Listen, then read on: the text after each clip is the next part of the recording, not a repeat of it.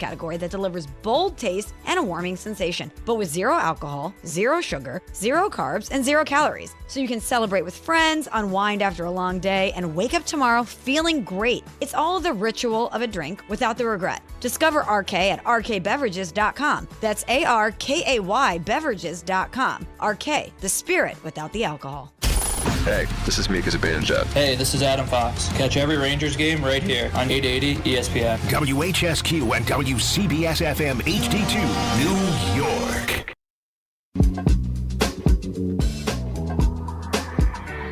Got the #1 pick in the NHL draft, but the men they can't seem to stump. Do something dumb, that's an observation. CLT make them need to run. That's Lawrence Taylor! Cuddle, Mary Trash, CMT for short. Wonder if we best once you peep the score. Up at the crack of dawn, top stories of the morning. While you're yawning, grab your coffee, rise and shine with 8:80 a.m. This is Drop Time. We provide highlights from your favorite teams. Got Dave and Rick making plenty of picks. It's Rule 76.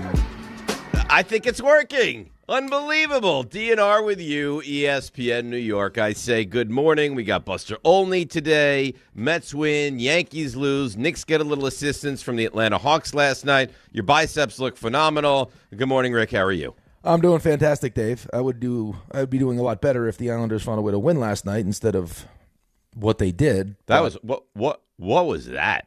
That's a great question. That is a great question. You lose the game, you're upset. You were non-competitive in a game that you had to win. Well, no, you were competitive early. It looked good early. I mean, you jumped out to a lead, and then it all fell apart. Right, early, but by the time you got to the end of the second period, you were in massive trouble, and the third period was a disaster. Oh, that's right.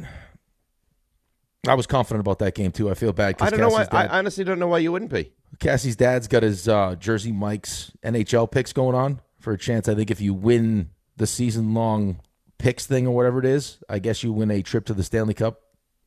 So he's all into it, and he's like, what do you think about this game? I was like, we got to go Islanders at home. I mean, it's a huge game. Let's go Islanders. Game. And then was he yelling at you? He wasn't yelling at me. He probably will today. He's going to tell you he's annoyed because you gave him the wrong pick. That's right. Well, of course, don't ask. Well, that's what I said. And, of course, he would have went undefeated. So don't ask my opinion. That's fine. Right. I mean, I let emotion get in the way. Maybe. No, I don't agree with that. I don't agree with that. I think the Islanders let you down. You lead the game 2-0. You lead the game 3-1. You allow, 7 unanswered goals after that? That's right. Embarrassing. It is embarrassing. And then it doesn't get any easier because now you got Buffalo. And I'm going to Who would have thought that phrase would come out of your mouth this year, huh? Well, I know. I mean, RJ didn't. No one did. I mean, the Buffalo Sabres were the Jets. And that's my only hope, Dave. That the Sabres are my shining beacon. I like it. If the Sabres can do it. The Sabres are your shining star in this whole thing. Yes. If the Sabres can do it and get out of the dregs that they've been in, why can't we? Exactly right. Why can't we be the Sabres? Exactly right. I love it. Why not us? I got Geno Smith to take me there, baby. Oh, yeah. Yeah, he's been a very good quarterback in this league. He's the guy. I believe I heard that yesterday during Around the League. He's the guy. He's the guy to take you to the spot that you need to get to, like the Sabres. Yep. That's all I need. RJ has given me hope, is what he's done. How about that? And now RJ's team can't go 162-0, which I also like. RJ's team, they didn't. At what point does the narrative flip and it's like, well, we can't score runs? When do we get there? Every other day, the narrative is going to change. Every day, the narrative is going to change, right? Every single day. Well, listen, it's a good thing because people are engaged and people are excited, and both teams have high expectations, right? I mean, that's part of it. It's the same thing with the Knicks. I don't think we're nearly as crazy. Like, I mean, you said it before we got in the air. Celtics lost. We're back, baby. Like, it's just when you're that emotionally invested because you have such high expectations for your team, I think it's a good thing. I mean, it drives you crazy. It is a good thing because then you care. Right, you care. You're excited. So listen, I mean, outside of the Jets and the Rangers, we're not in a terrible spot. New York sports? New York sports not a terrible spot. You're excited. I would agree. Well, we're assuming that the Giants are going to take a leap, right? Well, no, but I just mean level of excitement, enthusiasm. Yep. Right? Because you guys are. I mean, your fan base is all fired up. I mean, I think you're forgetting one team. Maybe you don't even consider them to be like a New York team, but you're forgetting the Nets. Well, but I mean, are we really doing that right now? They're tanking. Okay. Right. So, okay. Well, if you want to throw the Nets into it. But do you think there's real excitement surrounding the Nets right now? No, I don't. Okay. So Nets, I figured I didn't figure I had to say that. I think we all recognize that. If you were listing the teams, stop it. You forgot. It's fine. You forgot. I didn't forget about the Nets. How often do we talk about the Nets? If you want to be a stickler for the rules, we'll throw in the Nets. RJ told me Brooklyn was a different state. I'm going by what RJ told me. Okay. It's not even a New York team. RJ won't even touch on where we are anymore. I was looking at the look ahead yesterday, and he's scared to say where we are.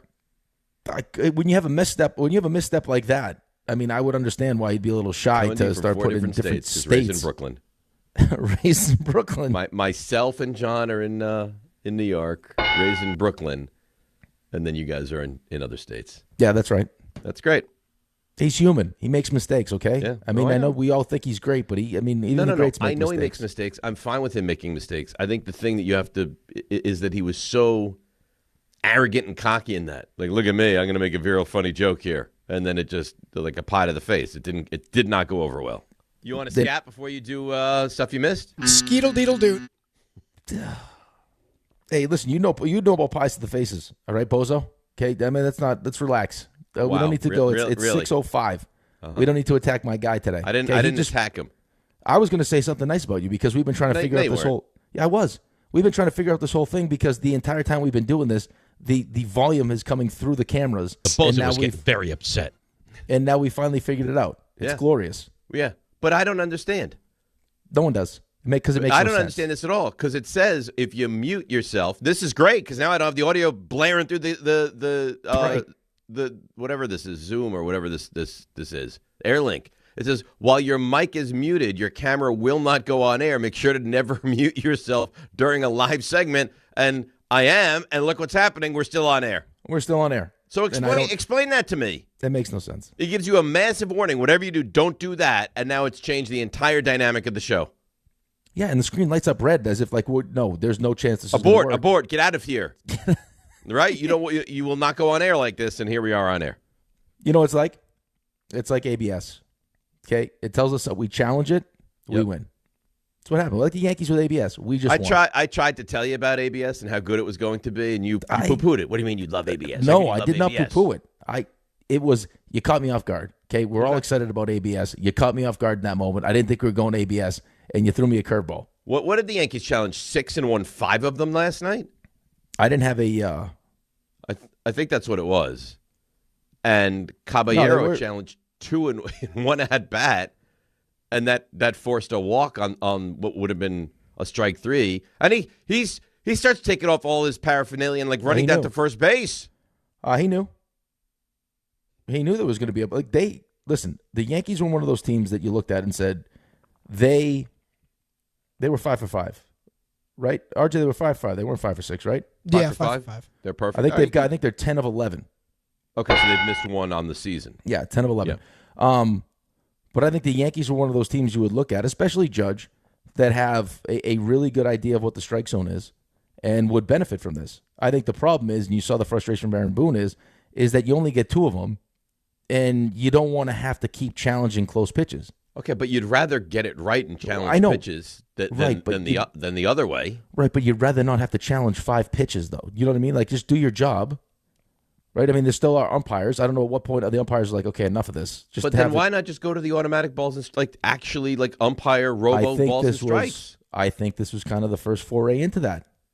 See how the umpires feel about it. Hey, we want to still be calling balls and strikes. Okay, you can do it. We'll have the challenge system. And then maybe get to the point where, you're starting to get fed up with it. Like, do they feel like this is they're being embarrassed? Or is it the pitchers are so close it's just like, hey, what am I going to do? Listen, I think that you get some umpires. There's some calls you're like, that wasn't close to a strike. For the most part, the balls that they're calling strikes that are in fact balls they're coming in at 94 miles an hour. You're behind another human being. You're wearing a mask. You see how close they are. They're like centimeters away. For the most part, I don't think it's embarrassing. Now, there's some that you look at, you're like, oh, my God, that was a brutal call. Well, for the most part, I don't think it's embarrassing. Well, no, I'm just saying. I think it's probably umpire to umpire, but CB Buckner was like, you could tell. Like, he was like, okay, all right, we're challenging this again. It's like, well, just call it. I mean, just sprinkle in a strike. I mean, we'll be fine. We don't have to. I don't want to have to challenge every pitch, but I will if I have to. Well, that's what you forced our hand, right? We kind of have to challenge. Yeah, but I just think that at a certain point, it's like, okay, right? I mean, we only get 2 of these things. Let's not have like every. I gotta challenge this many times. At some point, I'm probably gonna be wrong, or now all of a sudden I get the itchy trigger finger. Like this guy's got a bad strike zone, so I'm gonna assume it's probably not a strike, so I'm gonna challenge it, and then you lose. Right. But you see how quick they can tell you if it's a ball or a strike.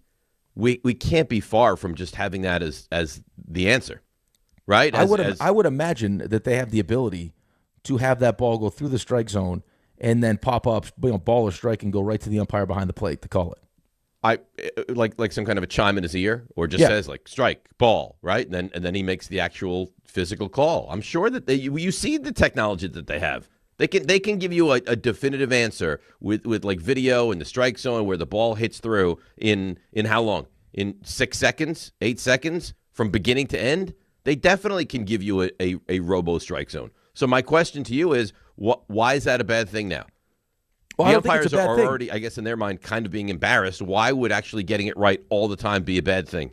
Well, I don't think it's a bad thing. I think that this has also created. I think this has actually created some entertainment. Right, I think that's part of it too. I think you saw it the other day with the CB Buckner game. Is the crowd is like, the crowd's waiting for the call. Boom, they get it, they cheer, they go crazy. So I guess outside of just maybe the added entertainment, and you also have the umpires that have to agree to it. Right, they have a union also. Sure, a very strong union. So do they want to? Do they want to be replaced by robots and just stand there and call the strike zone, or it's like, hey, no, we'll call it and let them challenge. And let's see how that goes. Okay. For the most part, they're good. They're very good. Listen, to do a whole... Well, you can't say they only missed 5 because they were only challenged from the Yankees on 5. You could miss 30, but only 5 from the Yankees standpoint were challenged. So, but they are good. They're really, really good. And it could be better. Like, what if you can make something better and it would take really no time, effort, financial, anything, why would you not do it? Well, I also, I don't know the answer to it. I think it's probably a conversation they have to have with the umpires before they completely replace them, but I also think that they're starting to see that there's some entertainment to it. If it doesn't take that long and the crowd's getting into it and they're looking like they get excited about it, then, what's the difference? I think it was in Cincinnati they determined that the crowd noise, the decibel level was the same as a home run. When they overturned that call. Yeah, when they overturned the call. They also killed CB Buckner's spirit at the same time, which I'm sure they didn't hate either, because he's not very good. No. And that's the thing. You almost feel gleeful about the umpires that you think stink. Exactly right. Yeah, see, I told you stink. I think we all do. I don't even think it's almost. I think we all do. I actually was like, good. I'm glad he's upset right now. Yeah, right. Now you're annoyed because you're not good at your job. Yes. And now we get to kind of celebrate in that. Yeah, right. But Yankees, they lost last night. What's funny is we're going to get you can feel it already. Like, oh, we're so good, undefeated. Oh, God, now we can't score runs. Like, it's gonna go very, very quickly, both teams, because the expectations are so high. Like, you're a Mets fan. Why did he send him? What's wrong? Sunday wasn't good. We lose to the Pirates. You go out yesterday, bullpen immaculate. Clay Holmes really good. Bichette offensively comes alive. Oh, you know what? It's the Mets are 3-1 right now. Oh, here we go. Yeah, listen, I think you go crazy trying to do 162. But as far as people do it, though. It's funny about, it's just sports in general. It's when you're struggling, it feels like the moment always finds you. And either in the moment you find a way to get, have success, or you don't. So, Bichette getting booed, and I don't know how many people are actually booing him, but it's loud enough to hear it. He does a great job with the post-game interview. Listen, I'd boo me too. I stink. I thought my bats are really bad. So he's definitely pressing. It's a new team. He's making a ton of money. He wants to prove to everyone that he's worth it. He wants to prove to his teammates, most importantly, and got off to a really bad start. And of course, right, it felt like every moment found him last night. And he comes through a couple times. The one he hit to right field was a bullet that got caught. Right. He got the hit to right where he fell over. It's funny that on the broadcast, like, he almost fell over. Like, no, he fell over. No, he was down. Yeah, he absolutely fell down. But yeah, like the Mets, Bo Bichette in particular, when you look at his career, which again is baseball, like we're back of the baseball card kind of thing, is he's a bat the ball guy. right? This was not going to be a season-long thing from him. At some point, he was going to snap out of it. He's too good of a hitter not to. And he did last night, and they found a way to win. And then on the Yankees side of it, Luis Castillo's a stud. Oh, he's great. Right? So, I mean, you're going up against a really good pitcher, and they struggled. Again, I thought that, Stanton tried to push it to a double. Like, he clearly feels good, which is huge, and he's getting off to a really good start. But they struggled offensively against a good pitching staff. Their bullpen was lights out again. They had to go to Blackburn for a second inning, and they finally get to him. The big dumper who's struggling came through. Struggling big time, yeah. Yeah. He's not off to a great start. Well, he had a bad at-bat in the seventh inning? Mariners had chances often last night and couldn't come through until they finally did to win the game in the ninth. It was the seventh he struggled swinging. Yeah. Yeah, because Canzone and Rodriguez both struck out with second and third. I think that was the fifth, and then in the seventh. So Mariners had their chances. Again, it's I think you can't go crazy because you're back at it tonight, and it's just not that big a deal. No. I mean, listen, both of these teams are good teams, right? I mean, I think the Yankees probably have higher expectations than the Mets do, just because of the consistency in which the Yankees make the postseason. And I think that's fair, and I also think that having the Dodgers stand in your way in your league makes it more difficult too. Oh, I think that's part of it too. And then, division-wise, both divisions are good divisions. Mm-hmm. Right? The AL East and the NL East are really good divisions, and I just think that the Mets are coming off 83 wins. The Yankees had 94 and lost the tiebreaker to win the division. It's different. Listen, we all hope the Mets end up in the championship series. But, is that fair to go from 83 to all of a sudden the expectation is the championship series? That's a tall order.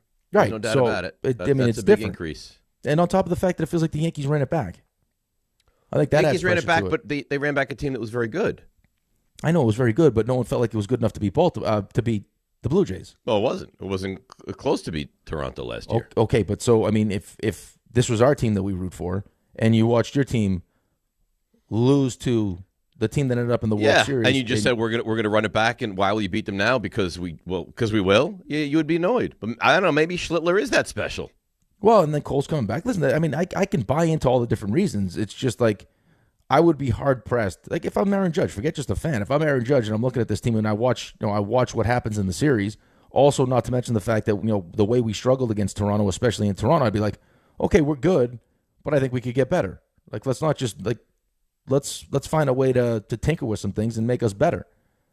But they decided, hey, we'll bring it back. Ben Rice will have Ben Rice is going to have an improvement on his season, and he had a good season. And then we'll get the pitching back. It will be, our rotation is going to be loaded, which it is. It really is. Everybody. You're not even starting Luis Gil this time around, and everyone has pitched well. Everyone. And the bullpen's been great. Great. The Yankees are not 3-1, which is a terrific record anyhow. They're not 3-1. Because the pitching hasn't lived up to what you would hope. Right. Pitching has been sensational so far. Pitching's been really good. Yeah, really, really good. So we got Buster at 7:35 today. We have CMT after Buster. Now, whether that's 7:50, 8 o'clock, whenever, we have CMT following Buster. We have the stuff that you missed at 9:20. And then, of course, to say bye-bye and put a bow on this whole thing, we have 3 stars at 9:53, and that's the day. And there it is. We have a lot of baseball. We have some NBA. We have some NFL. We have some hijinks, and that'll be the show. I love it. Sounds good. That's a nice little menu you put together. I love it as well. Were you ever a waiter? No. Yeah, me neither. No, my only job was before I started playing. Before I was hockey, was a janitor. Essentially, janitor, right? Yeah. So the only real job you've ever had is as a janitor? Yeah. Well, I had a paper route. Does that count? Sure. Yeah. So from paper route to janitor. And then once I did the janitor thing, I'm like, you know what? We got to make this hockey thing work. And yeah, you made it work. Yeah. You made it work. Look at you. So proud. Thank you. Listen, scraping gum off freezing gum and scraping it off the ground and then have people throw garbage at you is not. Why would they throw garbage at you? Well, because I worked in a park, so it was the business kind of district of Boston, right? And there was this park that I worked at, and people would come eat lunch when it was nice out, and then they just thought it was a great idea. As I was walking around with the big giant gray receptacle that I would empty the trash can. So I'd take the garbage bags out, put it in the gray receptacle, and then I'd wheel it down and empty it. They thought it was a good idea as I was walking with that thing to just throw like empty bag lunches off my chest into the... That's horrible. I think we call it the big kahuna, into the kahuna. That's horrible. Yeah. Kevin Burke emails in, Mets haven't looked good at all. I know you clowns have your blue and orange colored glasses on, but do you realize you played two teams that will finish dead last in the National League, right? Well, they're in the same division. So I think St. Louis and Pittsburgh finishing dead last, both of them would be an impressive feat. You got to Paul Skeens. Your starting pitching has been really good. Your bullpen has been good. You're not hitting yet. Like, how different do the Mets look than the Yankees right now? I don't look. I don't think they look. I think the Mets look absolutely fine. No, I mean, listen. The Mets they left what, 11 on base, and they were 1 for 14 with runners in scoring position. Like, I mean, they've had opportunities, and it feels like they haven't gotten the big hit to kind of blow things open. Right. Trust me, Kevin.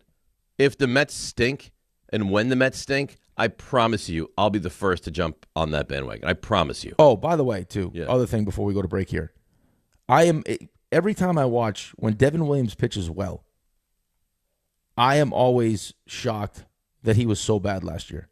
Yeah, because his stuff is filthy. His changeup when it's right is gross. How good was he last night? Oh, dude, they showed the slow-mo where he's got his wrist all bent back. That thing is just, I don't know how you hit that thing. Yeah. He's got filthy, filthy stuff. Maybe he'll make you come around. Maybe at some point. I hope so. Come on, let's get Devin Williams in the game. I hope all right. so. Yeah, I hope so too. Let's break. Phone lines open 800-919-3776. The Mets, the Yankees, Knicks get a little help last night. The NFL, the draft is 3 weeks away from Thursday. Matt Miller, he didn't put a 1-round mock, 2-round. He does the whole thing, a full draft mock, the whole thing. Came out yesterday. We can get into that as well. It's DNR with you right here on ESPN New York. Gold and silver prices are soaring and near all-time highs. If you want to get cash in your hands for your old jewelry, now is the time. Get the most competitive prices at the Estates Roadshow. Old rings, chains, and even broken jewelry. Don't wait. Cash in while gold and silver are hot. 3 locations this week: Staten Island, Old Bridge, and Toms River. Bring your gold, silver, coins, diamonds, and watches, even broken pieces, and get cash on the spot. There's never been a better time to sell. No appointments, no fees, no pressure. Just friendly professional buyers with over 35 years in the business. Go to the Estates Roadshow Monday through Friday in Staten Island at the Hilton Garden Inn, and Friday through Tuesday in Old Bridge at TMT Cash for Gold, the bright yellow building on Route 9 South, or TMT Cash for Gold in Toms River on Route 37, corner of Hooper Avenue, just off the Garden State. For more info, follow Estates Roadshow on Facebook or go to tmtcashforgold.com. Good Karma Brands is proud to be an equal opportunity employer, providing equal employment, development, and advancement opportunities to all teammates and applicants. To learn more about careers with us, please send an email to talentacquisition@goodkarmabrands.com. That's talentacquisition@goodkarmabrands.com. Right now, new FanDuel customers can get up to $300 back in bonus bets every day for 10 days. This is something that you're not going to want to miss, and here's how it works. Place any bet with FanDuel using your Bet Reset token, and if it doesn't win, you'll get up to $300 back in bonus bets every single day for 10 straight days. It's really that easy, so visit FanDuel.com/local to sign up today. Place any bet with FanDuel using your Bet Reset token, and if it doesn't win, you'll get up to $300 back in bonus bets every single day for 10 straight days. FanDuel, play your game. Must be 21 and older and physically present in New York. Bonus bets are non-withdrawable and expire 7 days after receipt. Tokens are received in increments of 1 per day. Restrictions do apply. See terms at sportsbook.fanduel.com. For help with a gambling problem, call 1-877-8-HOPE-NY or text HOPE-NY at 467-369.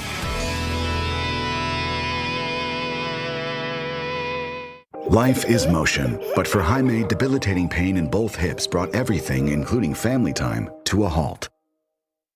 Every doctor told me the same thing. They would do one hip at a time. At White Plains Hospital, Dr. Jacob Totka's unique expertise provided an alternate approach by replacing both of Jaime's hips on the same day. In just 2 hours, I got 2 new hips, and I went home that day. White Plains Hospital, among the best hospitals anywhere that just so happens to be here. A member of the Montefiore Health System. We all hear the radio ads about the IRS. They tell you to be afraid, to be scared, and they try to frighten you into calling. I'm not here to do that. Tax Relief Advocates is different. TRA is here to tell you that if you owe money to the IRS, whether it's $5,000, $50,000, or $500,000, we have a solution. It doesn't matter if you're sitting in your car, at work, or with your kids. No matter where you are, call now. 800-575-6759. Don't lose hope. TRA can eliminate or reduce what you owe to the IRS. Generous programs are now available that can give you a fresh start. Our passion is taxes and helping individuals fix their IRS problems. We have over 1,000 5-star reviews on Google and an A+ with the Better Business Bureau. You don't need to be afraid of the IRS any longer. End your tax nightmare today by visiting us online at TRA.com or call 800-575-6759. That's 800-575-6759. Tax Relief Advocates. Real solutions for real people.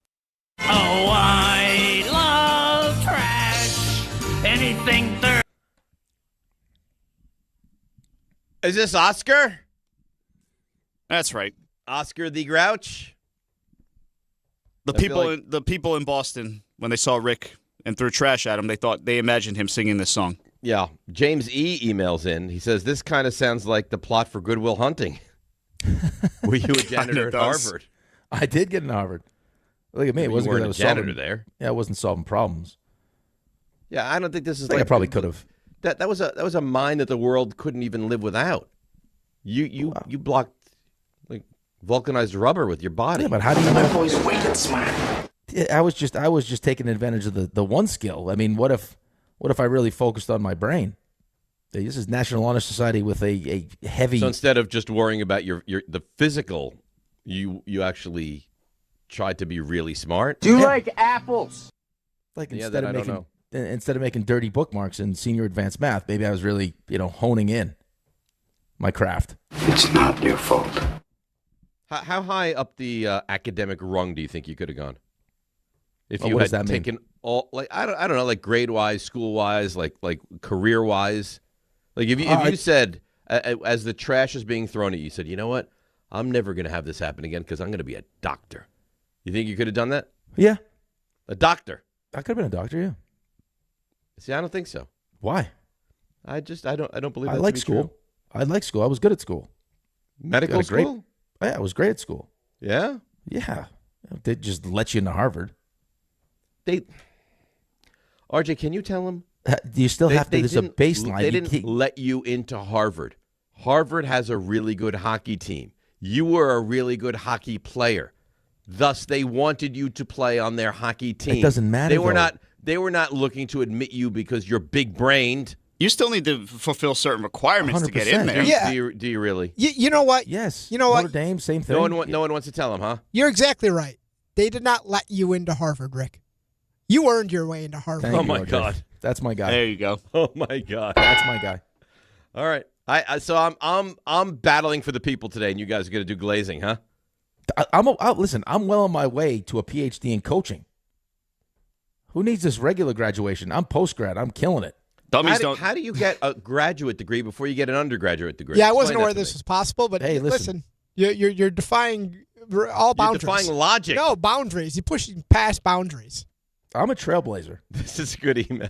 That's the what good you are. part about Rick working with the trash is that his job provided him with breakfast, lunch, and dinner every day. Maybe that's why I'm not shy to grab a quick sandwich out of the garbage. I could explain a few things. You'll open up the receptacle and be like, oh, look at that. Breakfast. Hey, it's still wrapped up. Yeah. That's a so waste. People threw half-eaten burgers at you. They hit you like in the upper neck, and you have to go down and pick it up and throw it away. Did you ever take a nibble? No. Never took a nibble. No, never. No, we got into a lot of trouble. I mean, it was not. I mean, there were some situations that we had. I had the one time I had the street sweeper, like it was one of the cool toys we got to use that would wash the bricks, and that bad boy got away from me and went right to the parking gate. Wait, you you were using the street sweeper. What'd you do? and You it left the went accelerator rogue? down? I held, I think I panicked and I kept the button down and it ran right through the parking gate. Oh, my God. It snapped the gate. How did you get this job?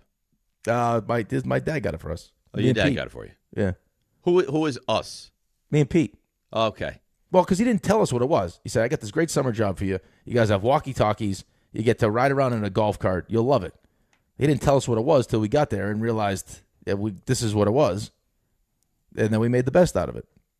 We almost got fired a couple times. Then we had some guy that kept stealing our drinks, which wasn't great. And then we decided it was also a good idea to take Brussels, not Brussels sprouts. It's another kind of sprout.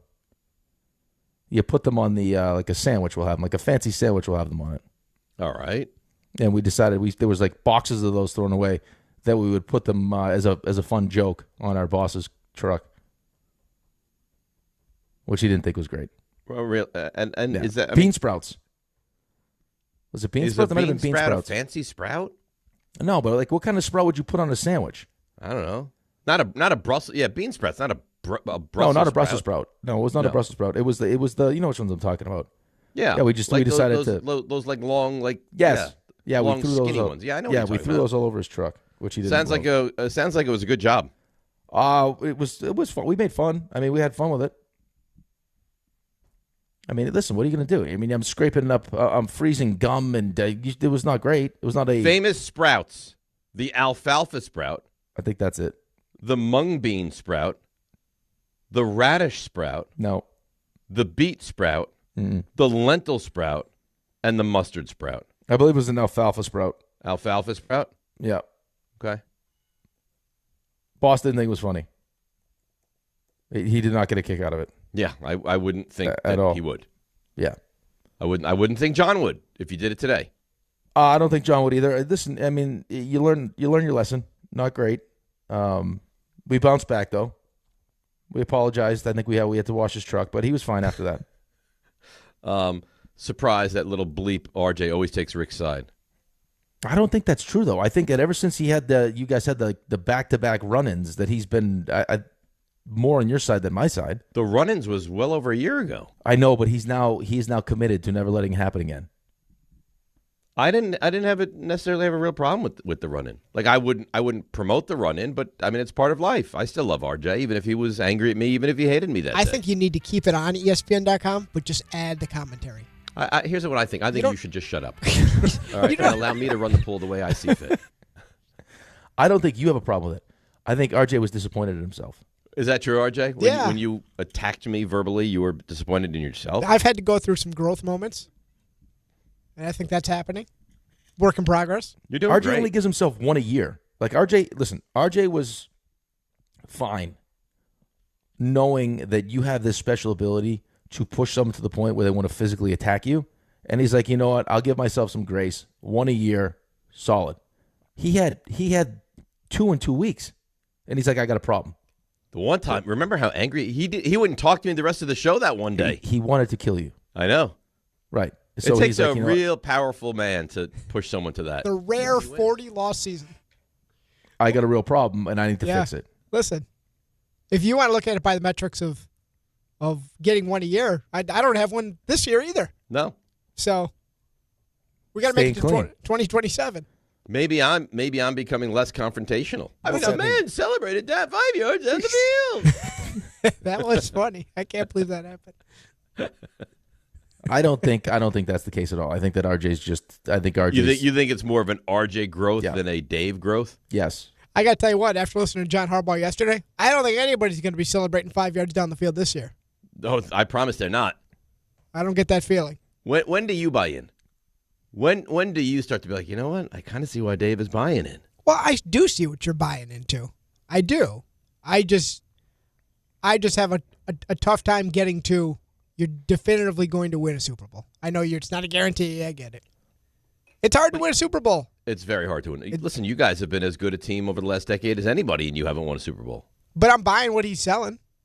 You seem like a real football team again. So your RJ, don't do only this. issue with this whole thing is the Super Bowl portion. He fell into his trap. Well, no. So here's the thing. Don't fall into his trap. I'm not falling into the trap, but listening to Harbaugh talk yesterday, I'm paraphrasing. He was essentially asked the question, what do you think about 2026? And Harbaugh was like, I expect to win. So he didn't say win what, but he's not running from, listen, we're trying to get our feet wet. I'm with the first team again for the first time in 2 decades. I'm trying to get my thoughts together, get the roster, get through the draft, and then we'll see where we're at. No, he's talking about, I think we can do some things this year. That's right. So I'm taking my cues from him. That's right. And so am I. Yeah, we know. We get it. It was 65 or sooner. We also have, I think, the one real pressure point here in RJ's, change or maturity is the Niners-Giants game. Yeah, that would be the turning point. That's going to be the pressure point. If the Niners come to MetLife and you guys win, I don't even care how you win. Hey, kick your ass too. I don't even care how you win. Field goal in overtime, whatever. RJ's Niners are back here this He'll year. Be at that game. You know what the problem is, though? This year, we're going to kick their ass. No solid. That's what we're going to do. So I don't think that's even on the table. But if you find a way to win the game, then I will. I'll be like, you know what, Dave? You guide the ship. I follow you. Whatever you think. That's right. I'll be like your North Star if the Giants win that game. I notice I haven't returned that volley. Not yet. So I don't think we're going to come in here and do anything other than hope to win the game. I know you're going to come in here. You're going to win the game. You're going to give me a little smirk. You're going to wear your red whatever schmata that Monday, and that's what I'm going to have to deal with. Schmata. Yeah. It better be more than just a red schmata. You better come in. I want fully dressed up in a Niners uniform. I miss the schmatas on Monday. You come in on Mondays, and it's nice, but you don't necessarily feel the same way. Like you watch the Knicks lose to the Thunder, you watch some March Madness. No. You don't the feel sport the same that makes way. you feel the most alive by far On a is Monday. football. Yeah, especially on a Monday. It can make you feel the most dead, too. Yeah. Not it can. It does. It could ruin your whole week by Sunday at 4 o'clock. Crushing. Yeah. RJ, I think you play once a week. Right. RJ, I think that you need to write some kind of strongly worded letter to your Niners as like a motivational thing. Or maybe you try to contact somebody, hey, can I come into the locker room before this game and let these guys know how important this is? I think what's going to happen is all these clips that I'm accumulating, got a nice folder of Dave video clips. Maybe that Niners week for the Giants, just start feeding those over to California. Hey, kick your ass too. Send those to Shanahan. Yep. Because he seems thrilled right now with the whole going to Australia thing. I agree with him. I like where he's at. That sounds like a great idea. We said we're fired up for it. It's going to be a nice trip. Listen, we can just hope to break out the schmata. The Monday schmata.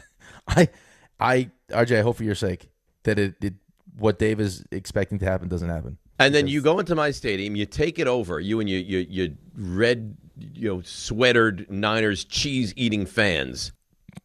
It's going to be a tough Monday if Dave's team wins. Relentless. That's going to be bad. You probably should take the day. Yeah, I could. You could still take a day of paternity at that point.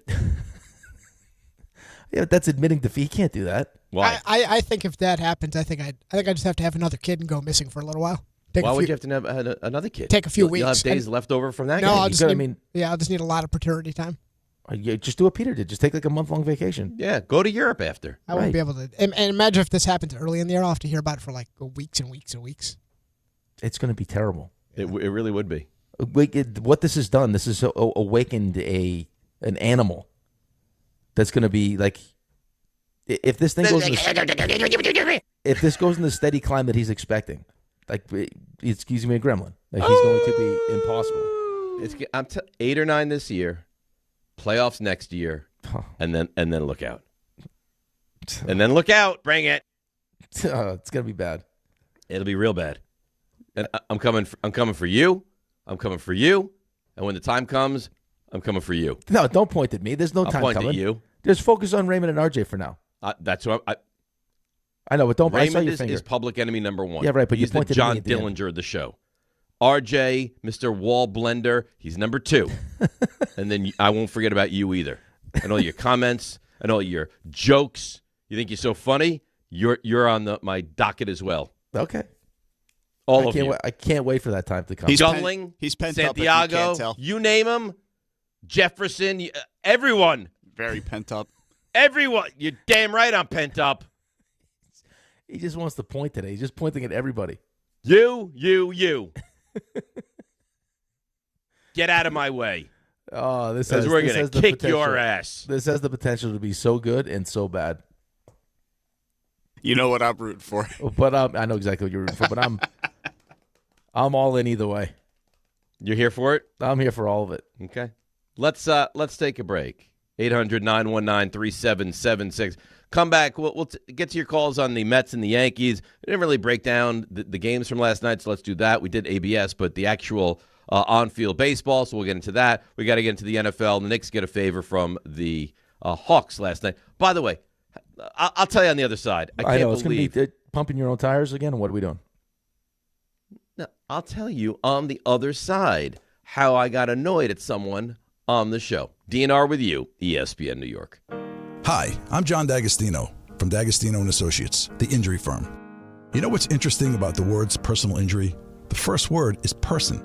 And at D'Agostino & Associates, that word means everything. That's because I handpick every person in our firm, from the pleasant professional person who answers your call to the experienced person litigating your case in court. Because every person in my firm is an extension of me, and the only way to exceed our clients' expectations is to deliver the highest level of personal service every single time. And that starts with hiring the right people. You see, we know that every client is a person too. Someone going through the toughest time in their lives and deserves to be more than just a file number. At D'Agostino & Associates, we put the person back in personal injury. So call 1-800-BITE-BACK. That's 1-800-248-3222 and ask for me, John D'Agostino, and let's talk about your case, person to person. D'Agostino, law, bite back. Gold prices are soaring and silver is near an all-time high. If you've got gold or silver just laying around and you want top dollar, then go to the Estates Roadshow this Friday through Tuesday at TMT Cash for Gold in Old Bridge. For info, go to tmtcashforgold.com. New York Knicks fans, here's a total slam dunk. For a limited time, get Verizon Fios and a line of mobile for just $64.99 a month with AutoPay. Get Fios 300 megabit per second for $20 a month. And unlimited welcome for $45 a month plus taxes and fees when you bring your own phone. Visit a Verizon store today to learn more. For new Fios internet and mobile customers, discounts applied over 36 months. Mobile and home discount enrollment required. Additional terms apply. In times of congestion, unlimited 5G and 4G LTE may be temporarily slower than other traffic. Domestic data roaming at 2G speeds. Tonight on SNY, Kodai Senga makes his 2026 debut as the Mets continue their series against the Cardinals in St. Louis. Coverage begins with Mets pregame tonight at 7 p.m. on SNY and streaming live on the MLB app. Presented by Robinhood. He crosses, spins, pulls up. With Robinhood Prediction Markets, buy or sell your predictions all game long. No house odds, just you versus the market. Put your sports IQ to work. Trade every shot, block, steal, run, and moment that shifts the game. With Robinhood Prediction Markets, trade every play. Visit Robinhood.com/predict to start trading. Futures and cleared swaps trading involves significant risk and is not appropriate for everyone. Event contracts are offered by Robinhood Derivatives LLC, a registered futures commission merchant and swap firm.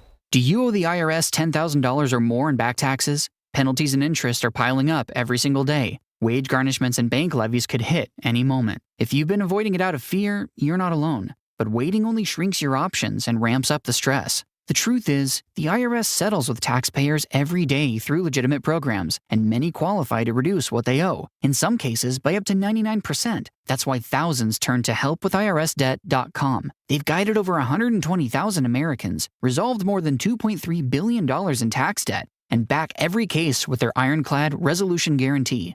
If there's no real path forward, you get a full refund, no fine print. They even randomly select one qualifying client each year and pay off their entire IRS balance. Terms apply. Don't let another day pass. Go to helpwithirsdebt.com right now. It's fast, easy, and confidential.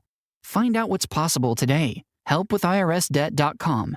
Once again, that's helpwithirsdebt.com. ESPN New York programming alert. Tonight's Rangers-Devils game can only be heard one place, and that's the ESPN New York app. Don't miss any of the Blue Shirts action against their Cross River rivals. Fox gets it back. Zibanejad scores on a one-time hammer because Zibanejad with a bomb from the left circle. Download the ESPN New York app today so you're ready for tonight's 7 p.m. puck drop. It's New York Rangers hockey, and it's only on the ESPN New York app.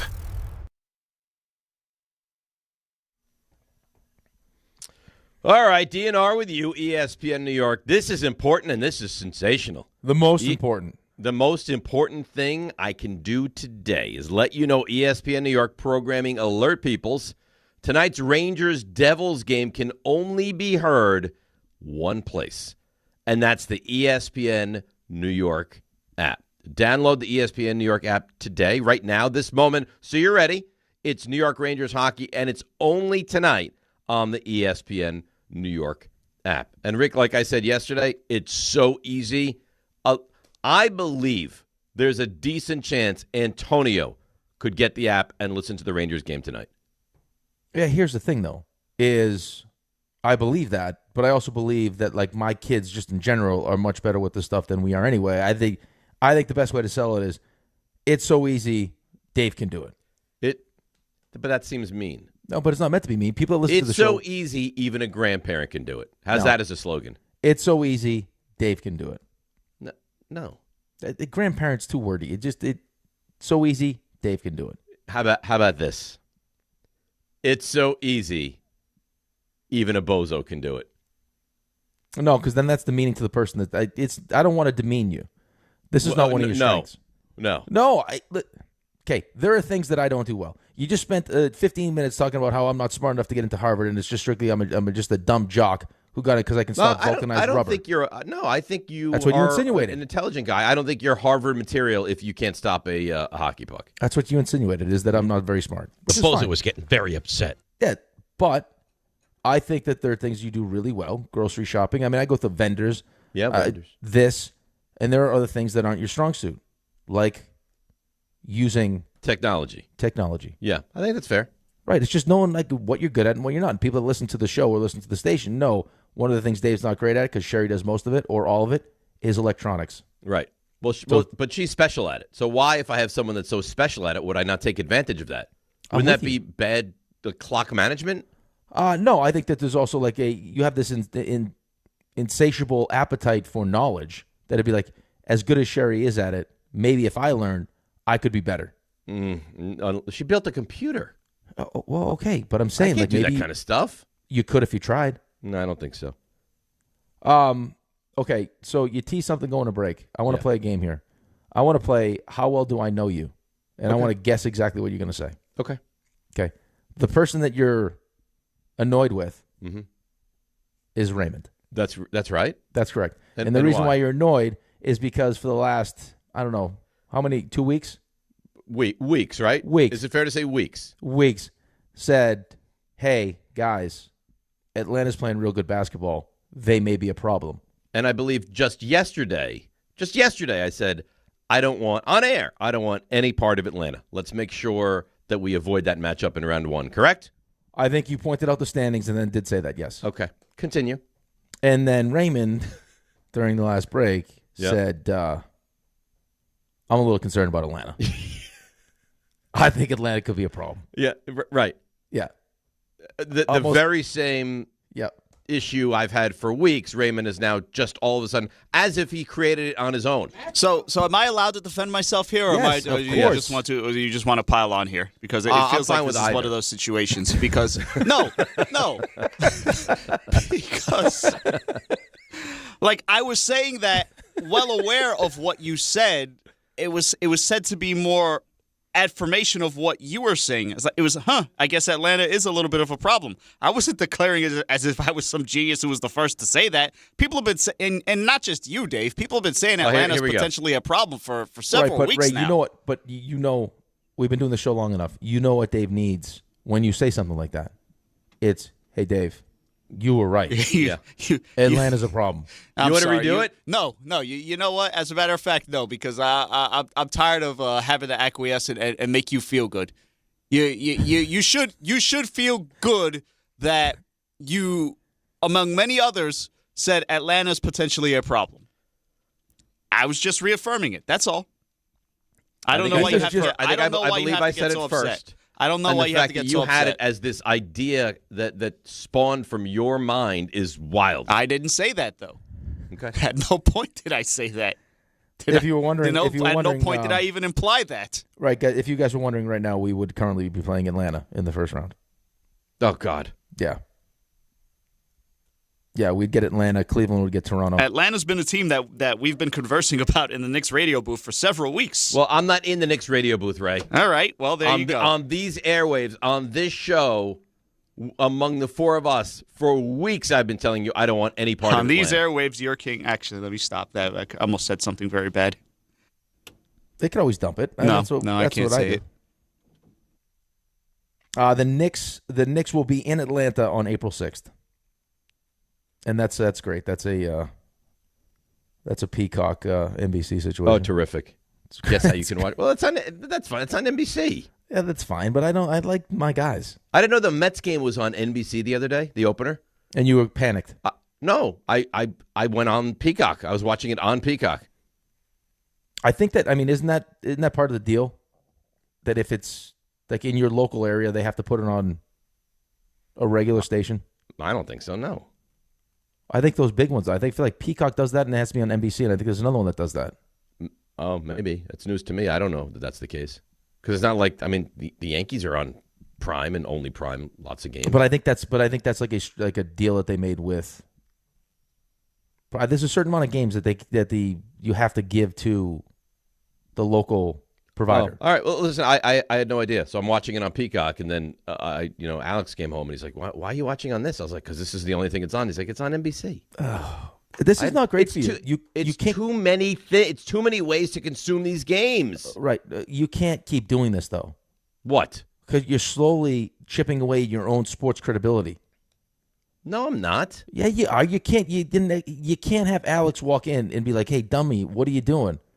Oh, this is the only place I can find it. He's like, no, it's wrong. on NBC. If he walks in and he says, "Dad, why do you not have the Mets game on?" I said, "I can't find it." That crushes my credibility. No. If I'm watching it a different avenue, that's totally fine. No, but the tone, I'm sure he just, the tone that you just had, it's like, hey, old man, it's on NBC. Peacock's not the only place you can find. RJ, am I wrong? I feel like he's doing damage to this. To his, like, he used to be up here. Yeah, this should be something that you can handle. I can handle it. It's not, but RJ, I was watching it. Yeah, but it always feels like there's a caveat. There's well, if we're gonna do this, I got a problem here. He's recognizing that he's better than you, and now he's just really leaning into it. Every mistake you make, it's just chipping away. I want him to be better than me. Don't you want your kids to be better than you? Yeah, I do. But you might get kicked out of your own house by yours. Right. He needs my money. What happened? They could still do that. They could be. Did he say he was going to take your job? That's right. Going to take your job, right? I'm sure at some point he'll probably take your bedroom. He's going to take your seat wherever you sit. He's going to be like, "Hey, get up." He probably already gets the big piece of chicken. He's the man of the house. Yep. I hate to even say it. I don't see it like that. Okay. Don't see it like that. So the Eastern Conference standings.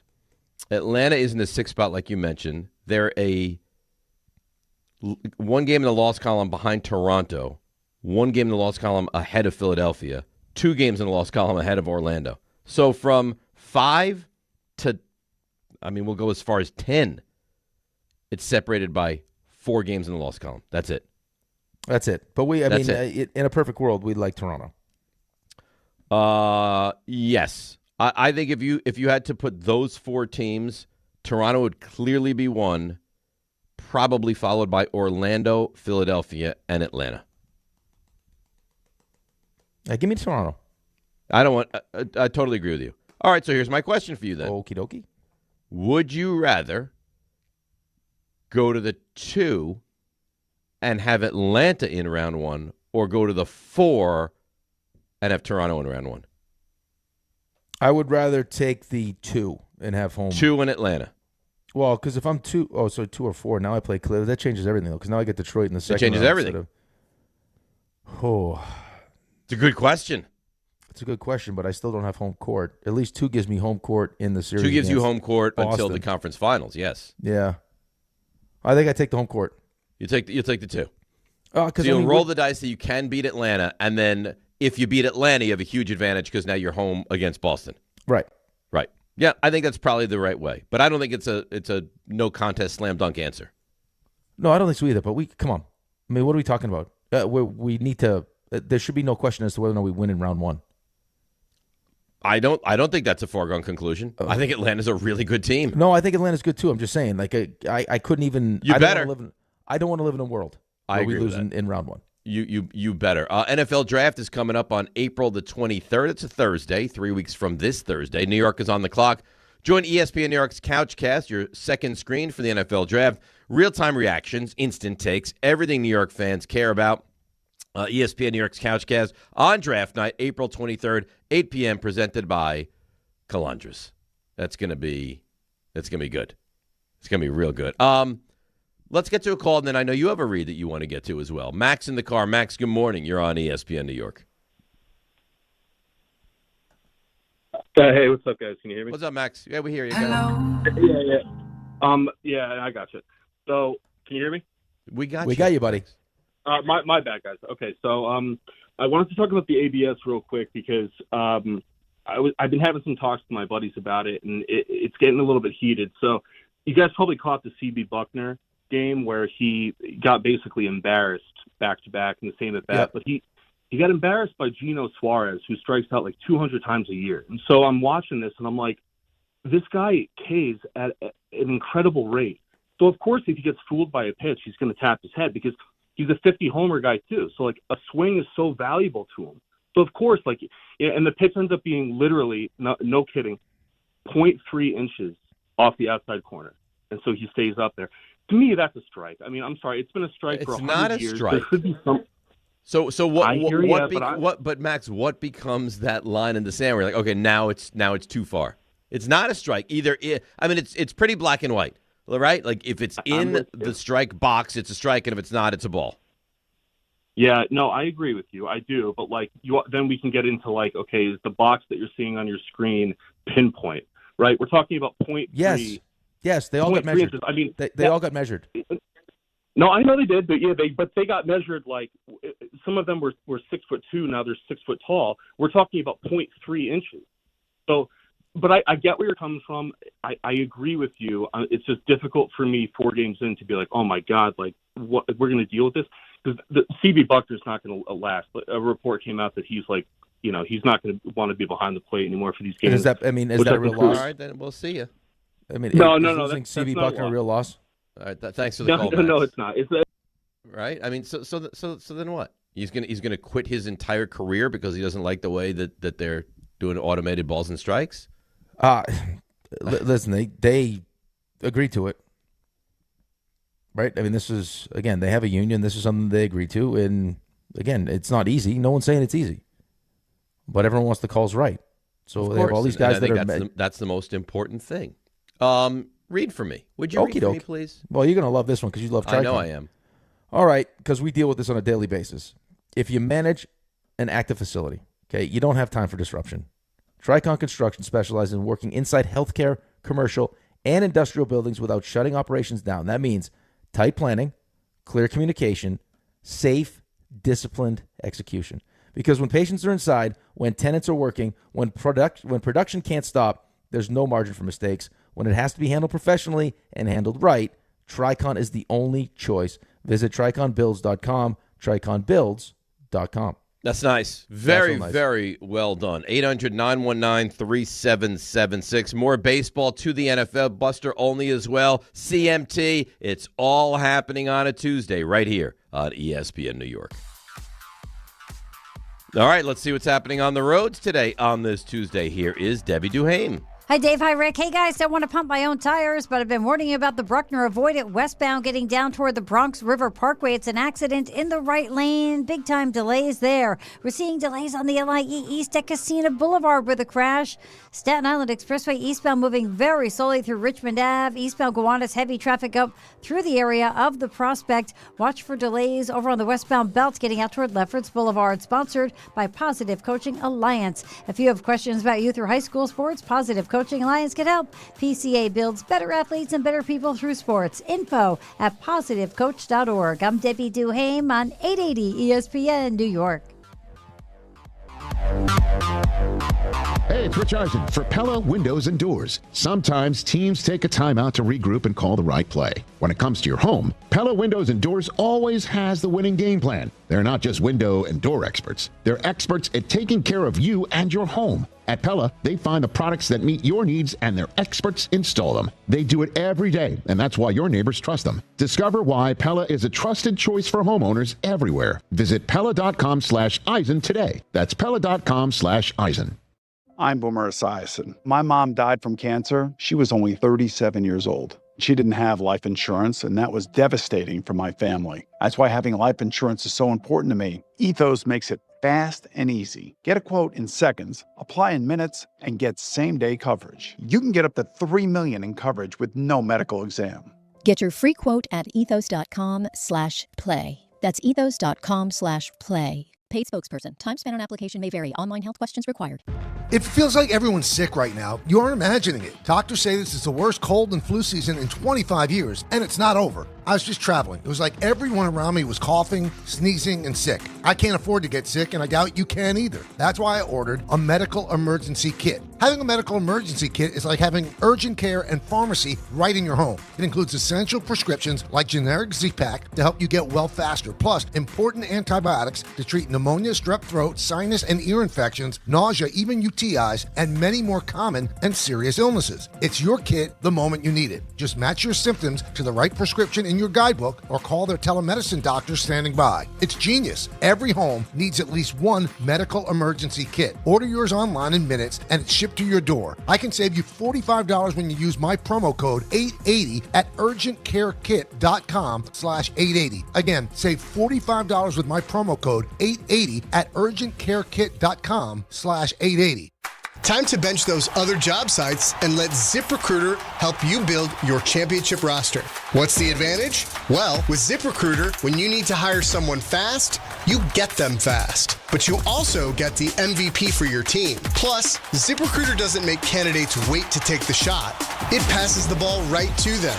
Building your team or scouting fresh talent? ZipRecruiter runs the full court with powerful technology that immediately gets your job in front of the right players. That's why over 4.8 million businesses have come to ZipRecruiter for their hiring needs. And why 4 out of 5 employers who post on ZipRecruiter get a quality candidate within 1 day. ZipRecruiter makes hiring faster, smarter, and more efficient from post to hire before the competition can even cross half court. It's a slam dunk with ZipRecruiter, the smartest way to hire. Try for free at ZipRecruiter.com/ESPN. That's ZipRecruiter.com/ESPN. ZipRecruiter.com/ESPN.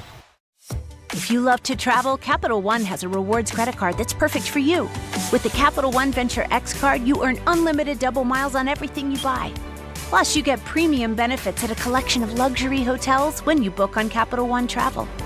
And with Venture X, you get access to over 1,000 airport lounges worldwide. Open up a world of travel possibilities with the Capital One Venture X card. What's in your wallet? Terms apply. Lounge access is subject to change. See CapitalOne.com for details. This is the story of the one. As a maintenance tech at a university, he knows ordering from multiple suppliers takes time away from keeping their arena up and running. That's why he counts on Grainger to get everything he needs, from lighting and HVAC parts to plumbing supplies, all in one place. And with fast, dependable delivery, he's stocked and ready for the next tip-off. Call 1-800-GRAINGER, click Grainger.com, or just stop by. Grainger, for the ones who get it done. ESPN New York, now streaming live on YouTube. Subscribe today and watch the show. WHSQ and WCBS-FM HD2, New York. This is DiPietro and Rothenberg. Were you ever a waiter? No, my only job was before I started playing hockey was a janitor. Had people throw garbage at you. They thought it was a good idea as I was walking with that thing to just throw empty bag lunches off my chest. That's horrible. This is good email. That's what the good you are. part about Rick working with the trash is that his job provided him with breakfast, lunch, and dinner every day. Maybe that's why I'm not shy to grab a quick sandwich out of the garbage. This is DiPietro and Rothenberg. Want a meat stick? On ESPN New York. And streaming live on YouTube. All right, big 7 o'clock hour. In this hour, Buster Olney. Have you been working on your line of questions for Buster and making sure to keep them brief? Yeah, real quick, concise. Okay. Buster Yankees, what do you think? Do you believe every question to Buster goes 10 seconds or under? Yeah. Really? Yeah, 10 seconds is a long time. But now you went 47 seconds. I know, and I've learned from my mistakes. and I try to glaze Eli. I'm not going to do that anymore. It's just going to be right to the point. Buster, Yankees, better? Talk about it. That's it. You can speak in complete sentences. I don't need to, though. I can relay my message right away, just a couple words. See, now, RJ, what's going to happen now is he's going to go so far the other way, his questions are going to be bizarrely cryptic and brief. If that's the way he wants to communicate. Would you stop it? Listen. Maybe I communicate with my hands. Maybe I don't even use words. Why don't you do that? Because we're going to have Buster hands. on video. Why don't you sign? That'd be a nice addition. All right, you don't want to learn about electronics? Maybe I learned to sign. Learn to sign. Ask Buster your questions via sign language. Here's the problem, though. Or tap them out like Morse code. I don't think that Buster understands sign language, though, which is now a problem. So you think Buster's an idiot? No, I don't think Buster's an idiot. Do you know sign language? A little bit. Enough to answer a question. If I started signing, if we did a whole segment where I was just signing, you'd understand what I was doing? No, but I could ask for milk. I don't think that's going to be anything that we talk about with but Buster grew up on a dairy farm. If I teach you how to ask for milk, show me milk. Show me milk. No, I'm not going to show you milk. Why? Show me it. No. You said you knew it. Show it. No, I'm not going to educate you now. Okay. All right. No, little, but I couldn't converse. No, right. In sign language. And I don't. Maybe you tap him out. Does he know Morse code? I don't know what Buster knows. Right. RJ, you think Buster knows Morse code? I wouldn't put anything past Buster. That is milk. I thought that was milk. That this is the milk. Yeah. This is yeah. Yeah. What's happening? I learned that because they taught Ben that when he was in daycare when he was little before he to ask mom for milk. No, not mom for milk. In daycare, when he wanted milk, that he would ask for it like that. Okay. Taught him sign language. Yeah. See, I was so advanced. I would just say booby time. Right, because you were 6. Right, because you went from there to your job. It's a nice snack. Look at how much you go buy. How much colostrum is to buy. My audio is back. Oh no! Did you press your button wrong? I did nothing. Raymond, did you press a button there? I was messing with something. And now it's off. Yep. So that was Ray. Yep. Okay. So it turns out you're. I hate to be the one to tell you this because I love you and I care about you. Your big breakthrough idea, like 555, fell flat. Not true. It was something else. So Raymond could control us the entire time. Yeah. So no. So Ray is a savage animal. No. And he has been making us listen to audio in our studios for years because he doesn't really know what he's doing. We've been at this for maybe 6 months. It feels like years, right? And you've had the ability to end this the entire time? Yeah, but here's the thing. I don't think it can end, unfortunately. Yeah. This is what RJ was trying to tell you. Yeah, but I'm not hearing This is a conversation that could have been had off air. No, I couldn't because all of a sudden I'm sitting here talking and I hear audio behind me. Yeah, this has to do with when Buster's joining later. That's okay. Do you understand now? You're testing. You're testing. I understand. We got it. All right. So, Giants' new head coach, John Harbaugh, he addressed the media yesterday. It was erotic, is what it was. Oh. It really. I don't know how you couldn't be I don't know how you could be a Giants fan and not be fully excited. I think that most Giants fans. I haven't met one Giants fan that's not fully excited. That's right. You want to hear some John Harbaugh? I don't know if they're as aroused as you are. That's fine. I mean, this is like a whole new you I'm seeing now. This is like softcore porn. What's happening right now? I don't even know if it's softcore. It's like Shannon Tweed. I feel like you walk around just aroused on a regular basis now. I mean, okay, when you have been through the desert, and all of a sudden you look out, and you look and you're like, wait a minute, is that a lake? Is that fresh water? You become excited, and I'm sorry if my excitement is upsetting to you. I believe what you're looking for is oasis. I don't need an oasis. Well, but that's what you're describing as an oasis. Yeah. Lake, oasis, ravine, whatever. Anything with water. Anything with fresh water for me. Okay. Yeah. Waterfall, you name it. Okay. Yeah, you got it. Yeah, Harbaugh's your oasis. Harbaugh is my lake, my oasis, my natural springs. Yes, that's exactly what he is. This better go well. This better go well because there'll be if this doesn't go well, there will be a new level of hatred that you will have for a coach. Yeah. Yeah. That's right. Let's take a listen to John Harbaugh. Now, it could be me saying it because both John and I have very high expectations. Yeah, we have really good players and we have really good coaches, and the league is a lot tighter than what you might think. You know, it's a tight margin proposition, and every game is close. And I think if you watch pretty much every game in the National Football League, there aren't too many games that aren't really close and aren't decided at the end one way or the other. Sometimes it's making a play, sometimes it's a sack, sometimes it's a batted ball, sometimes it's a catch, sometimes it's a throw. You know, look at the Bears. I mean, how many late game miracles did they pull off? You know, and those are tight margin type of deals. So we want to win in all those tight margins, and the expectation should always be to win the game. So our expectation is always going to be every game we go into to win. Every single game, we're going to plan on going in to win that game. So, you know, our plan then, therefore, is to win every game. And I'm pretty sure if we win every game, we're going to make the playoffs, right? My math is right. So that's what we're going to try to do, you know, and we're going to prepare that way. We're going to meet that way. We're going to lift that way. We're going to talk ball that way. We're going to do everything we can as a team to make that happen. The expectation is to win games. And the thing that's true is that how many games last year were the Giants right there and probably should have won? And either a better coach or better preparation or better execution, they wouldn't have been a 4-win team. They would have been an 8 or 9-win team. Right, but I think a lot of what you're saying is, and a lot of the excitement you have is because of those close games that we're talking about, and you're just, and rightfully so, just assuming it's the coaching. I think a large portion of it is the coaching, yeah. Yeah, I mean, it's also on the players to go out and make plays too. Of course. Right, so, but and I think they're going to be a more talented football team this year, and year 2 of Jaxson Dart. I think all these things add up. Well, to being but let's not do that though. I mean, let's not just assume. Let's not just assume that just, you know, every young quarterback that has a good first year is great in year 2. Right? That's not always the case. I don't think it's. Listen, I don't think he's not going to be good. But let's not just assume that till we see it. I'm assuming he's going to be good.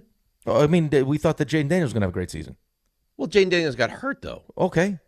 So for what, it doesn't matter what the reason is. I mean, we thought that C.J. Stroud was going to continue like this. That's a fair point. I think that's a better one than Daniels. Like, I still think Daniels is good. I'm not even certain that C.J. Stroud is good anymore. The guy keeps winning playoff games, and I think there's a lot of people that feel that way. But again, there's reason to be excited. I get it. I don't know if I would have went as far as 65 or sooner, but I give you credit because that's just how much you're bought in. Everything I've heard from him. I even heard some sound the other day talking about Evan Neal and the reason why he's back, and he kind of laid it out where, listen, Evan Neal came to us, and he laid out his plan, and this is what I expect for myself. And it's like, okay, I mean, you were a 7th overall pick. You got talent. You laid out your plan. Why not let him try to see that through here as opposed to somewhere else? Sure, because the worst thing would be is if he somehow reaches his potential on another team. Right, somewhere else. So, like, if you're going to tell me, and this is you saying it, so you've taken ownership of it, this is what I'm going to do. All right, financially it makes sense for us. Is that the amount we've already invested in you, go do it. And if he does it, good on you, good on us, because we reap the benefits of it. And if it doesn't work, we got no more Evan Neal anymore. But why not let him try under this new coaching staff? I think it's fair. I think initially it was jarring, and I understand why, because I felt the same way. Like I thought it was a joke when I first saw it, because I just assumed he was done with the Giants. But why not? You roll the dice. You're paying him nothing. So bring him back. If he has that in him and he can be coached up that he's decent this year, great. And if he's not, then he won't play anyway, and you'll be done with him at the end of the season. Right. So, again, everything he said, his track record, I will say, though, the one thing, and RJ kind of insinuated this too when we were talking about it, how hard it is to win a Super Bowl. He is the same coach that no longer is with Baltimore because of having one of the most talented teams in the NFL with an MVP quarterback and not getting to a Super Bowl. Yeah. I also think that he helped make the MVP quarterback. Like, there's both ways of this you can take. Right. It. Listen, I mean, I'm not completely disagreeing with you, but it speaks to how hard it is. I mean, Buffalo Bills. I know it's a hard thing to do, and it would be miraculous if they were able to do it. I have to be optimistic for me. I know you do, and I like this version of you. I like the full of life, eroticized Dave Rothenberg. I love it. Okay, well, that's what you're going to get.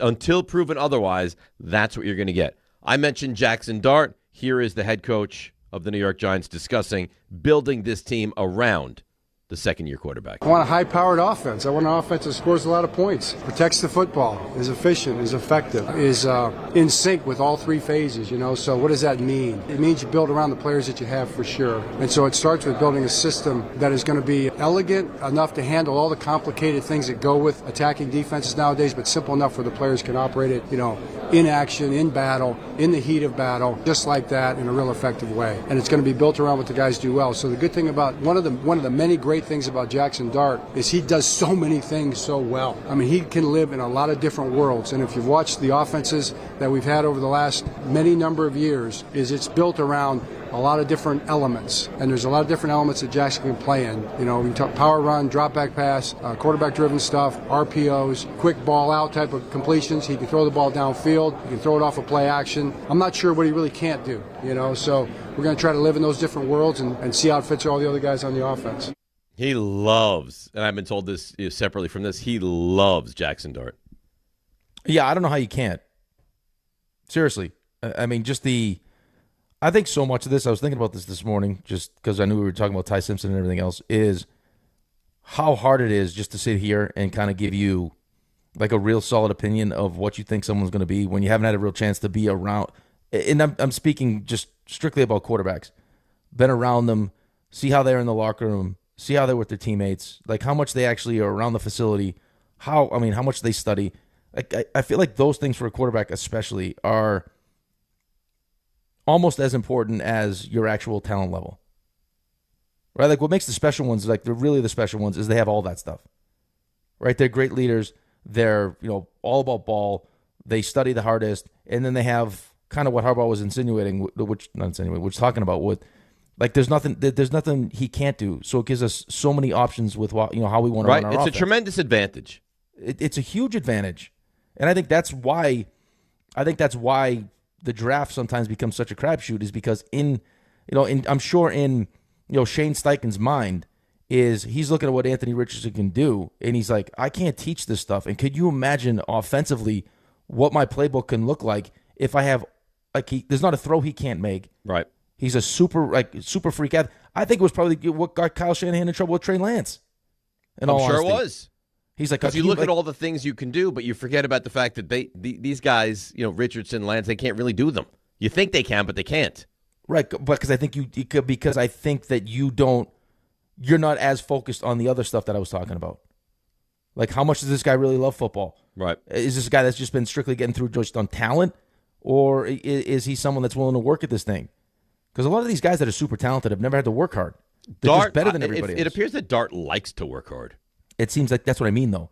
It seems like he loves football. Like, he likes the other stuff, too. But football, like, he's going to, the main thing's going to be the main thing. And right off the jump, New York is not too big for him. It's not. Forget any of that. Like, there was some thought that the Giants' plan the entire season for last year was Russell Wilson would play good football, like enough to be competitive, and you'd win some games along the way, where they could keep Jaxson Dart off the field for the entire season if they wanted to. Right? That doesn't happen. He steps on the field in week 4 against an undefeated Chargers team that at the time people were saying, oh, this might be the best team in the AFC.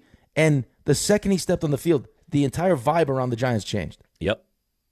As a rookie, do you know how hard a rookie quarterback, how hard that is? Yes. To have your teammates instantly believe in you. I mean, that's why it's so. That's why I don't find it hard at all to believe that John Harbaugh would love this guy. And it sounds like he does. You heard what he said about him. All right, let's break. Come back. Let's get into the Jets. Darren Mougey spoke yesterday at the league meetings. Boy, these league meetings, what a treat that must be. Go out to Arizona. McAfee's there with everybody. What a treat. Jordan's out there. Yeah, but I guess this one's. I mean, you have all the owners, all the coaches. I guess I would want to go to this. Jordan's out there. Gary Myers is out there. Why don't we have Jordan or Gary on one today? Well, because right now it's 4:00 in the morning. That's fine.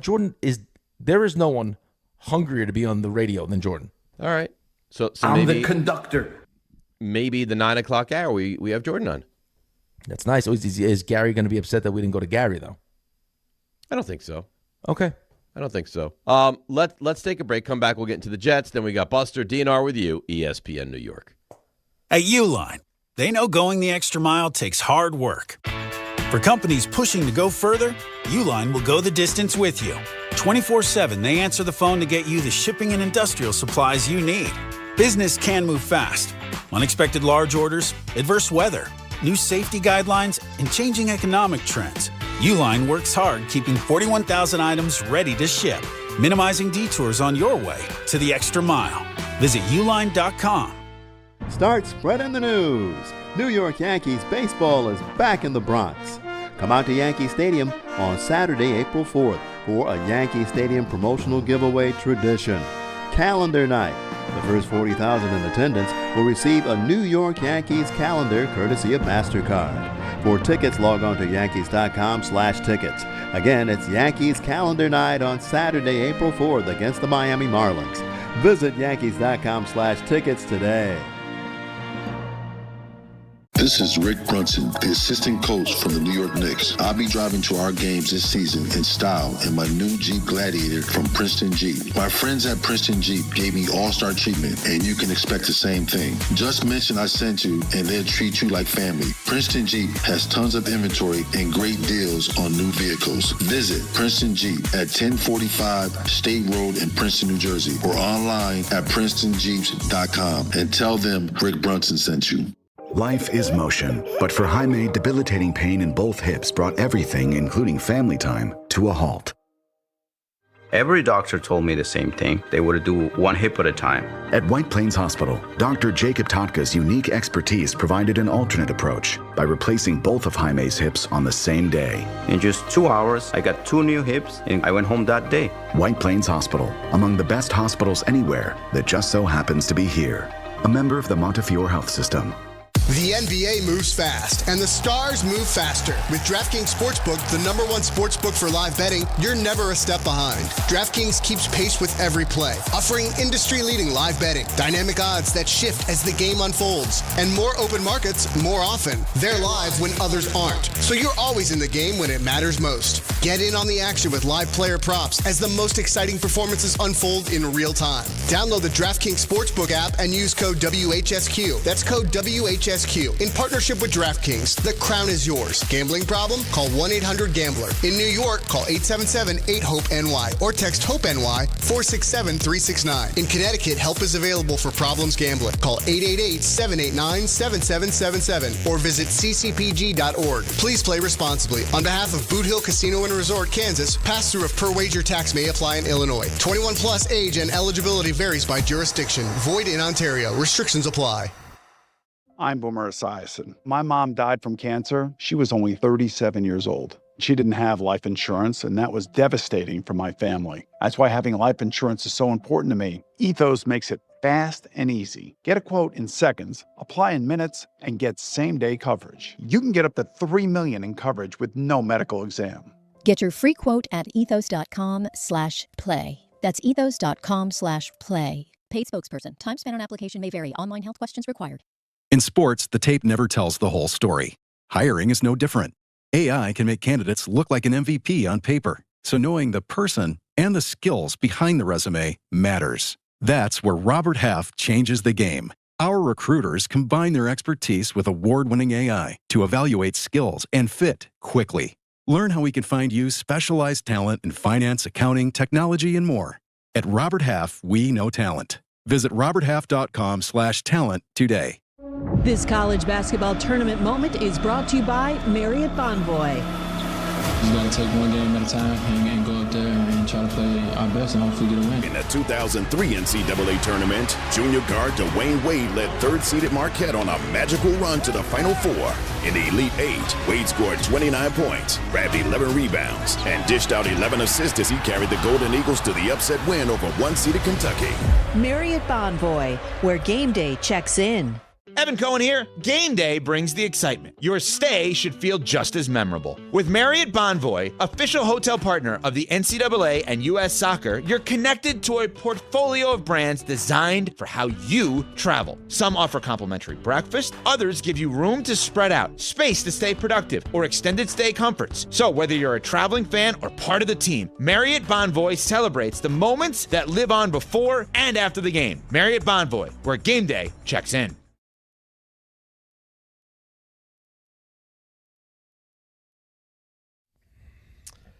All right, DNR with you. ESPN New York Game Time brought to you by Tullamore Dew Irish Whiskey. When it's game time, it's Tully time. 7 o'clock, Rangers hosting the Devils. Where can you consume that game? On the ESPN New York app. Islanders visiting, this is delicious, the Sabres at 7:30. You guys going to make some kind of a little wager on this game? I mean, I don't know if I feel comfortable doing that at the moment. RJ, would you throw down a couple shekels? A breakfast sandwich, something? No, breakfast sandwich. I mean, he won't eat it anyway. But listen, here's the hard part. Can we spice this baby up? Listen, I think there's a chance. Sabres win this game. Rick doesn't show up tomorrow. I think you want to do a pink slip? Sabres win, I'm out. Well, I don't want that though. And if the Islanders win, you're here. No. Okay. Anyway, that game's 7:30. Nets hosting the red-hot Hornets. And at 7:45, the Mets visit the Cardinals. 8 o'clock, Knicks in Houston. At 9:40, Yankees in Seattle.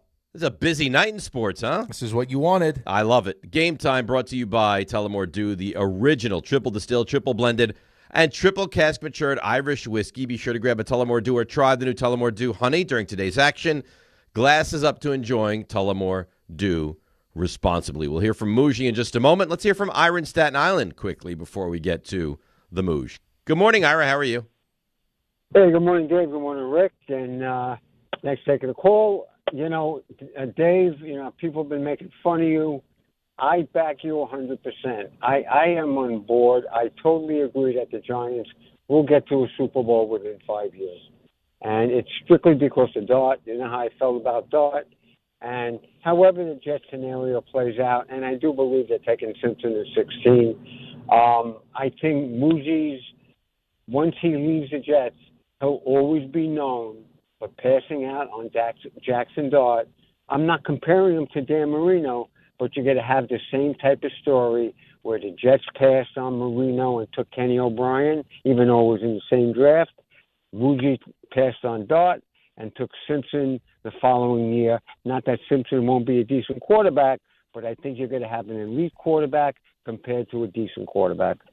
Ugh, I don't know what to say. I feel badly. I don't feel bad. You mentioned listen, Dan Ira knows Marino, for God's sakes. Ira knows where we're at. That's the problem with trying to have conversations, like real intelligent conversations about the Jets, is that when you're a Jets fan, there is a piece of you, and it's all, I think, the scar tissue that's been built up, that it doesn't matter. Like, until you prove otherwise, the thought is that's right. Right, and whatever we decide is going to be wrong. Your middle ground is we're going to suck. Right, but even in his mind, he thinks that Ty Simpson might be a good quarterback. Well, could be a good quarterback, but that doesn't matter because the quarterback that you got, the one he wanted, is going to be amazing. But again, I feel badly because you could have had him. But I guess the question that I would ask is, if you guys drafted him and were working with him, would he still be amazing? Or are the Jets such a dysfunctional franchise that they wouldn't be able to push him to be amazing? Or is we've asked that, but I think we've asked that question a bunch, right? I mean, if you had made the decision, like, it didn't work with Sam, but had you went with Josh Allen, would Josh Allen be Josh Allen? Or would Lamar be Lamar? I mean, how many of those guys are there that you could put them in a situation which is laughable and they're still going to be the great version of themselves? The great version of themselves? It's like not MVP a lot. caliber? Probably not. I mean, Mahomes, maybe, but you don't really know because Mahomes was put into the perfect situation, right? They didn't play him for the first year. They handed him the reins in the second year. They had a playoff team with an elite coach. Think about it, though, right? I mean, Mahomes in college was good, right? Really good. And Andy Reid saw that and decided he wanted to get up and get him. Right. Josh Allen was good in school, but there were some questions to, his competition. He's playing in Wyoming. He wasn't like the consensus number one pick. Same thing with Lamar. Right, I remember talking to Chris Sims. He thought Lamar was going to be the best of the bunch. But again, he got passed over how many times before Baltimore went up and got him? With the last pick of the first round? I think 31. Right. Joe Burrow, the one that did work in Cincinnati, which is also a dumpster fire like the Jets, you couldn't trade enough to go get Joe Burrow because of the season he just had at LSU. But how many guys are like that? You're hoping, the thought is that Arch could be that guy. And that's why people are so hesitant to say, hey, well, let's use the 16th overall pick on Ty Simpson, where guys like Matt Miller have him ranked like 40th on his big board. You mentioned it. Here is Matt Miller, NFL Draft Insider on ESPN. He was on Get Up yesterday, and here's his take on Ty Simpson. I have him as the number 40 overall player in this draft. And I know there's been a lot of conversation about where he's valued by teams, where he's ranked by those of us in the media. I can't find one team that tells me they believe he will go in the first round. What you get is a lot of teams that say, yeah, I think someone else will do it. We don't value him there, but we think someone else will do it based on quarterback need, positional value, and because generally those players do get pushed up the board artificially this time of year. But it reminds me a lot of the Shedeur Sanders conversation last year, where we all sat around and said, okay, we don't think this team will take him in the first round, but maybe someone will. And I think it's similar with Simpson this year, where I can't find one club that says, gosh, we got a big old grade on him. We think he's going to be a first round pick. It's more so you hear teams say, yeah, like maybe the Jets will do it, or maybe the Cardinals will trade back into the first and do it. Maybe the Rams will make him a quarterback of the future. Well, that's not overly optimistic from Matt Miller. No, it's not. I mean, is that what you want to do with a 16th overall pick, knowing that you have, like, I could get a really good player at 16. Someone that's, better than 40th on a big board. Absolutely. And then, and hopefully, again, this is all, it's you're hoping that next year turns out to be, it's true. All the speculation actually comes true, where you have a loaded quarterback class, you have the 3 first-round picks, and now you're getting a quarterback that people look at as, like, a guy, as opposed to, well, we don't have him as a first-round player, but because of, how people feel about quarterbacks, someone else is going to take him in the first round. I mean, it doesn't feel like Mougey has to be that desperate to do that. He shouldn't be desperate. You're right. He should look at this kid and say, I need to have him on this team because I think he's going to be really good. It shouldn't be, I'm desperate to take him, because you're gonna have so many chances next year to get that quarterback. Right, but that's the other problem though, is I don't know. And again, I don't know how they go through this process, and they've had a chance to privately work him out and have dinner and all these different things, stuff we don't know.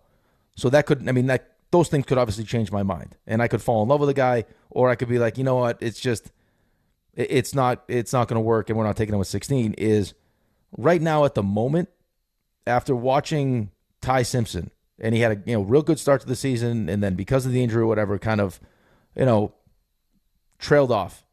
Is I think without even seeing right now Arch Manning play another snap, or Dante Moore play another snap, I think that most people around the NFL would say those quarterbacks right now are better than Ty Simpson. I don't even think it's a debate. Okay, so if I have that, plus I have... So you'd rather have the better, and you want to kick the can down to next year's draft. All right, let's break.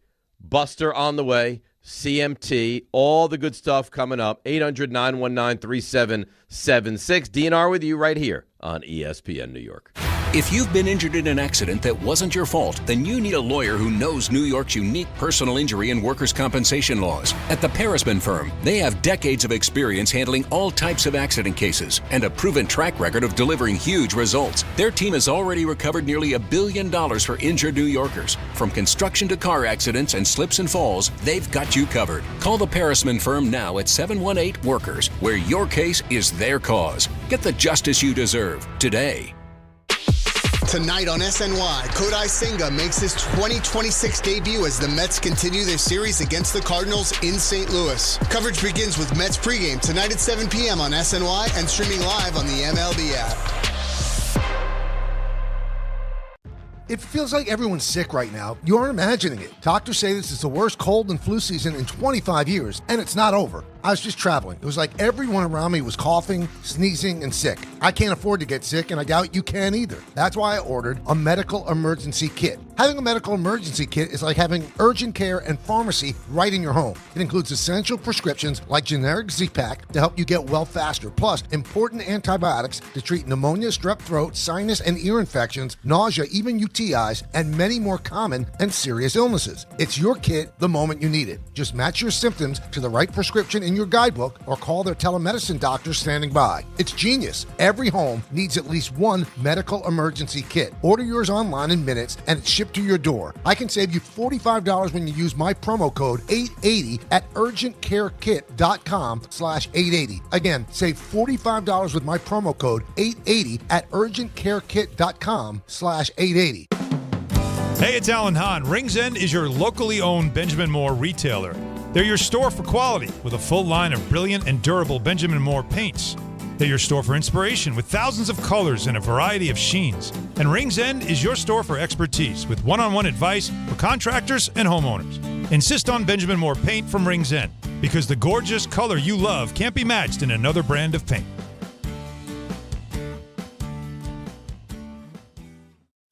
Switching to Progressive is a game-winning call. And that reminds us of other game-winning calls in the history of sports. So it was the fourth quarter and we're down by 5. Sweat pouring down my face. Suddenly it hit me.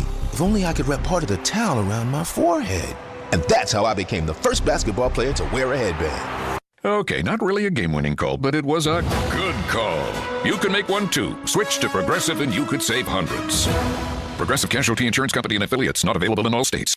Hey, it's Rich Eisen for Pella Windows and Doors. Sometimes teams take a timeout to regroup and call the right play. When it comes to your home, Pella Windows and Doors always has the winning game plan. They're not just window and door experts. They're experts at taking care of you and your home. At Pella, they find the products that meet your needs and their experts install them. They do it every day, and that's why your neighbors trust them. Discover why Pella is a trusted choice for homeowners everywhere. Visit Pella.com/Eisen today. That's Pella.com/Eisen. Harry Douglas here. Let me ask you something. What if you can enjoy the taste of a cocktail, the warmth of a spirit, and still stay fully in control? That's RK Zero Proof, a pioneer in the alcohol-free spirits category. RK delivers bold flavor and a real warming sensation with zero alcohol, zero sugar, zero carbs, and 0 calories. Perfect for nights out, social gatherings, or anytime you want the experience of a drink without sacrificing tomorrow. Check it out at rkbeverages.com. That's ARKAY beverages.com. RK, all the flavor, none of the alcohol.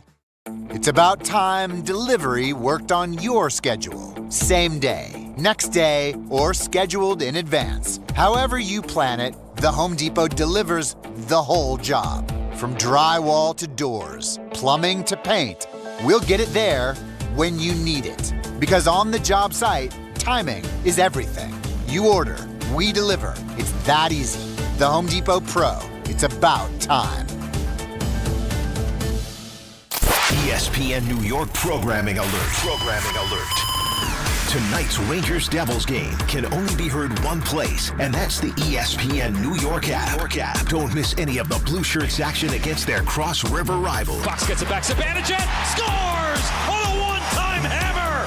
Mika Zibanejad with a bomb from the left circle. Download the ESPN New York app today so you're ready for tonight's 7 p.m. puck drop. It's New York Rangers hockey, and it's only on the ESPN New York app. All right. DNR with you, ESPN New York. Look at his shining face.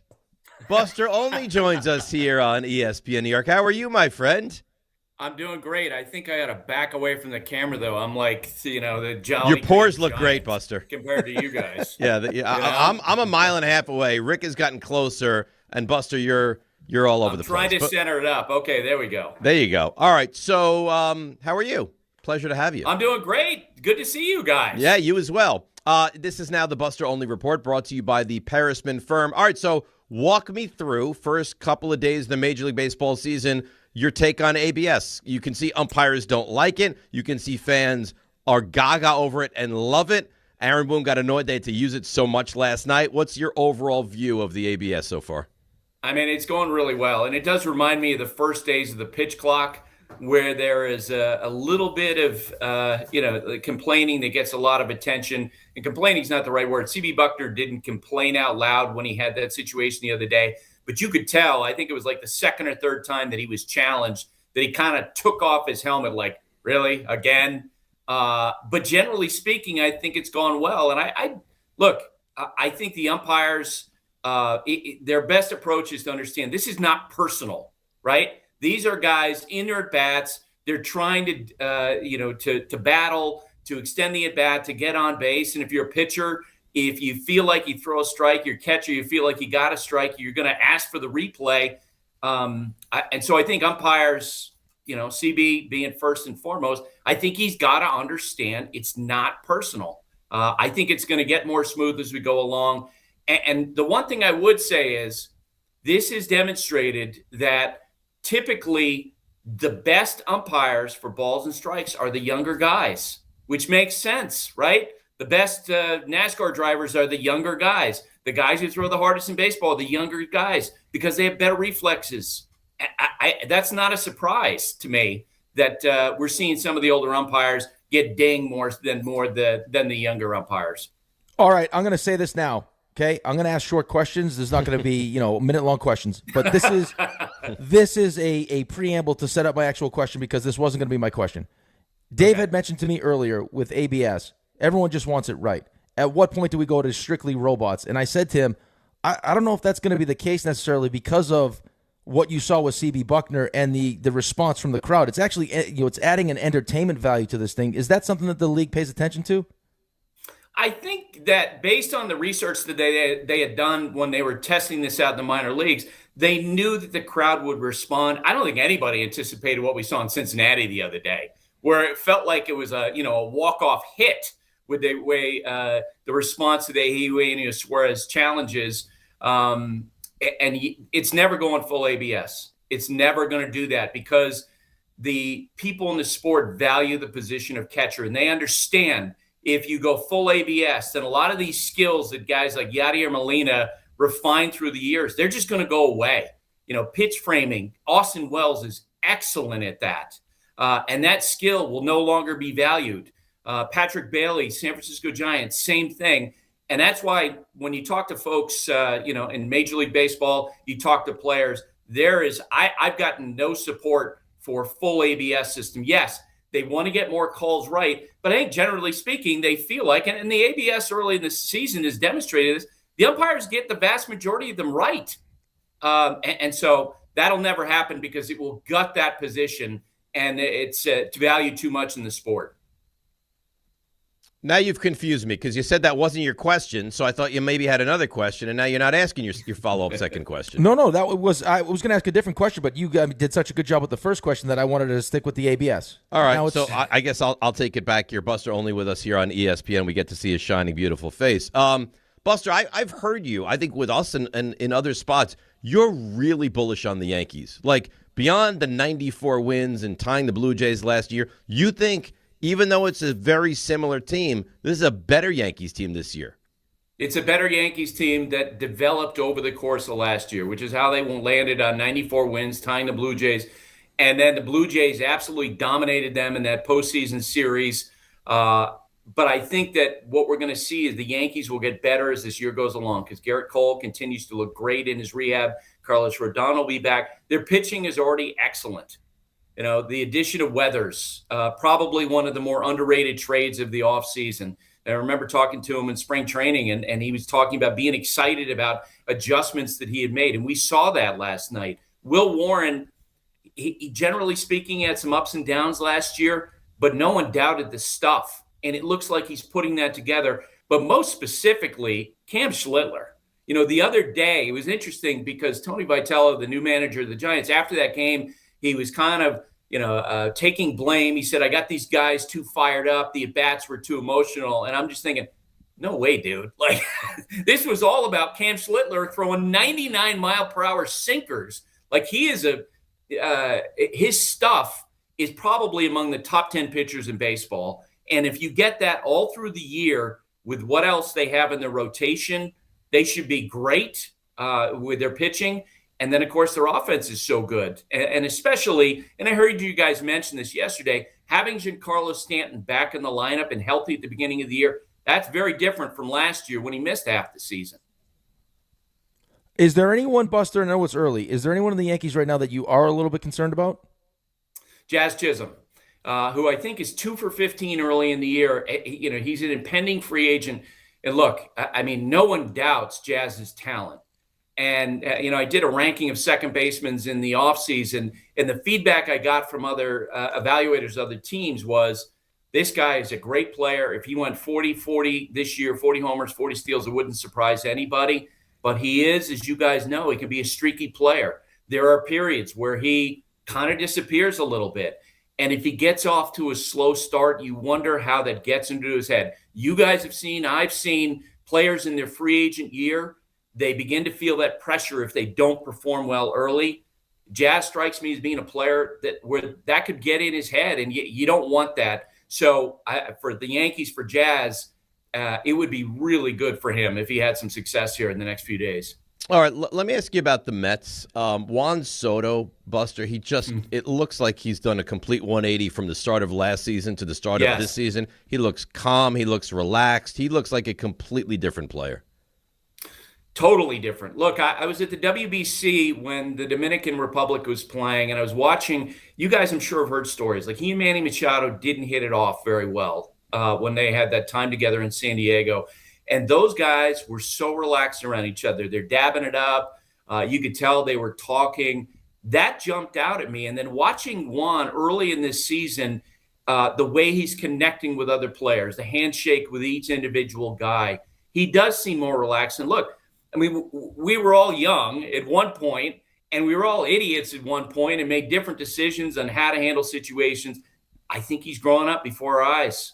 Last year it felt like at the beginning of the year like he was grieving a little bit for leaving the Yankees because he enjoyed his time there, and now he looks completely comfortable, and that does not bode well for pitchers around baseball. And I love the fact that during the offseason, they began to have this conversation about moving from right field, left field. He embraced that because, as you guys know, when he first joined the Mets, the thought was, he's got to be in right field.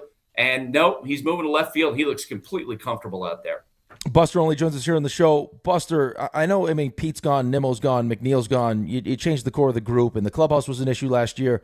Have we ever got any clarification on the relationship between Lindor and Soto? Not to the point where, I could say to you, they like each other, they don't like each other. I've never seen anything with my own eyes that suggests to me that that these guys have a problem that's going to prevent them from playing. Do I think they're warm and fuzzy? No, I don't. I've seen guys, Brett Gardner and Aaron Judge, for example, were really close, and you could see that in the way they responded to each other. I thought Pete, with different guys on the team, you could see the way they responded to him. They're really close. I don't think Lindor and Soto are close. It's interesting to me that in the Mets clubhouse this year, and I've not been to Citi Field this year, but from what I understand, they moved Soto's locker to the opposite end from where Lindor is, right? Well, and I don't know why that is. Well, the reason, but that was interesting to me. The reason why I ask is because Dave and I were talking about this yesterday. It felt like David Wright to Lindor as the captain was like a foregone conclusion. Like it was going to be a passing of the torch, and then all of a sudden it doesn't happen, and the owner comes out and is like, "No, I'm never going to have a captain. As long as I own the team, there won't be a captain." It just, in the timing of it, just seemed weird. That was weird, and because I agree with you, I thought for sure, when Lindor had that contract, given his preeminence in the sport, that he was going to be the guy. Given the fact that he posts up every day, and when they traded Nimmo, because I know internally in the Mets organization, the thought was, well, how can you make Lindor the captain when you have Brandon Nimmo, who has more service time than him? I thought for sure that when Nimmo got moved out, that would clear the runway for that to happen. So it's interesting that, to hear Steve Cohen come in and say, I'm never going to do that. Now, personally, I think captains in baseball are stupid. I never got it, right? I mean, it was interesting, during Derek Jeter's time with the team, when he got captain, he was sort of at the center of the team. And by the end of his career, it wasn't quite like that. CC Sabathia was more the leader of that team toward the back end of Derek's career. The players determine that. Rick, you know better than I do. The players kind of determine who the captain is. And so to anoint someone with a C on their uniform baseball was just silly to me. But Steve made a declarative statement that it's never going to happen. Let me ask you about the Mets rotation a little bit, specifically Senga, Buster. There's been a lot of negativity surrounding him. They wanted to deal him in the offseason. They didn't. And, if it's not perfect and it's, 72 degrees and no sun, then he's going to be okay. Are we not giving him the credit he deserves? Do you look at Senga and think that he might be a really good pitcher for the Mets this year? Or do you have those reservations about him? No, based on what he showed in spring training, absolutely, right? I mean, the stuff is there. The fastball velocity up to 98 miles per hour. And I think I mentioned to you guys last week, the perception of him in their camp is that he kind of put a lot of stuff behind him.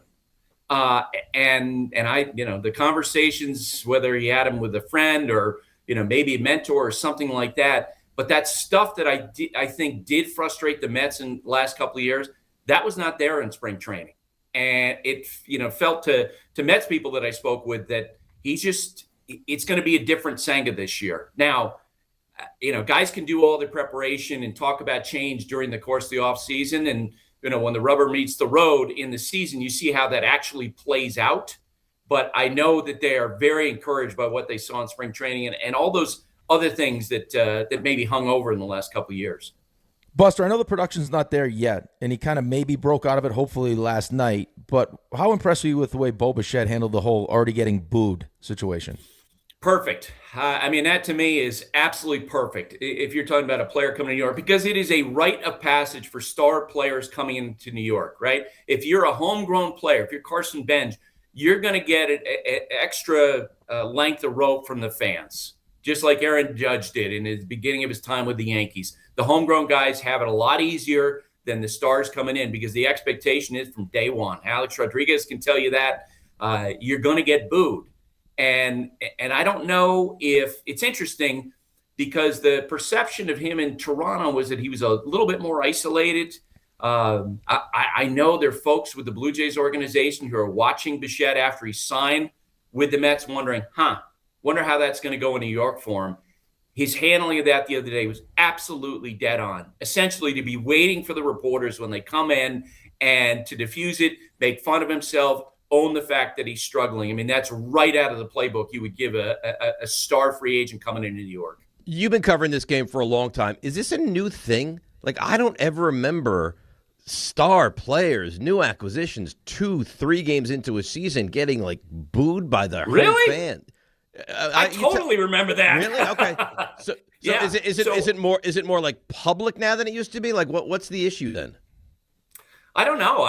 That's always been my perception when Jason Giambi, Roger Clemens, I remember, got booed early in the 99 season, comes over, he'd won back-to-back Cy Young Awards. He struggled a couple of outings. He got booed. Mariano Rivera got booed on opening day at Yankee Stadium, right? And he was the best closer in baseball. I just think that, and David Cohn would always tell other players, look, it's not personal. They want you to succeed. They're rooting for you, and they're disappointed when you don't have success. So don't take it personally. Some players learn that lesson. Some players do not, right? Sonny Gray is going to be held up as a great example of a great pitcher where he just couldn't shake that off. And he was not comfortable playing here. So, yes, actually, I've seen it through the years. I've always assumed that when those guys coming in from the outside struggle, they're going to get booed. I wish I could remember exactly how many days, how many plate appearances Alex Rodriguez had, but it wasn't many. I remember opening day, Stan got booed, but that was after. That was recently. Yeah, he was here and then got booed. It's not an easy place to play. Luis Robert, should this be the tremendous potential, right? When he's healthy, he's got all the talent in the world. Should I believe that this is going to be one of those years where he actually is able to put it all together for us? If you knock on wood, cross your fingers, and hope that he stays healthy. Yeah. Right? No one has ever doubted whether or not this guy has talent, but it's been about staying on the field. And it's the reason why, just when he had struggles in recent years, folks with other teams, media members were saying, why don't the White Sox just dump him? And their feeling was, look, this guy is a valuable asset. He's a good player. We've seen that when he's on the field. He can impact on defense. He can impact with his power. He can steal bases. And we're going to wait until someone is willing to pay us, something close to what we perceive his value to be. The Mets were the team that did that. They stepped up. I think it's a great move for a big market team like the Mets, right, where you have more margin for error. You bring in a guy, if you get him at his best, and he can stay on the field, he's going to help you tremendously. And if he gets hurt, then again, in midseason, then maybe you go on and, find somebody else to take his place in the second half of the year. Well, last one for me, Carson Benj played center field last night. Man. I thought he looked terrific. He's gotten off to a really, really good start. We just talked about it, moments ago, how hard of a place this is to play. He looks very comfortable early on this season. Yeah, and I talked with Mets sources the last couple of days, and they were talking about how going into spring training, when they sat down with Carson, they told him, look, you can make the team. Do this, do this, do this, and he checked every box. But the biggest thing was, and Carlos Mendoza texted me about this when I asked him about Benji's level of comfort within the organization, playing in the big leagues, and he said he just his heart rate is completely, he's at ease. And that's in fitting.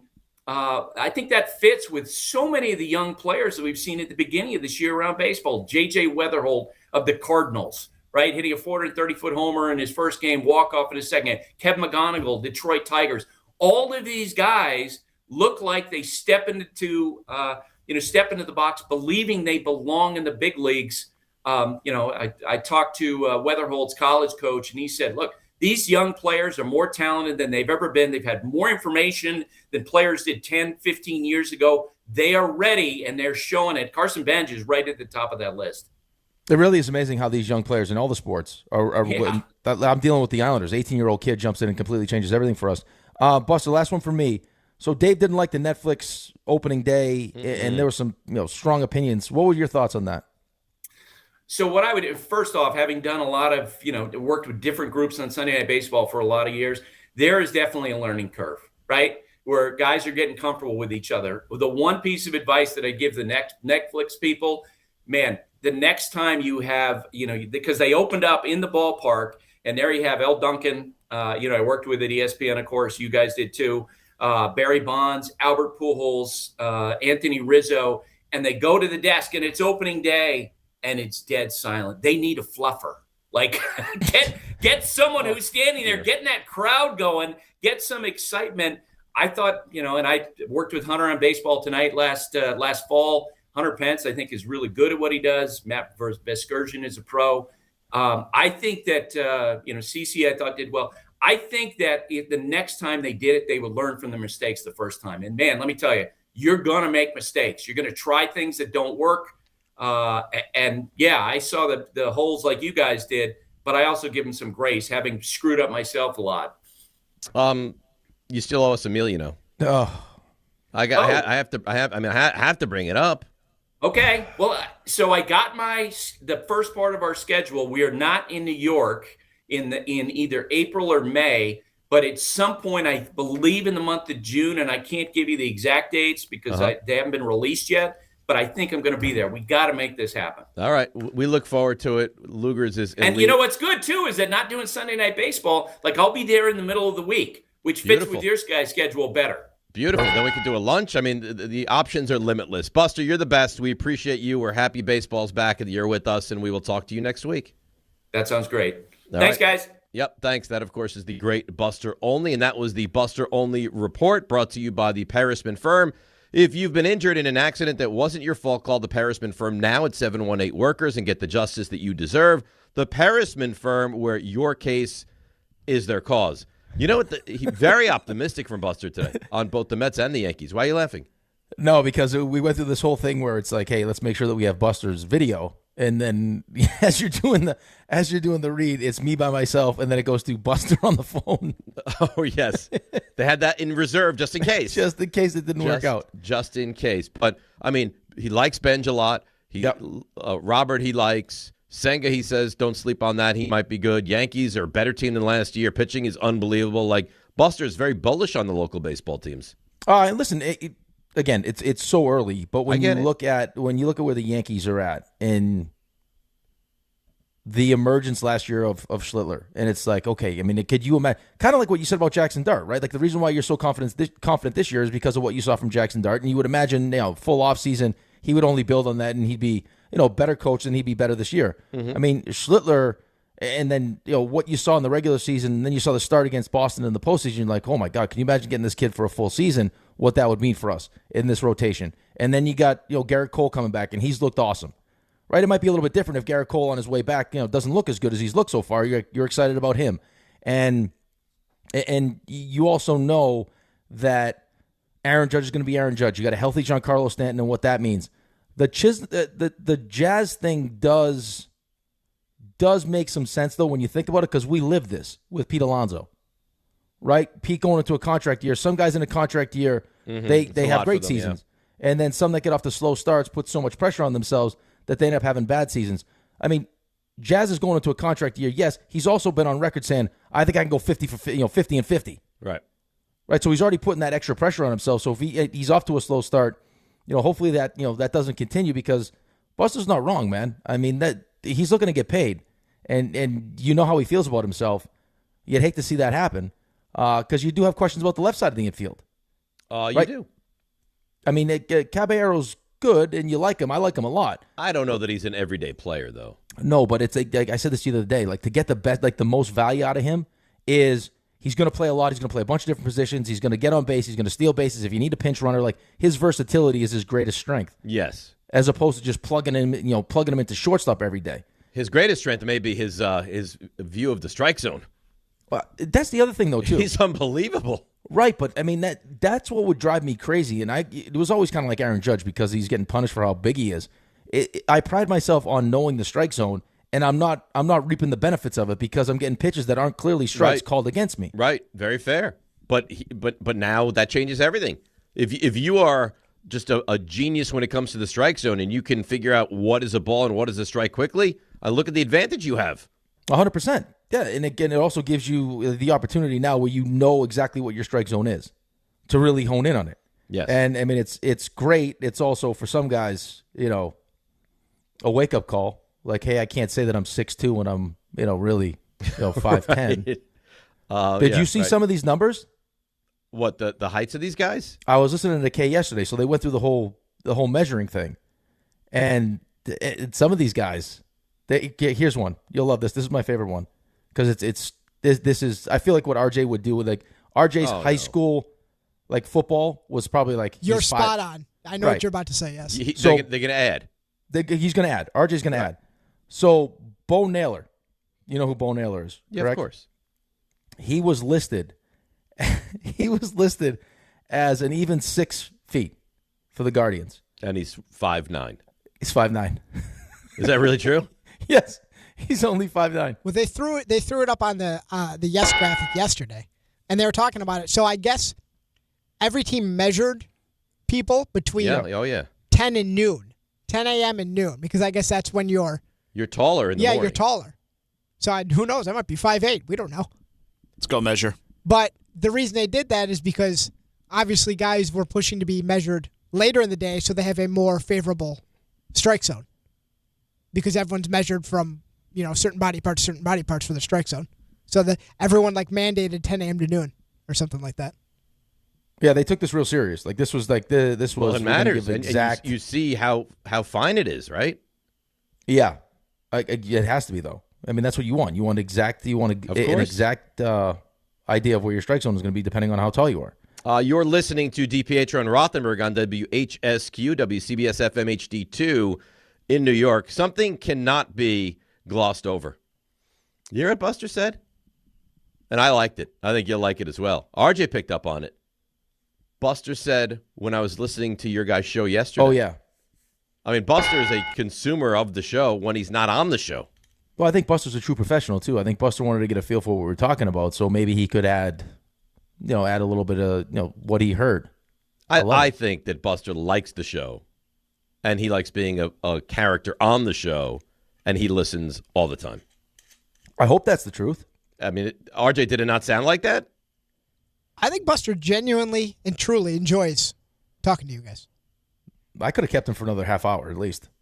Yeah, but we have to respect his time. We had him for 20 minutes. I'm just saying, if he's not doing Sunday Night Baseball now, I don't know what his schedule looks like. If there's a time where he wants to co-host an hour with us. Oh, if there's a time he wants to pop in studio and hang out, maybe the day of the big meal, he comes in studio for an hour and then we walk our way around the corner to Luger's and we get our lunch. Yeah, I would love that. I also can tell the condescending way you said that. What do you mean? It's not around the corner. It's 3 miles away, but I still think we could walk it. What? Who would walk 3 miles to lunch? I think we go get a burger, probably the steak sandwich. I mean, you're going to get the schlag, all the different things. We'd feel a lot better if we could walk 6 miles.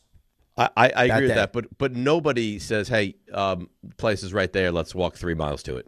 That's a far walk. A nice walk across the people in the Brooklyn city Bridge. love walking. Yeah, a group walk across the Brooklyn Bridge. Oh, my God. RJ. People love it. It's becoming really nauseating how on Rick's side you are today. Boy, you both think I'm on the other one's side. That means How about my questions today? Should we talk about my questions? Your questions were really concise. I was proud of you. Yes. You did a really good job. I mean, and Buster almost let us down a real dangerous spot. Why? He said something. I was like, oh, no. I didn't even hear it. Oh, when he was talking about the Netflix broadcast, RJ, did you hear that? I did not actually. Oh, the fluffer. Yeah, Oh. the fluffer. Yeah, I got it. I was like, I chose to be a mature adult. You know, it was a real sign of growth from you. Yeah, I'm a real adult. When he Who said it, doesn't? I think you probably audibly, I was like, oh, no. Yeah. Who doesn't? We could all use one of those.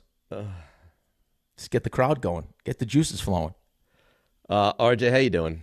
You know, we made it through, but We we did circled make it back through. around to make sure.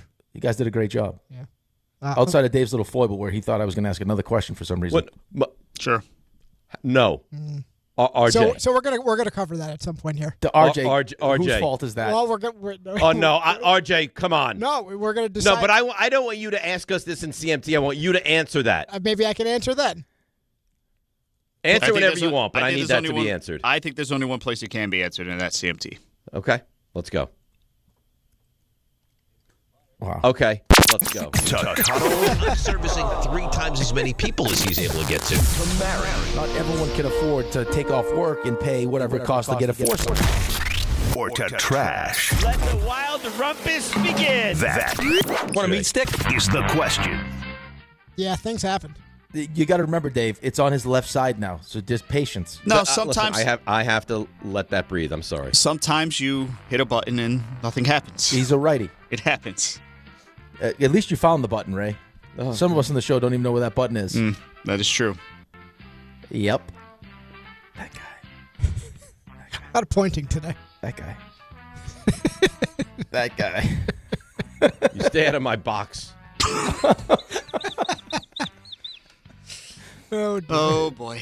Yeah. This one. I swear to God, if you defend him with his... this is not my question. I'll have my question in a moment, but let me ask you this quickly. RJ, if you defend him for that, then you're going to hell. Wow. Yeah. Which one now? RJ, can you guys... Anyhow.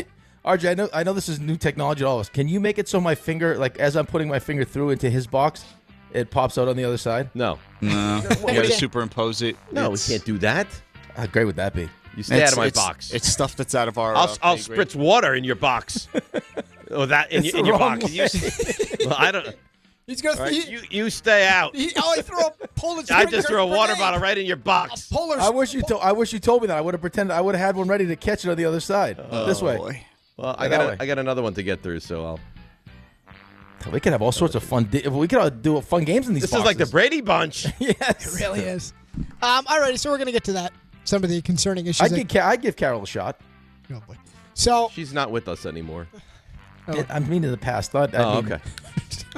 Figuratively speaking. Sorry, Carol. Well, let's transition off of that. so Ty Simpson, huh? A lot of varying opinions out there. What are we doing? You cut my trash. CMT, right? Yeah. Great. I need you to stop throwing Poland spring bottles like you're a nom and dial in here. into the couch that you took off the street during garbage day. I didn't take it off the street. This is our old couch. Sure, can you believe people are throwing this away? No. So a lot of opinions out there on Ty Simpson. Just in the last week, we've heard Dan Orlovsky. The soundproofing is beautiful. It is. Dan Orlovsky declared him as the best quarterback in the draft. Mel Kiper had him going number 16 to the Jets. And just yesterday, Matt Miller said he is definitively a second-rounder, and he cannot find a team that he believes would actually take Simpson in round 1. So what I want you to do is tell me not what you think, but where will Ty Simpson end up being drafted? So this is not our opinion of what he will be. This is our opinion of where he will go. That's right. Okay. Will it be 15th or sooner? Will it be smack dab 16? Or will it be 17th or later? Ooh. All right. That's a well-crafted question. It is well-crafted. It is well-crafted. I'm going to marry 17 or later. I just think at the end of the day, there's going to be too many doubters with Ty Simpson, and I don't think he goes Jets or prior to that. So I'm going to marry 17 or later.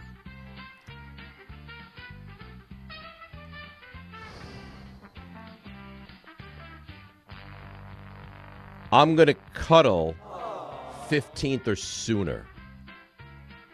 I don't think the Jets are going to take him, so I'll trash the Jets at 16. Ooh. Jets did a lot of work on him. They did. Yeah, but they should. I mean, should right. They do I mean, a lot of work on him? it would be a bad job if you didn't do a lot of work on it, Especially because you have the 33rd pick, and you could also get back up into the first round if you wanted to. I need to know about this I guy. believe you'd feel a whole heck of a lot differently if you got him at 33 than at 16. Yes. Agreed. But I mean, because if you take him at 33, you could still take a quarterback next year in the draft. Right, but I mean, I take him. Am I going to take him at 33, or am I going to get up to take him at 32 if he's there to get the 5th-year option? Probably do that. Yeah, maybe move up to one spot. All right, I'm going to marry. I'm going to go to start with the same way Dave went. I'm going to marry the 17th or later. Mm-hmm.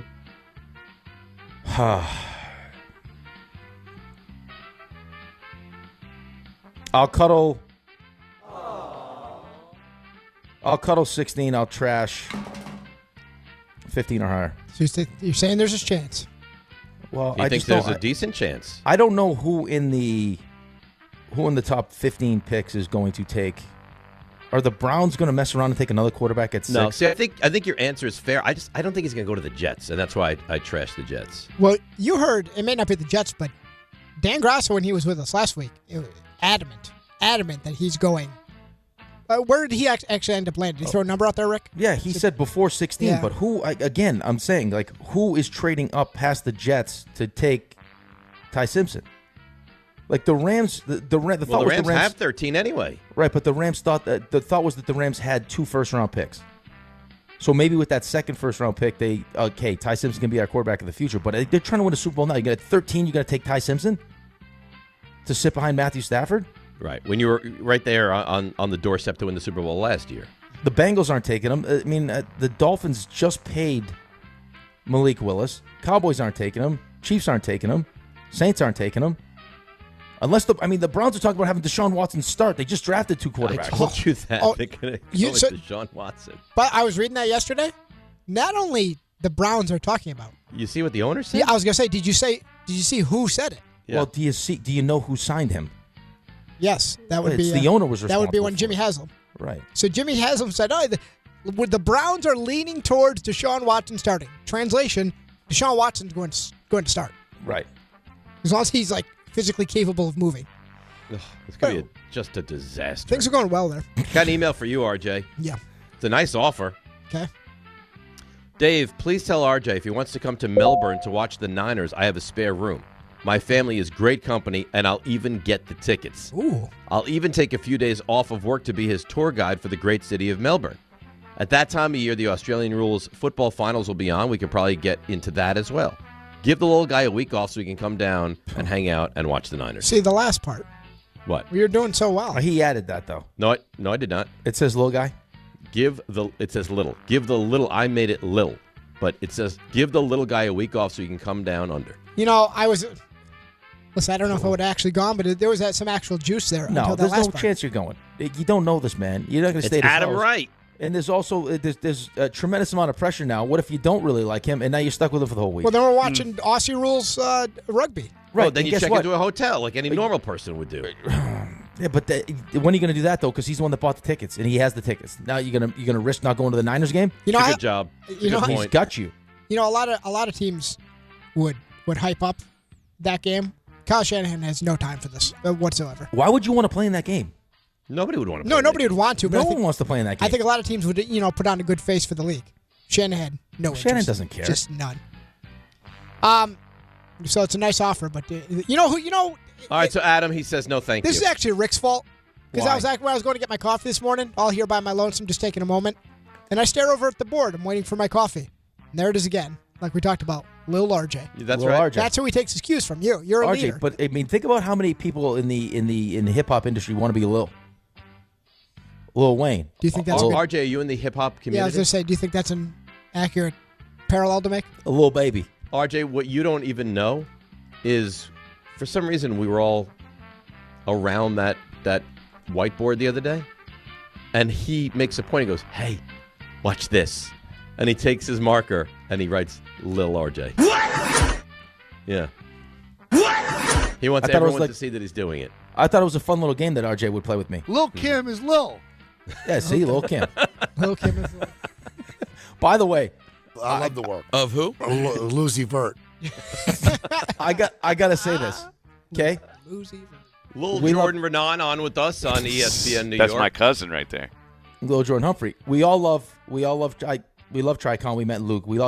There is no person better suited at the station to have the emergency medical kit read than Michael. Nobody, like, there has never been a better marriage between endorsee and endorser. Endorsee and endorser? Yeah, that's right. Yeah. Than having an at-home medical kit where you can self-diagnose yourself and take medicine. Oh, I see.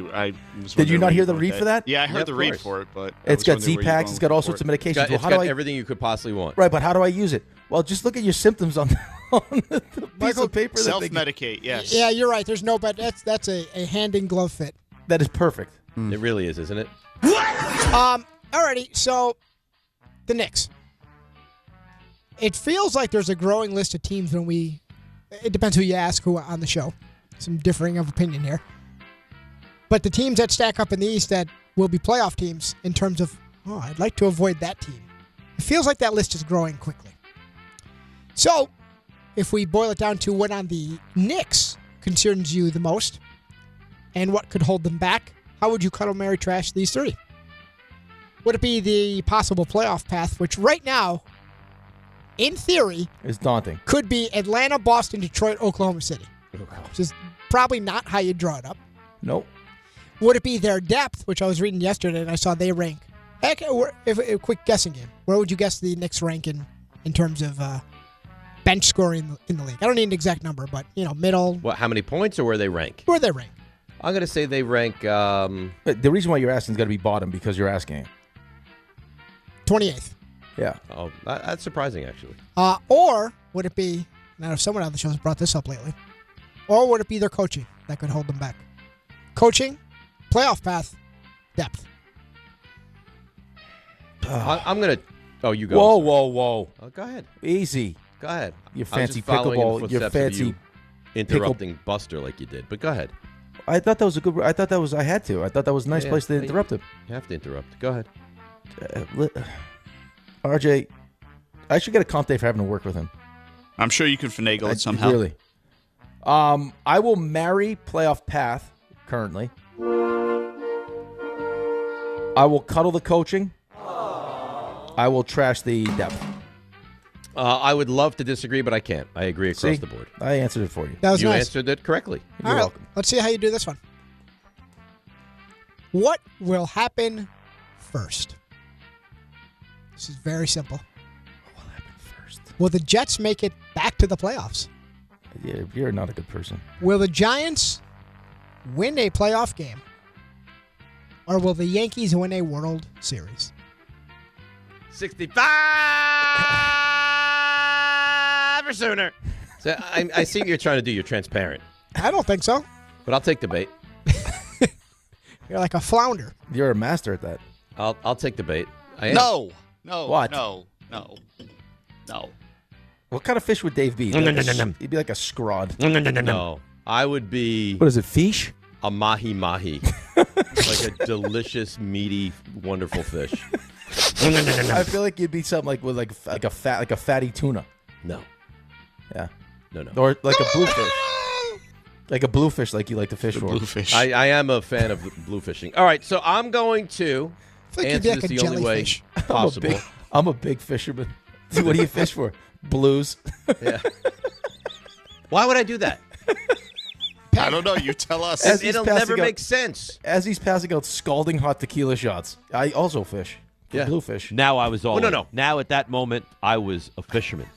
No, I didn't just give that up. And I don't fish. But for some reason in that moment, my response was, yes, I do. Yeah, I didn't. So he says, what do you fish for? Stop playing! I'm trying to talk, my God! Forget it. I try to speak, and every time I open my mouth, the guy he's throwing out drops. Where do you do the bulk of your fishing? Out east. We go out east. I'm not talking anymore. Ray, let him finish the story, Ray. So he says, what do you fish for? And I said, fluke. I'm a bottom. I fish the bottom. I'm a bottom fisher. So Yeah, I didn't give that up though. It's not like I said, "Hey, I fish." I was pointedly asked because he's like, "Oh, I'm a fisherman. Look at me. I was out the whole weekend, with weights." And it's like, "You fish?" I was like, "Yep." He's like, "Oh, really?" Yeah. He's like, "Where do you fish?" I was like, Eastern Long Island usually, Now- Captree, that kind of thing. Let me ask you a question here. Yeah. So clearly, like you wanted to, I don't know if it was like you wanted to prove that you're like, hey, yeah. No, I don't know what happened. I swear to you. Okay, whatever the moment was, had he said he was a hunter, do you think you go right into I also hunt? Maybe. I think because he is a hunter. I think you do though. I think I kill stuff. I maybe. It was unbelievable. I think I would have said anything. He's like, listen, I once spent a year in jail. I'm like, yeah. You feed them too much. What do you hunt for? Giraffe. No, I think I could lie well. I don't do it. Rhinos. No. I don't want to skirt Venison. past if he said he was in jail. Dave shows up with the knuckle tattoos. Venison. No, what's your? Are you a? Yeah. What do you shoot with? You a muzzleloader kind of guy or a bow and arrow? I use a tank. Yeah. Typically I break out the 30. Rocket launcher. I use mines. That's right. I said traps. Rope traps along the area. I prefer to hunt with my mind. Proximity mines. Like it's 007. Anyone Bond. can shoot a weapon into an animal. Grenades. I'll tuck it down. Dave will chase the deer down and tackle it. I usually just talk it to death. That's right. That's right. I get into where did this other animal go to college and 20 minutes in. Yeah, the venison he's usually dead. The venison usually just kills itself. It's better for the meat. What was your question? My goodness. What happens first? Jets make the playoffs. Giants win a playoff game, or Yankees win the World Series. God, that's funny. All right. I know how he's going to answer it. No, you don't. I do. I'm going to answer it the way it needs to be answered. Right. You're going to marry the Giants winning a playoff game. Nope. What? I'm going to answer it like this. 65 or sooner. That's how I'm going to answer it. We're going to lose him on one of these. And then I'm going to cuddle the Jets and trash the Yankees. Wow. Yeah. Interesting. I didn't think you were going to go that. I don't think the Yankees are going to win the World Series anytime soon. Ooh. Yeah, but you gave me the Jets aren't going to get into the playoffs. I mean, we can't make the playoffs for like 3 years if they make the playoffs.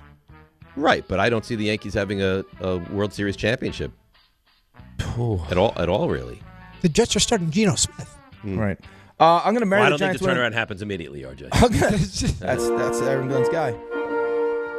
I'll marry the Giants winning a playoff game. I'll cuddle the Yankees winning a Super Bowl, and then trash the Jets winning the playoffs. Yeah, well, you have to trash the Jets. Well, I mean, I also have to recognize that. I mean, look at the two teams in my division. I think that's noteworthy, though. You think the Yankees just have no chance for the foreseeable future to win a title? To win the whole thing? No. Despite being, I think there's a strong case to be made the closest team to doing so. They're the favorites. I mean, it's them. No. The Yankees are closer to winning than these other teams. Yeah, I just think that they won't right now. Okay. It's a hell of a thing to become, because as flawed as the Yankees are and their process and their ownership and all that other stuff, like as been said, they're closer than every other team. No, but that's not what RJ asked. He didn't say who's closer. If he had said which team is closer to accomplishing these things, the Yankees are closer, clearly. No, but the point is, you think it's not happening. I don't think it will happen. No. And you guys do? I think it has a better chance. I'm not saying that it will happen. I think I'm not going to go 65 or sooner here, but I think the Yankees have a better chance of accomplishing that Ira mission. agrees with me. And that should make you feel Ira good. also thinks that Jackson Dart's going to be Dan Marino. Oh, God. He won't even need a fluffer if that's the case. No, you need a minute? A little bit. No, he'd have to. Take the second. Yeah, take some time here. All right, finally. So, the Buster Olney interview we have weekly, we love with video now. With video. Hey. But some troubling things have come as a result of Buster joining us. If you play the question, RJ, I swear. I'm not, but I'm acknowledging its existence. The 47-second question originated with Buster. And then today, If this paints me in a negative picture, No. I'm going to attack you. It won't. But there was a moment. What's the negative picture? There was a moment where Rick teased asking a question, kind of threw a thought out there, and then the whole cadence of the interview kind of got thrown into chaos. And there's one other thing that's troubling from where we're at right now. So I asked the two of you, Cuddle My Trash, the most concerning thing that has come from the Buster Only interviews. Would it be Rick asking a 47-second question? I'm glad you I heard you. Would it be a course correction where he's now not even asking questions? I asked the question, though. Or would it be that You guys don't get it. despite Buster acknowledging that he has more free time than he did last year, still not agreeing to a date and time for the lunch? I go first. Yep. You go first. There's one clear Mary. It chuckles. It's the 47-second question. That's clear. I mean, that's Matt O'Car- that's all of them. That should be the only answer. That's marrying that. Not getting the meal paid for yet. It's probably going to be the Cuddle. He'll be here sometime in June, and then I'm going to trash the course correction, whatever you want to call it. Sometime in June, like tomorrow's April, so we're just wiping off April and May from the map. Well, he's not going to be here, RJ. Well, but there comes a matter of lining up schedules and things like that. I think this is going to be tough. Maybe. It's as tough as we want to make it. He's not going to be here. So I think I give him the benefit of the doubt. He's Buster. He's a great man. I'm going to trash the lunch, the dinner, the whatever. The course correction, I'll cuddle that. And I'm sorry I didn't bring it up. The 47-second question will live on forever. It doesn't have to, though. It doesn't have to live You forever. can't blame me for this. This was not my baby. No, RJ brought it's this RJ's up. baby. It's RJ's baby, and he had a little laugh as he was trying to say the answer. Listen, I think I did, as we course corrected, say I was going to ask a different question, but I'll ask this question instead. Listen, little RJ finds it funny. RJ, you didn't give your answer, though, as far as that this is not my question, here's my question thing. Do you understand why I was confused by that? Yeah, it was chaos. It was chaos. You guys went to school for this, which is the sad part. Why is that sad? It's sad that you guys. Why? I clearly asked the question in repositioning my question. I asked the question. Did he answer something? However, I finished my statement. Did it have a question mark at the end of it? Yes. Yes. You said this is Ipso not facto, my question. I thought you were saying I'm going to ask this and then I'll actually ask my question. No, I don't need to do that. It's well, how would I know? Why would you need to say this is not my question then? Well, because I wasn't going to ask about ABS. I wasn't going to ask about ABS. But it was your question. Because I had a nice, tidy, quick question, and then I had to make my other question is I had to give a little preamble. You're totally overwhelmed by these interviews now. No, I'm not. Yes, you are. You're overwhelmed with my greatness.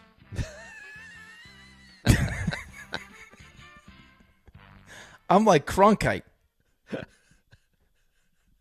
Oh, that's got my trash. Steve Cronkite.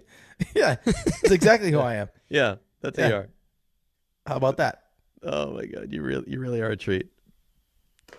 I did a great job in the interview. Oh, you did. You really Thank did. you. You were amazing. This is concerning. What? Got a threatening email about RJ. Oh no, RJ's getting a lot of heat RJ's today. a punk B. Oh, give me 2 minutes alone with him. I don't even believe in violence, but I hate him. And then some awful things, and I want to knock him out. Oh, why? Enough to send an email. Yeah, but why? That's Fred G. Why, Fred? How do you elicit so much hate, RJ? I don't know. Typically, that would be followed by like a rationale. Am I wrong to be curious? Maybe he can email back in of why he hates you, RJ. Right. Yeah. Some kind of reason would be nice. Yeah, it really would. All right, let's take a break. Get more into the Jets and the whole Ty Simpson thing, and then we got to get into NFL referees. The Knicks with a big game tonight. A lot going on. DNR with you right here on ESPN New York. I did it. All right, let's see what's happening on the roads, if I may. Thank you. Here is Debbie Duhane. Hi, Dave. Hi, Rick. Oh, I hope it's going to be 65 or sooner at the inbound Lincoln Tunnel, maybe a bit longer. Problem is, inbound Lincoln Tunnel, center tube, watch out for an accident. Over at the inbound Holland Tunnel, that's about 40. Up at the George, at least 45. Troubles continue eastbound Gowanus, bumper to bumper up through the Prospect. Eastbound BQE, heavy right up toward the Battery Tunnel. Watch for slowdowns cross Bronx West right into 3rd Avenue with a disabled vehicle. Sponsored by Positive Coaching Alliance. If you have questions about youth or high school sports, Positive Coaching Alliance can help. PCA builds better athletes and better people through sports. Info at positivecoach.org. I'm Debbie Duhame, 880 ESPN, New York. Life is motion, but for Jaime, debilitating pain in both hips brought everything, including family time, to a halt. Every doctor told me the same thing. They would do one hip at a time. At White Plains Hospital, Dr. Jacob Totka's unique expertise provided an alternate approach by replacing both of Jaime's hips on the same day. In just 2 hours, I got 2 new hips, and I went home that day. White Plains Hospital, among the best hospitals anywhere that just so happens to be here. A member of the Montefiore Health System. Hey, New York and New Jersey, Boost Mobile has an unlimited talk, text, and data plan that's only $25 a month forever, meaning you'll only ever pay $25 a month for the rest of your life. Who wouldn't want unlimited wireless when it only costs $25 a month forever? If you don't, you must be one of those people who enjoy overpaying for their phone plan. $25 a month forever is truly as good as it gets. So go online and switch now at boostmobile.com. After 30 gigabytes, customers may experience slower speeds. Customers will pay $25 a month as long as they remain active on the Boost Mobile Unlimited plan.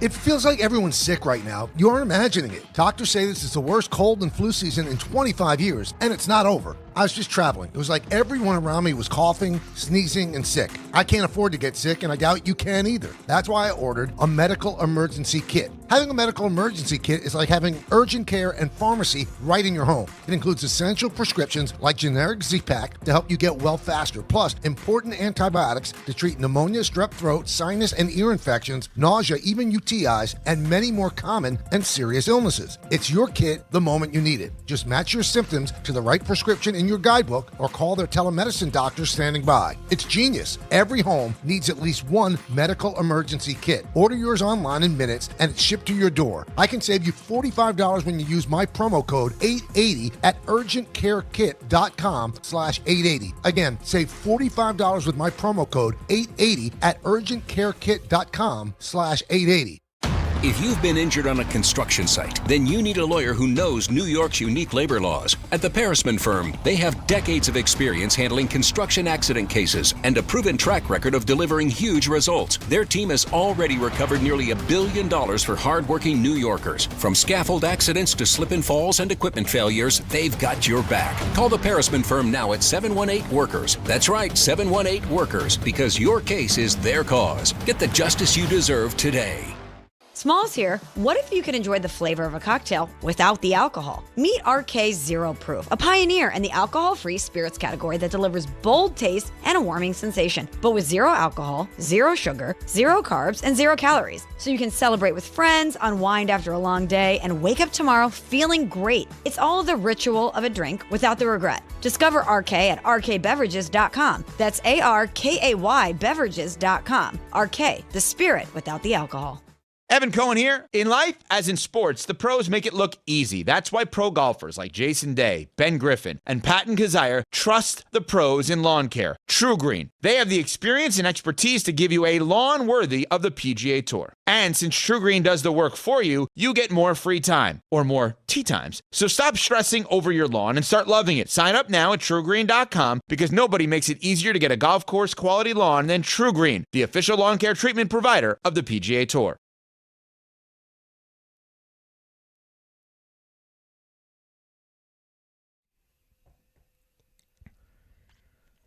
All right, DNR with you, ESPN New York. So you tried to do a read, and I wouldn't let you. And now I would like you to, and I take full blame for that. I apologize. So tell the people about the greatness of FanDuel. All right, right now, new FanDuel customers can get up to $300 back in bonus bets every day for 10 days. Here's how it works. You place any bet with FanDuel using your bet reset token, and if it doesn't win, you'll get up to $300 back in bonus bets every single day for 10 straight days. So visit FanDuel.com/local to sign up today. FanDuel. Play your game. Must be 21 and older and physically present in New York. Bonus bets are non-withdrawable and expire 7 days after receipt. Tokens are received in increments of 1 per day. Restrictions do apply. See terms at sportsbook.fanduel.com. For help with a gambling problem, call 1-877-8-HOPE-NY or text HOPE-NY at 467-369. That's really well done. Wow. Bravo to you. Thank you. Bravo to you. You know what it is? It's the Cronkite in me. Yes. Is what it is. Walter would be so proud. So proud. I started watching a new show, by the way. What's the show? Love Story. Love Story. I haven't heard about it. Oh, you have. JFK Jr. and Carolyn Bessette. Oh, okay. Story. Yep. Yeah, it's good. Hold on. Have you watched Landman yet? Yes. What'd you think? It was great. It's great, right? Unbelievable. Ending was off the charts great. Good. Yeah. You know what? We discussed Landman. I don't know if we ever discussed that you fully had watced it, and I had asked you how you felt about it. Phenomenal. It might be my favorite show on television right now. I do love it. It's because he's great. He's awesome. Billy Bob Thornton is amazing. And it was really well cast. It's really well cast. What I can't figure out, and I'm not trying to be mean, is if Demi Moore, as John Hamm's wife, right, is she supposed to look like all plastic, or do you think that that's how she looks and they just have no choice but to have her look like that? I think that's just her natural look currently. So that's how she looks, and they just that's what it is. Yeah, I think that. I mean, it's like how Nicole Kidman looks. Right. I think there's. I mean, when you start doing work, Yeah. And then you kind of go too far. Get that fakey kind of look. I mean, she's in her 60s, so she looks good for in her 60s, but she looks like she's had some work. I'm surprised John Hamm only lasted as long as he lasted on that show. I didn't want to say anything because I don't want to ruin it for anyone. But his other show's coming back now. Oh, so maybe that's Neighbors is coming back for a second season. So maybe that's the reason. Maybe I don't have the answer. This would have been too much because I liked him on that show. He's terrific. I like him on every show he does. He's Friends really and Neighbors is good too. ESPN New York programming alert. Pay attention now. Programming alert. This is big news. Programming alert. Tonight's Rangers and Devils game can only be heard in one spot, one place. That's it. And that's the ESPN New York app.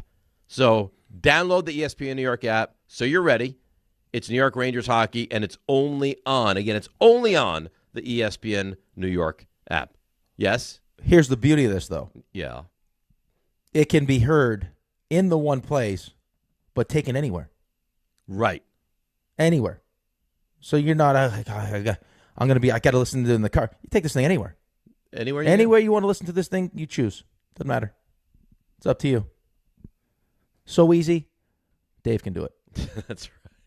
That's the slogan? That's nice. Would you say, we'll get to the Jets in a second here from the Mougey. Would you say that of all the people at the station, I am the most technologically challenged? Yes. No doubt? No question. RJ, you agree with that? Ooh. RJ, I don't exactly think Rick is Bill Gates over here. I don't think I'm high level, but I'm better than you. Okay, so you think you're better than me. Yep. Carlin, Bart, better. Yeah, I think everyone on the afternoon show has to be just because they're constantly on the go, so they have to be able to figure some things out on the fly. Okay, here's my potential saving grace. Michael? Well, Michael is also on his own a lot. He's traveling with the team. And Michael's big into the social media and stuff. He was attacking dialed. people yesterday on social media. Yeah, he's dialed. I think it's got to be you, unfortunately. All right, I don't think it's a bad thing. I don't think it's a bad thing. I don't think it's a good thing. RJ, wow, that's not nice. No what would you think? He was paying you a compliment? He said you're the most technologically challenged at the station. Yeah, but I mean that's a great point. I'm finding it easier and easier to recognize now why there's so much hate aimed towards you today. Oh, from who? What's that guy's name? Fred? Just everybody. Fred, Joe, whoever it is. It's just because you got a real I'm getting a bunch of them. I got more, but I didn't even read some of them. You read them all because he's got a real Tom nasty. Martz emails in. How does it feel to be RJ? Small little weasel of a boy. I can't imagine living like that. I'd kick my own butt if I was him. Do you know how you say you claim you don't encourage this Yeah, on this your is- website? this is you. This is you It's not a encouraging website. this. It's an email. This is you encouraging this. Fred G. RJ That's is the a same Fred. punk bleep. Oh, that's the guy. We heard from him already. But I'm getting a lot of them. It seems like it's Fred. Fred is one person. Fred feels No, away. There was the other guy that I read. All I know is that people are for some reason unhappy with you and want to physically harm you. And you can't wait to talk about it. Well, he does have a. I wasn't going to. Rick said, please read them. Right, but he does. Don't you feel like he has a "I'm better than you" twinge to his delivery today? Mm-hmm. Yeah, I can understand it. RJ, do you think you're better than us? No, never.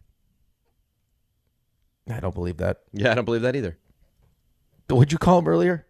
The wall blender? Yeah. Today he's not a wall blender. I don't look like the wall at all today. No, Devin today Williams has the. I said he's not a wall blender. Devin Williams has the air bender. We have the wall blender. We have the wall blender. I like that.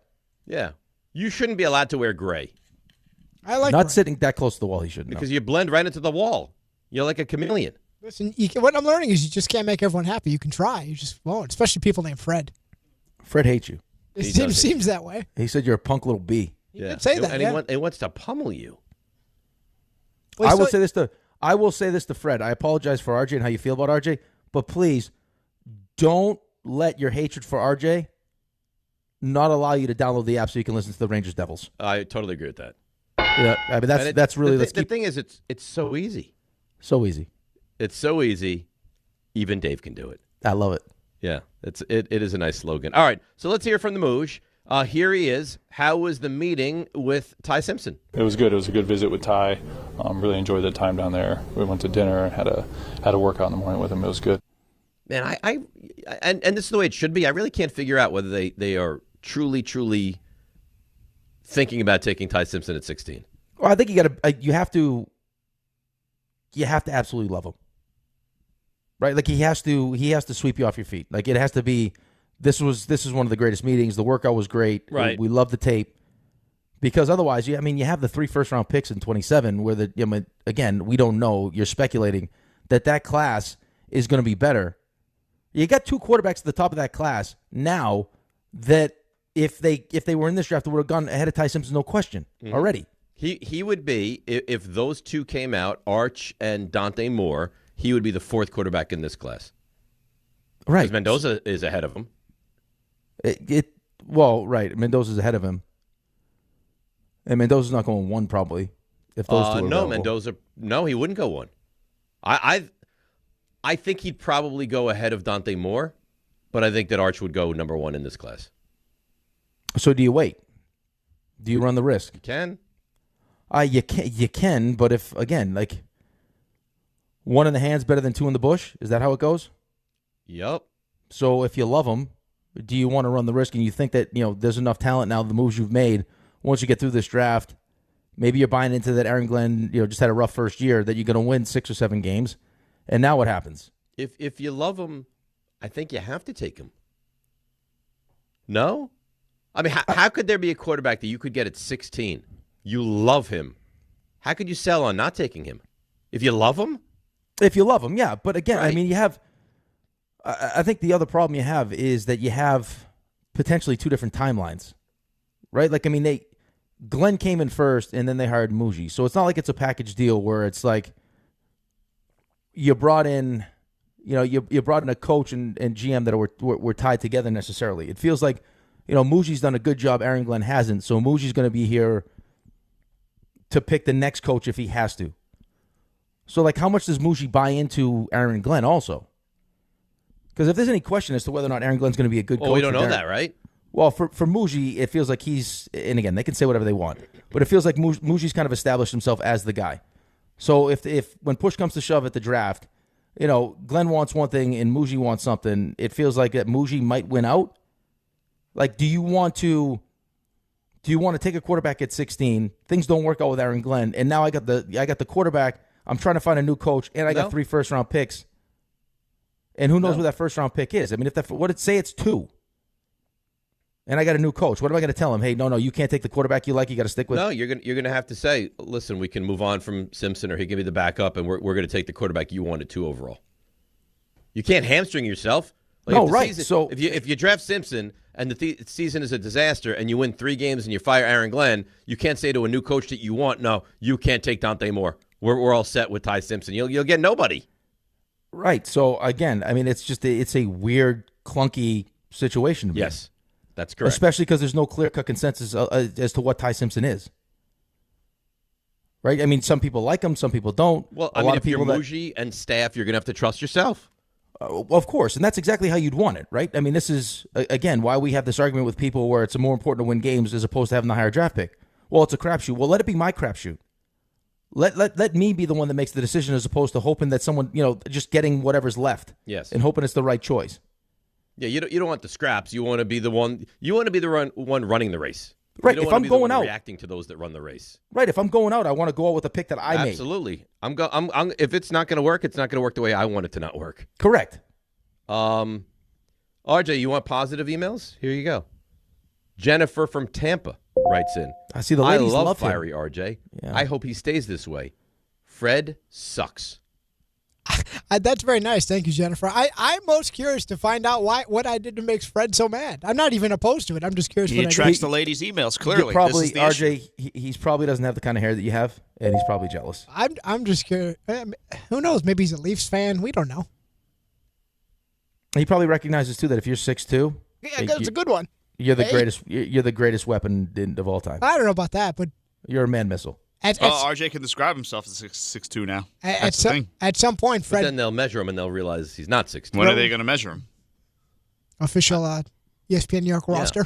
I think when we get into the ABS game at ESPN. Oh, good luck throwing. Until that time. Good luck throwing. RJ 6'2" till prove otherwise. Well, good luck throwing me strikes. We're going to live on base. It doesn't matter what the race strike zone is because he can't make contact anyway. Oh, there you go.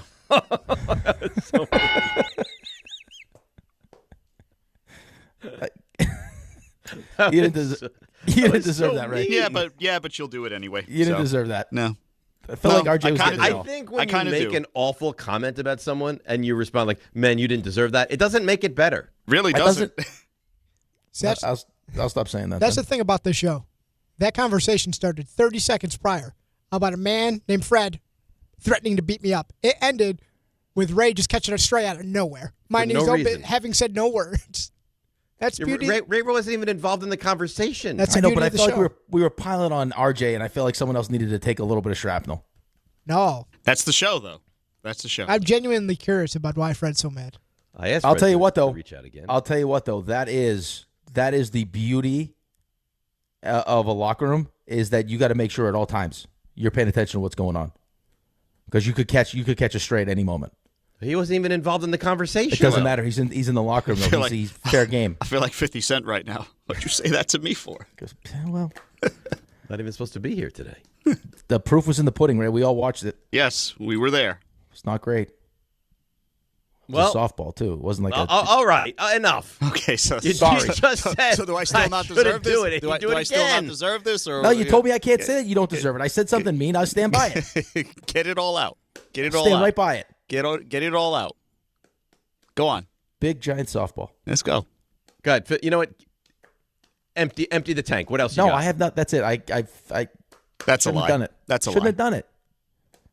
That's I'm a lie. better than that. I'm better than that. No, Cronkite no. is better than that. No, you're not. You know Cronkite. Cronkite. You know Cronkite. Just everyone do me a favor. Download the app. Rangers Devils. Let's make sure we do that. Come on. All right. Rangers red hot right now, by the way. They've won 2 in a row. Let's break, come back, get to your calls. More on the Jets, over to the baseball, ABS, the Knicks, all of it. DNR with you, ESPN New York. Tonight on SNY, Kodai Senga makes his 2026 debut as the Mets continue their series against the Cardinals in St. Louis. Coverage begins with Mets pregame tonight at 7 p.m. on SNY and streaming live on the MLB app. In sports, the tape never tells the whole story. Hiring is no different. AI can make candidates look like an MVP on paper, so knowing the person and the skills behind the resume matters. That's where Robert Half changes the game. Our recruiters combine their expertise with award-winning AI to evaluate skills and fit quickly. Learn how we can find you specialized talent in finance, accounting, technology, and more. At Robert Half, we know talent. Visit roberthalf.com/talent today. Less than 4 in 10 kids aged 6 through 12 are playing sports regularly. 4 in 10 kids? Let it sink in. Just 4 in 10 kids. ESPN is building a nationwide coalition powered by Disney called Take Back Sports, with the purpose of training more coaches, expanding access, and creating community-driven sports programming that puts kids and fun first. We're working on that story. We hope you'll join us. Visit takebacksports.org to learn more. Gold prices are soaring, and silver is near an all-time high. If you've got gold or silver just laying around and you want top dollar, then go to the Estates Roadshow this Friday through Tuesday at TMT Cash for Gold in Old Bridge. For info, go to tmtcashforgold.com. Knicks fans, it's time to hit the court with BetMGM, an official sports betting partner of the New York Knicks. Download the BetMGM app today and add a boost of excitement to every New York game day with same-day parlays, live betting options, player props, boosted odds specials, and the best daily promotions in the business. With the BetMGM app at your fingertips, you can experience the excitement of betting on your favorite players and get in on all the blue and orange action as your New York Knicks drive the lane. Find out why basketball fans love BetMGM, an official sports betting partner of the New York Knicks. BetMGM. Make it legendary. BetMGM and GameSense remind you to play responsibly. See BetMGM.com for terms. 21 years of age or older to wager and physically present in New York and New Jersey only. Subject to eligibility requirements. Gambling problem in New York? Call 877-8-HOPE-NY or text HOPE-NY 467-369. For New Jersey, call 1-800-GAMBLER. Time to bench those other job sites and let ZipRecruiter help you build your championship roster. What's the advantage? Well, with ZipRecruiter, when you need to hire someone fast, you get them fast. But you also get the MVP for your team. Plus, ZipRecruiter doesn't make candidates wait to take the shot. It passes the ball right to them. Building your team or scouting fresh talent? ZipRecruiter runs the full court with powerful technology that immediately gets your job in front of the right players. That's why over 4.8 million businesses have come to ZipRecruiter for their hiring needs. And why 4 out of 5 employers who post on ZipRecruiter get a quality candidate within 1 day. ZipRecruiter makes hiring faster, smarter, and more efficient from post to hire before the competition can even cross half court. It's a slam dunk with ZipRecruiter, the smartest way to hire. Try for free at ZipRecruiter.com/ESPN. That's ZipRecruiter.com/ESPN. ZipRecruiter.com/ESPN. ESPN New York programming alert. Tonight's Rangers-Devils game can only be heard one place, and that's the ESPN New York app. Don't miss any of the Blue Shirts action against their cross-river rivals. Fox gets it back. Zibanejad scores on a one-time hammer because Zibanejad with a bomb from the left circle. Download the ESPN New York app today so you're ready for tonight's 7 p.m. puck drop. It's New York Rangers hockey, and it's only on the ESPN New York app.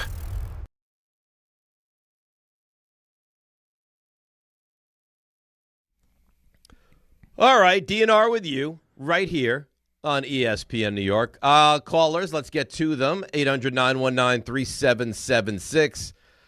We'll go there. It's not going to make you happy what he has to say. Edgar in Bloomingdale. Everyday Edgar, good morning. How are you? Hello? This is Bill from Chester, New Jersey. This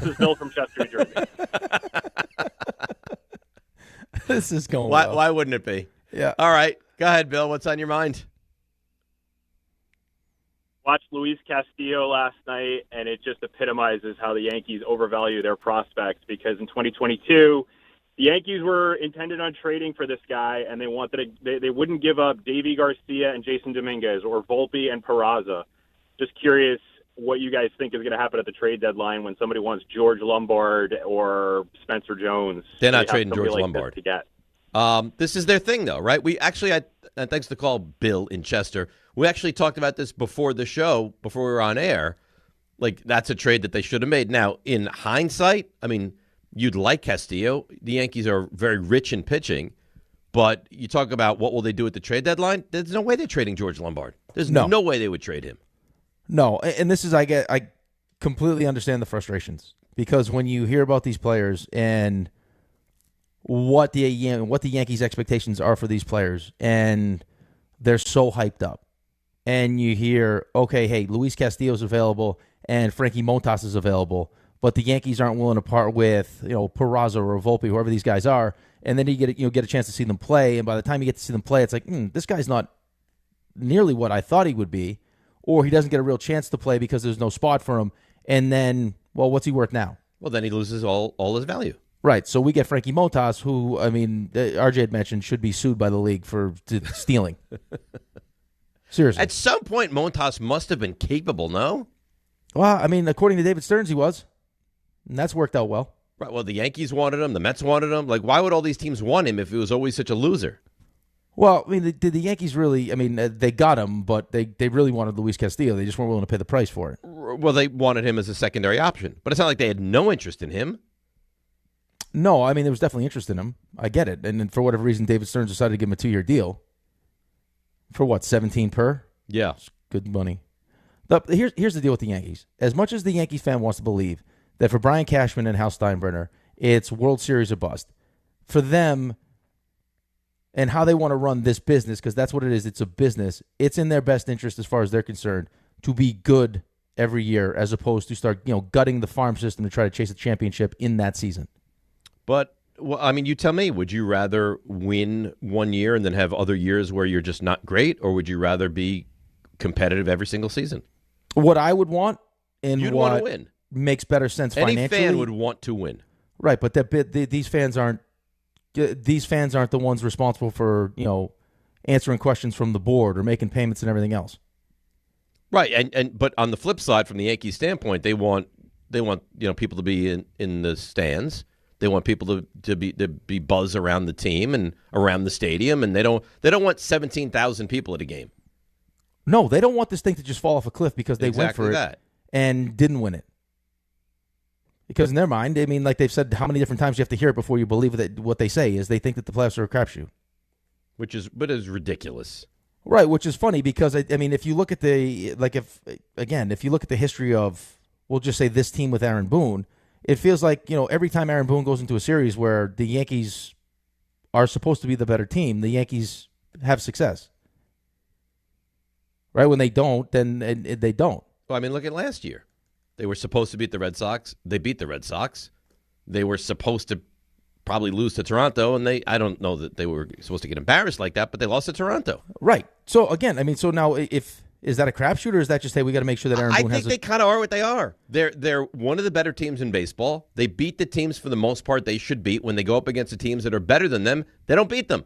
They weren't better than the Dodgers 2 years ago. The Dodgers beat them, had their way, mocked them on the way out. Like, the Yankees were the best team in the American League. I think that's kind of more like they are what they are, and they are living up to what they should be doing. They're just not the best team in baseball. Right. So, I mean, I guess the point is, if that's the case, if every time, if I have an extended period of time where every time I give you the better team, you win, and every time you have the inferior team, you lose, is that a crapshoot, or is that just how it's? No. I mean, is that okay? So, So at what point do you say, okay, let's just make sure we go, again, I only have a couple more years of Aaron Judge.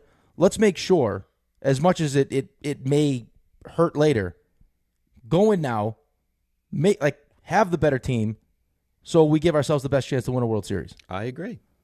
Or do we just keep it status quo? You would trade, let me just see if I have this right, you would trade George Lombard if it meant you bring in a massive piece in return.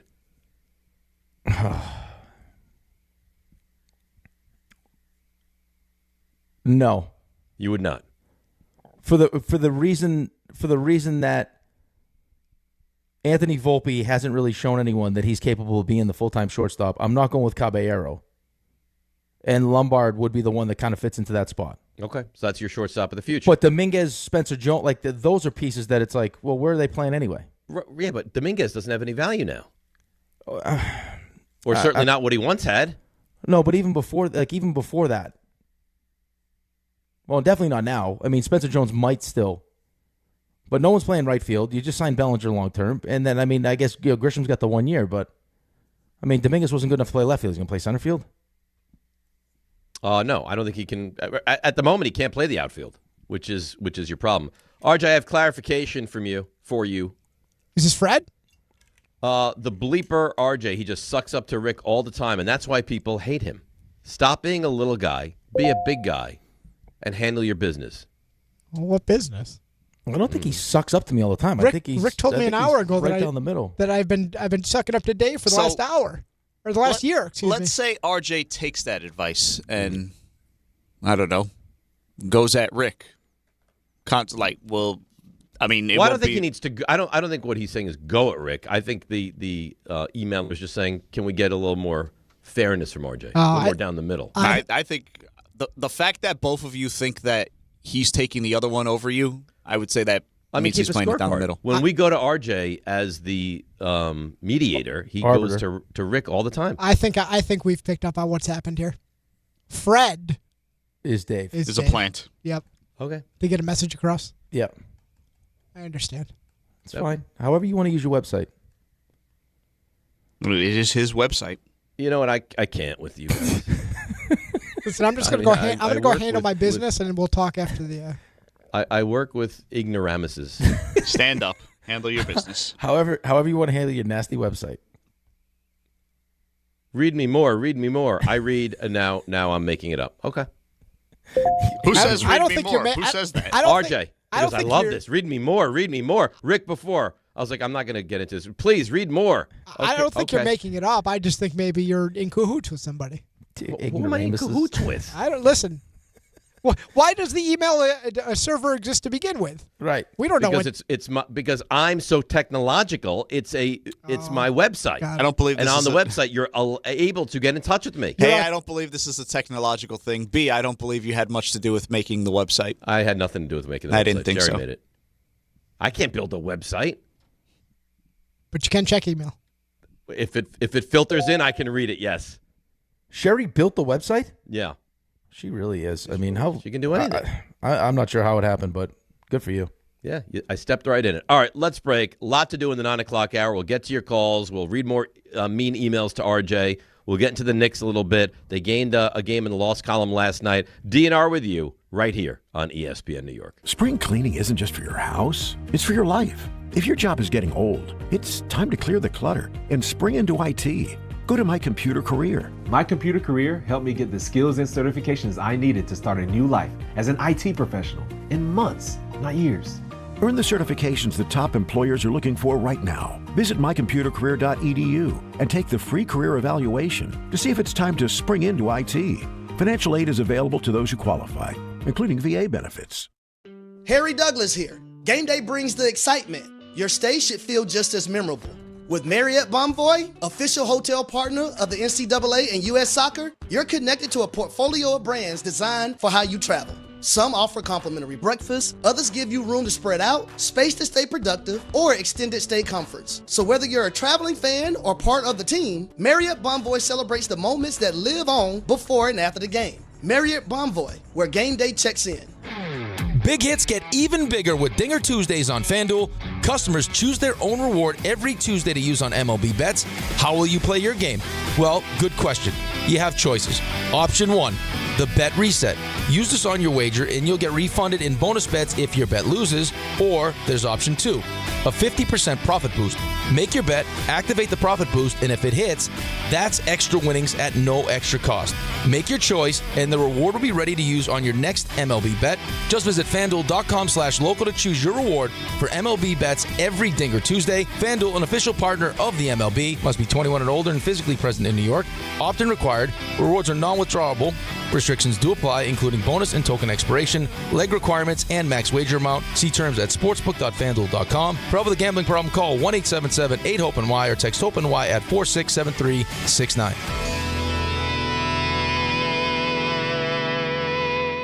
Hi, this is John D'Agostino from D'Agostino & Associates, the injury firm. I've talked about how a construction accident took my father's leg. The heavy prosthetic he wore looked nothing like the high-tech limbs we have today. It was crude wood and metal, held together by bolts that dug into his skin and left painful ulcers. But the thing I remember about my dad is how he never complained. He put on his prosthetic leg and he went to work. He coached my baseball teams, danced, sang karaoke, and even loved to travel. He may have limped, but he always held his head up high and he lived with dignity. At D'Agostino & Associates, I spent over 35 years building a law firm that helps accident victims and those in need of their Social Security disability benefits. We fight till our clients get the money and dignity they deserve. So call us today at 1-800-BITE-BACK. That's 1-800-248-3222. We have offices throughout New York and New Jersey. So don't tell me personal injuries aren't personal. I know what they can cost a family. I've been there, and I'll be there for you. D'Agostino Law. Bite back. Progressive knows sports brings people together, but you gotta feel bad for people who don't even get it. Some people will never know what it's like to see their favorite team's hopes decided by a ping pong ball to draft the next superstar. Or not. I mean, sure, it's silly for your happiness to hinge on the success of a 20-year-old entry-level employee, but you just can't help yourself. The stress is exhilarating. Progressive can't bring people together like the draft, but we can bring your home and auto insurance together with a bundle. So switch and see if you could save hundreds. Progressive Casualty Insurance Company, affiliates, and other insurers not available in all states or situations. Evan Cohen here. In life, as in sports, the pros make it look easy. That's why pro golfers like Jason Day, Ben Griffin, and Patton Kazire trust the pros in lawn care. True Green. They have the experience and expertise to give you a lawn worthy of the PGA Tour. And since True Green does the work for you, you get more free time, or more tee times. So stop stressing over your lawn and start loving it. Sign up now at TrueGreen.com because nobody makes it easier to get a golf course quality lawn than True Green, the official lawn care treatment provider of the PGA Tour. 880 ESPN, WHSQ, and WCBS-FM HD2, New York. A Good Karma Brands radio station. This is DiPietro and Rothenberg. Buster Olney. You think, even though it's a very similar team, this is a better Yankees team this year? It's a better Yankees team that developed over the course of last year. But I think that what we're going to see is Yankees will get better as this year goes along. Their offense is so good. Garrett Cole continues to look great in his rehab. Carlos Rodon will be back. Their pitching is already excellent. This was all about Cam Schlittler throwing 99-mile-per-hour sinkers. His stuff is probably among the top 10 pitchers in baseball. This is DiPietro and Rothenberg on ESPN New York and streaming live on YouTube.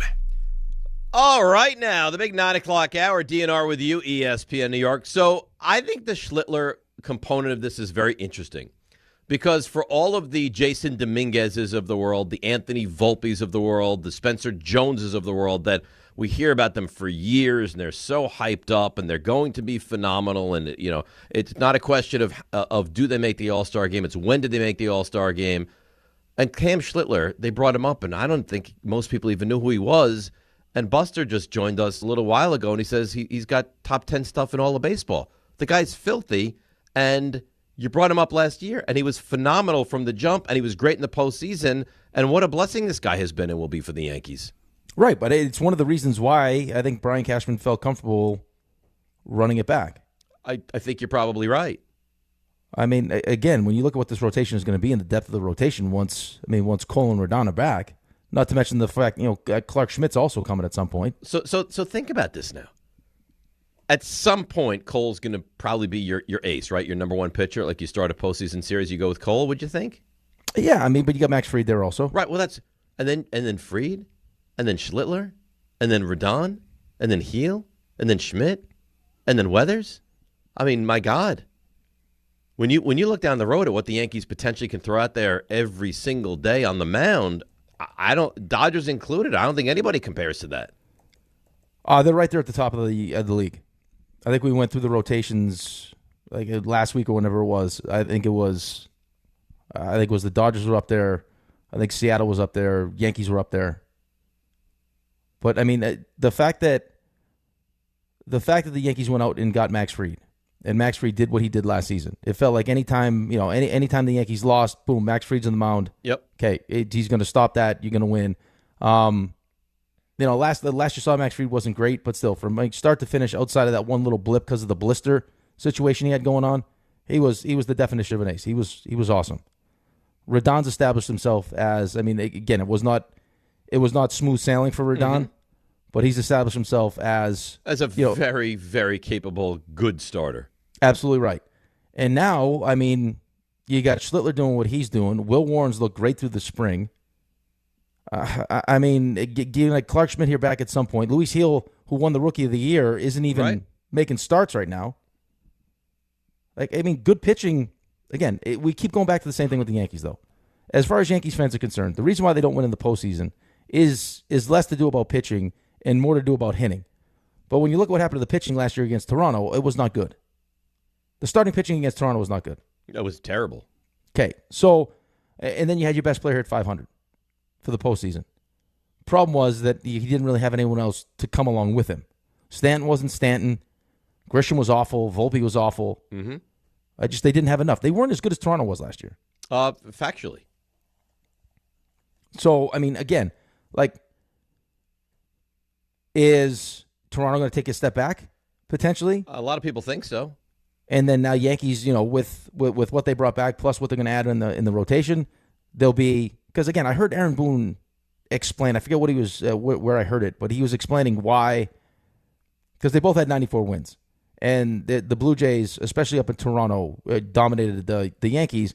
And he said, well, it was a short period of time. Our team was kind of a little funky at the time. We weren't really, going through kind of a bit of a weird spell, and that's why we got beat up the way that we got beat up. But now with the additions that we've made during at the deadline, we feel like this is from top to bottom. I think he said it. I think he said from top to bottom, this is like the best team that he's had. Yeah. I think Buster. I don't remember if this was on the air or beforehand. If Buster said this is the best team Aaron Boone has had. So I don't know.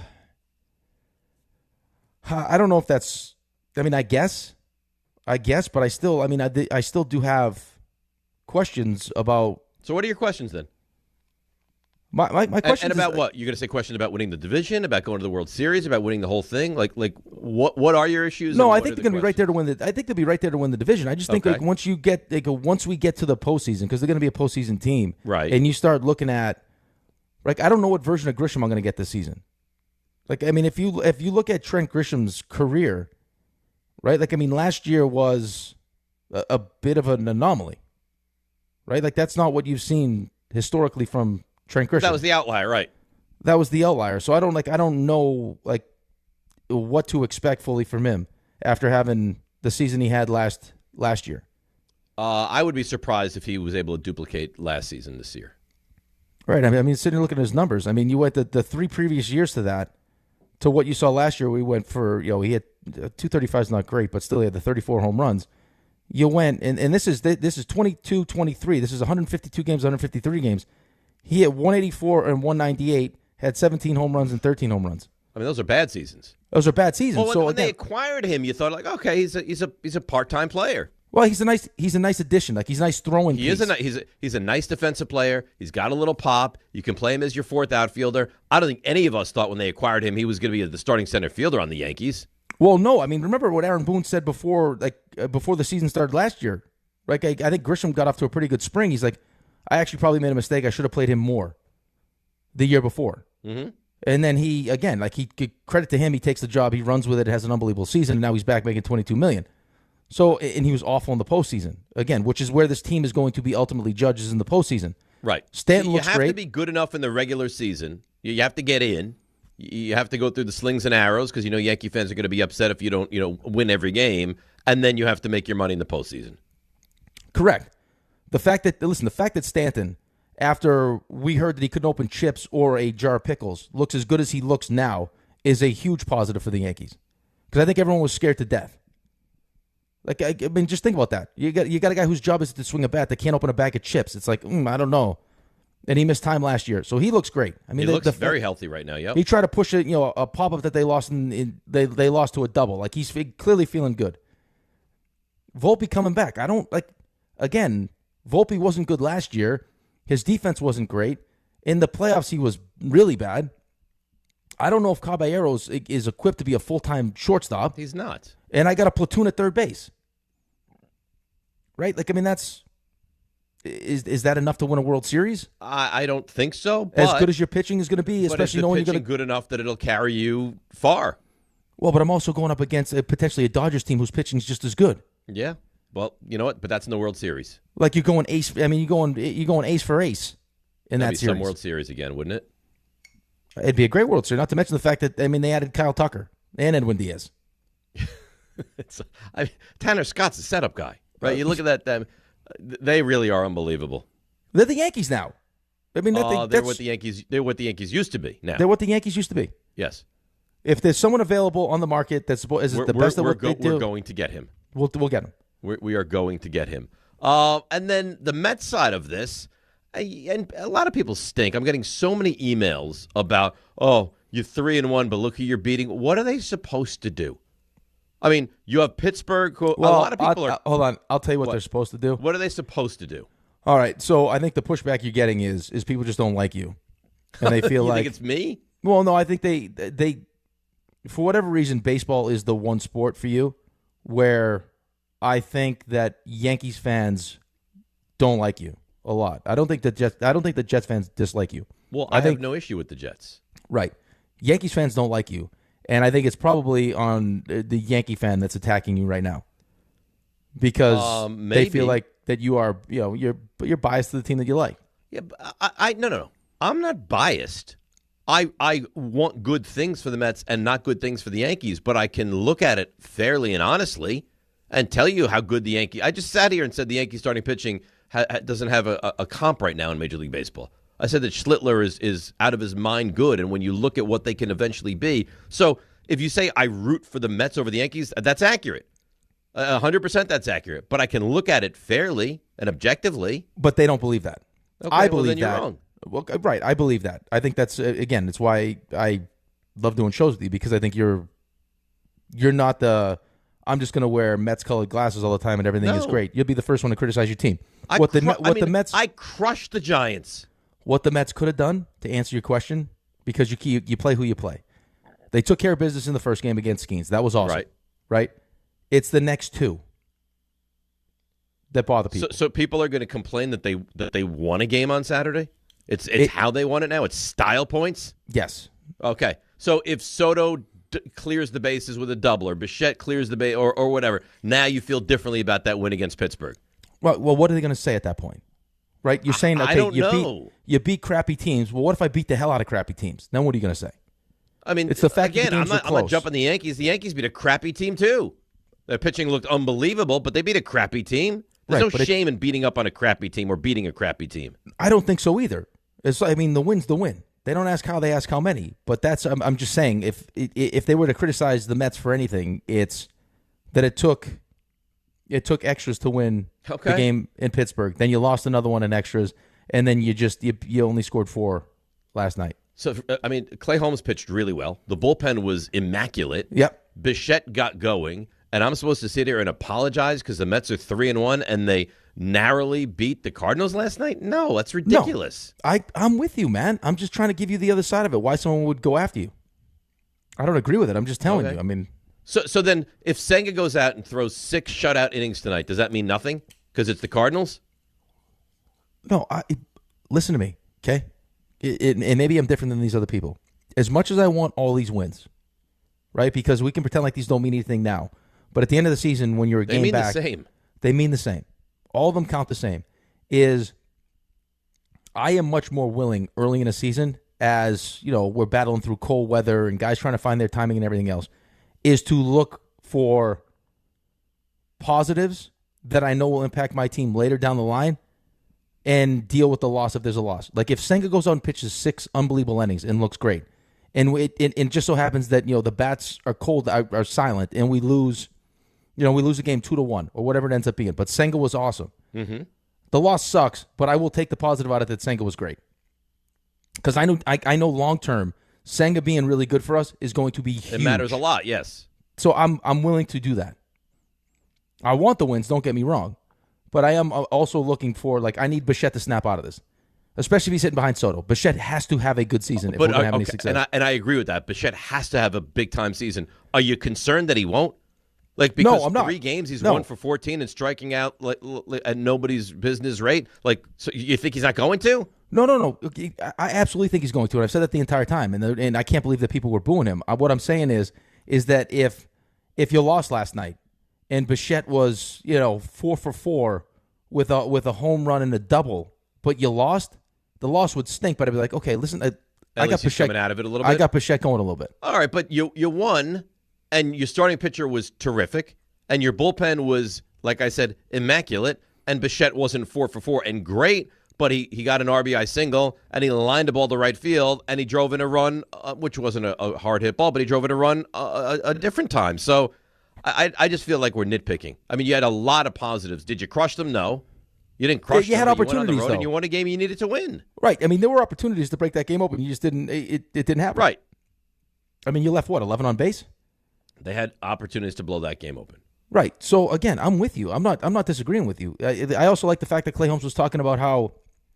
Look at what Clay Holmes did last year, as he transitioned from bullpen to Clay starter. Holmes is good. No, but look at. Have you ever I know we talked about it, but recently, have you looked at how many combined innings he pitched?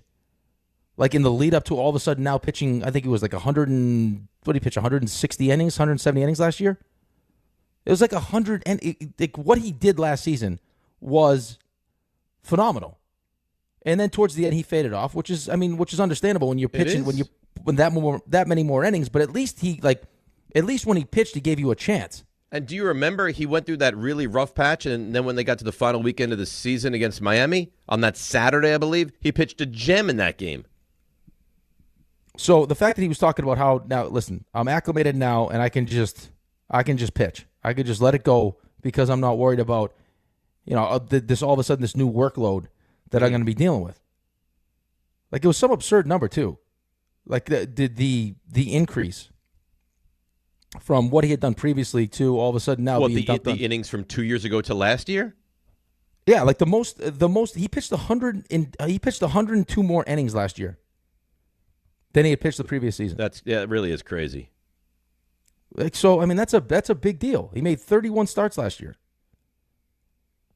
So I would expect him, now that he's used to it and he feels like he's accustomed to being a starter now, he's used to the routine, the amount of innings, that he'll be better. I mean, Peterson fell off last year also. Senga's a big one, man, because Senga has the upside. Like when Senga's right, at the beginning of the season when things were great for us, Senga was freaking awesome. And then it all fell apart. So I have Holmes' career innings. Yep. 2021, he pitched 70.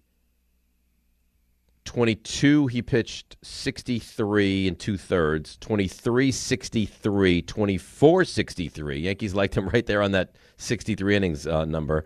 And then 25, 165.2. Right. So he almost threw as many innings in the 1 year as he did the 3 prior years for the Yankees. Right. Exactly right. Think about that. It's a big jump. It's a huge jump. And again, that's not. I mean, it's not easy. And for the most part, last season he did a really good job. Oh, he was excellent last year. Yeah, right. Till the end, where I mean, inevitably, when you're putting that much extra, that many extra innings on your arm, you're going to start to fade a little bit and struggle. Peterson, same thing. Yeah, Peterson kind of just completely fell off. But yeah, the weird thing is, all these guys were so good, and then they were so bad. All of them. The whole pitching in general. It's not like, one guy was good and one guy was bad and then it flip-flopped. Like, they were all excellent, and then at the same time, it all completely fell apart. Right, but that's the reason why we ended up having to call up everybody. And that's not what you want to do. Like, you don't want to have to call up McClain, Of course, Sproat, you can't even pitch Jonah Tong in the big leagues this year. Well, because you don't have to. Right, but you were forced to bring him up and throw him last year. They brought up Noah McClain. I'm like, hey, can you save us, please? And he almost did. And he did and it was a tough. It felt like every spot was a tough spot. You know what would have happened if they got into? I know I wanted them to get in. Also, they would have been embarrassed by the Dodgers. Probably. Embarrassed. Yeah, but I think Noah McClain was going to start game 1 though. Embarrassed. RJ. Hi. How you doing? Good. There was some hesitancy there. I'm great. You want to say anything to Frank, RJ, or whatever his name Fred. is? Fred. No, I love Fred. No, you think I'm the Fred alias. Dave's proxy. I think there's a chance you could be Fred, but I love Fred. I'm not Fred. If I thought you stunk, you don't think I would just tell you stink? You got really defensive there. So I don't. You got any friends named Fred? I don't. I don't feel like I'm friendly with anybody named Fred? I don't even think I know a Fred. I know some Freds, but I don't feel like I have any close Freds. Well, Fred is not a name that they really use now. I can't think of a I don't think I do have a Fred. 8-year-old Freds. I do have a Freddie. I do. A Freddie, yeah. Fred, yep, I do have Freddie. You have Freddie a friend, Fred. Freddie Meyer, yep. Freddie Meyer. I play with him at BU and at the U.S. program. His kids, by the way, he's got his kids studs. Really? Hockey plus studs. So Freddie coaches a prep school in Boston, and he had his son, Jay Pandolfo's son, and one more kid. Like, he brought them all up together. Played travel team. States? Well, no, you played travel team and then went to school together. And I believe all 3 made the U.S. national team. Really? How crazy is that? They must have been unbelievable. Yeah. So you know a Fred. So you have I got a Freddie. Fred close. I do have a Freddie, yeah. RJ, you have a Fred? I got no Freds, I don't think. No. Well, because it's not really a name that's given nowadays. Do you feel like it could make a resurgence, though? Like Frederick will be back? I don't know about that. You know what I like? That Harry, I think, is a name I like. Even though it doesn't feel like a young person's name. Harry's a nice Oh, name. Harry Styles. I mean, that's young, Harry. Yeah. Prince Harry. Harry Douglas. Harry Douglas. Yeah, but Harry Douglas is not he's not young. Talking about like kids. Does Milo have any Harrys? He's got a Freddie. He's got no Harrys. Mm-hmm. He's got no. Maybe a Harrison. He's got a Harrison. Maybe Harrison. Yep. Ben has a Harrison too. There's a Harrison. RJ, did you think this was going to devolve to this? No, but that's the beauty of the show. You never know. Yeah. I think Harry could be last name dependent too, right? If you have some kind of because that could be. When I went through my kids' names, I'm like, okay, what? How can what they are get made fun of? Right. Yes. Exactly right. Like Cassie went to a school. His last name was Head. I got some real issues now. Yeah. I think it was a Ned Head. It was an Ed Head. Come on. Yeah. You can't name a child Ned Head. It was Ned Head. Come on. Yep. Well, that's just right. bad parenting. That's what I'm saying. That's cruelty. That's what that is. Like if your last name is Mangum, I got some issue, and I got a first name problem. RJ. Back here again, huh? Yeah. RJ, you want to do the stuff you missed? Yeah. This is your fault. Mine? Yes. You know why, Ray? Because everything is. Last name Mangum, the name Anita, off the table. Please stop.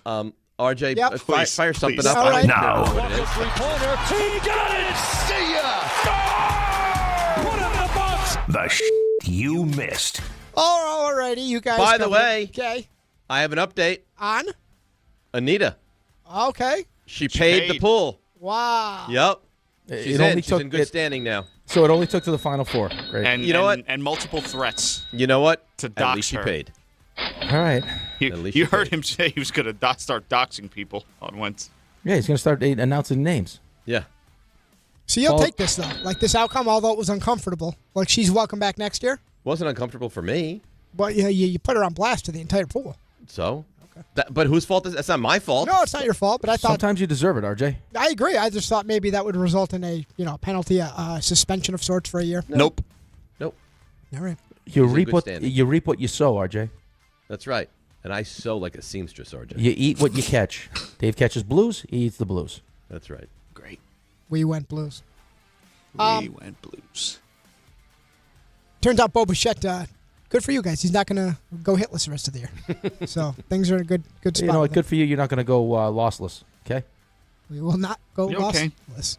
Yeah. We'll talk about it. We're going to go 162-0. Look at us. Well, I defended Bo Bichette yesterday. I thought it was ridiculous. I mean, that's about time you did something nice for us. What do you need? It is ridiculous. Yankees, by the way, we talked about this. 5 for 5 in challenges they lose yesterday, so the undefeated season is the dream is dead. It's dead. But Mike Estabrook, not great yesterday. Had 5 calls overturned. It's actually entertaining to watch because it happened so fast. And the new, I'm going to take off my batting armor as I challenge, and I walk to first base is like the new bat toss or bat flip, which I enjoyed from Jose Caballero yesterday. And the beauty is now two challenges and one at bat. Yeah. Right, but the beauty now is that you can show up an umpire because you got the ABS sitting there for you. And he did. He Twice. He tapped his helmet on the second one as he was getting rung up. Mm-hmm. He's bending over to take off his armor and his ankle guard as he taps his helmet and then just walks to first base. Which because he knew. You got to respect. And It's the tough fact look, that he though, knows, if like it's they're gonna be a so strike. close. It's pretty remarkable. Yeah. Ryan Weathers was good. Struck out 7, but only got 13 outs. Paul Blackburn, not so great. But you get to the 5th pitcher out of the pen. It's Well, you needed him for a second inning. He was fine the first one. Well, Duvall. He's your Richard Love lady. Yeah, kind of. And Duvall only threw 2 pitches, but I guess we're battling the ups early in the season. You hear that a lot. The up-downs. Yeah, the up-downs. John Harbaugh. We played some of what he said earlier, but something else that he said. It's like Harbaugh for Dave is like an ED medication. He is. Well, let's see how it works here. Did you hear what he said about Jeremiah Love? I did. Oh, okay. For those that didn't.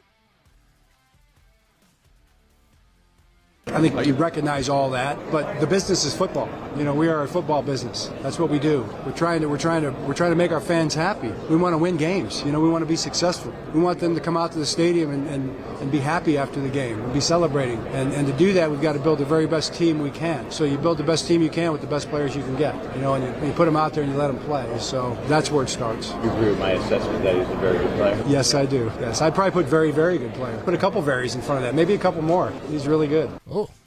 That was Jordan peppering him with questions there. It doesn't feel like that conversation is dying, though. No, it feels like it's picking up steam. And I will tell you this. I still would prefer Sonny Styles.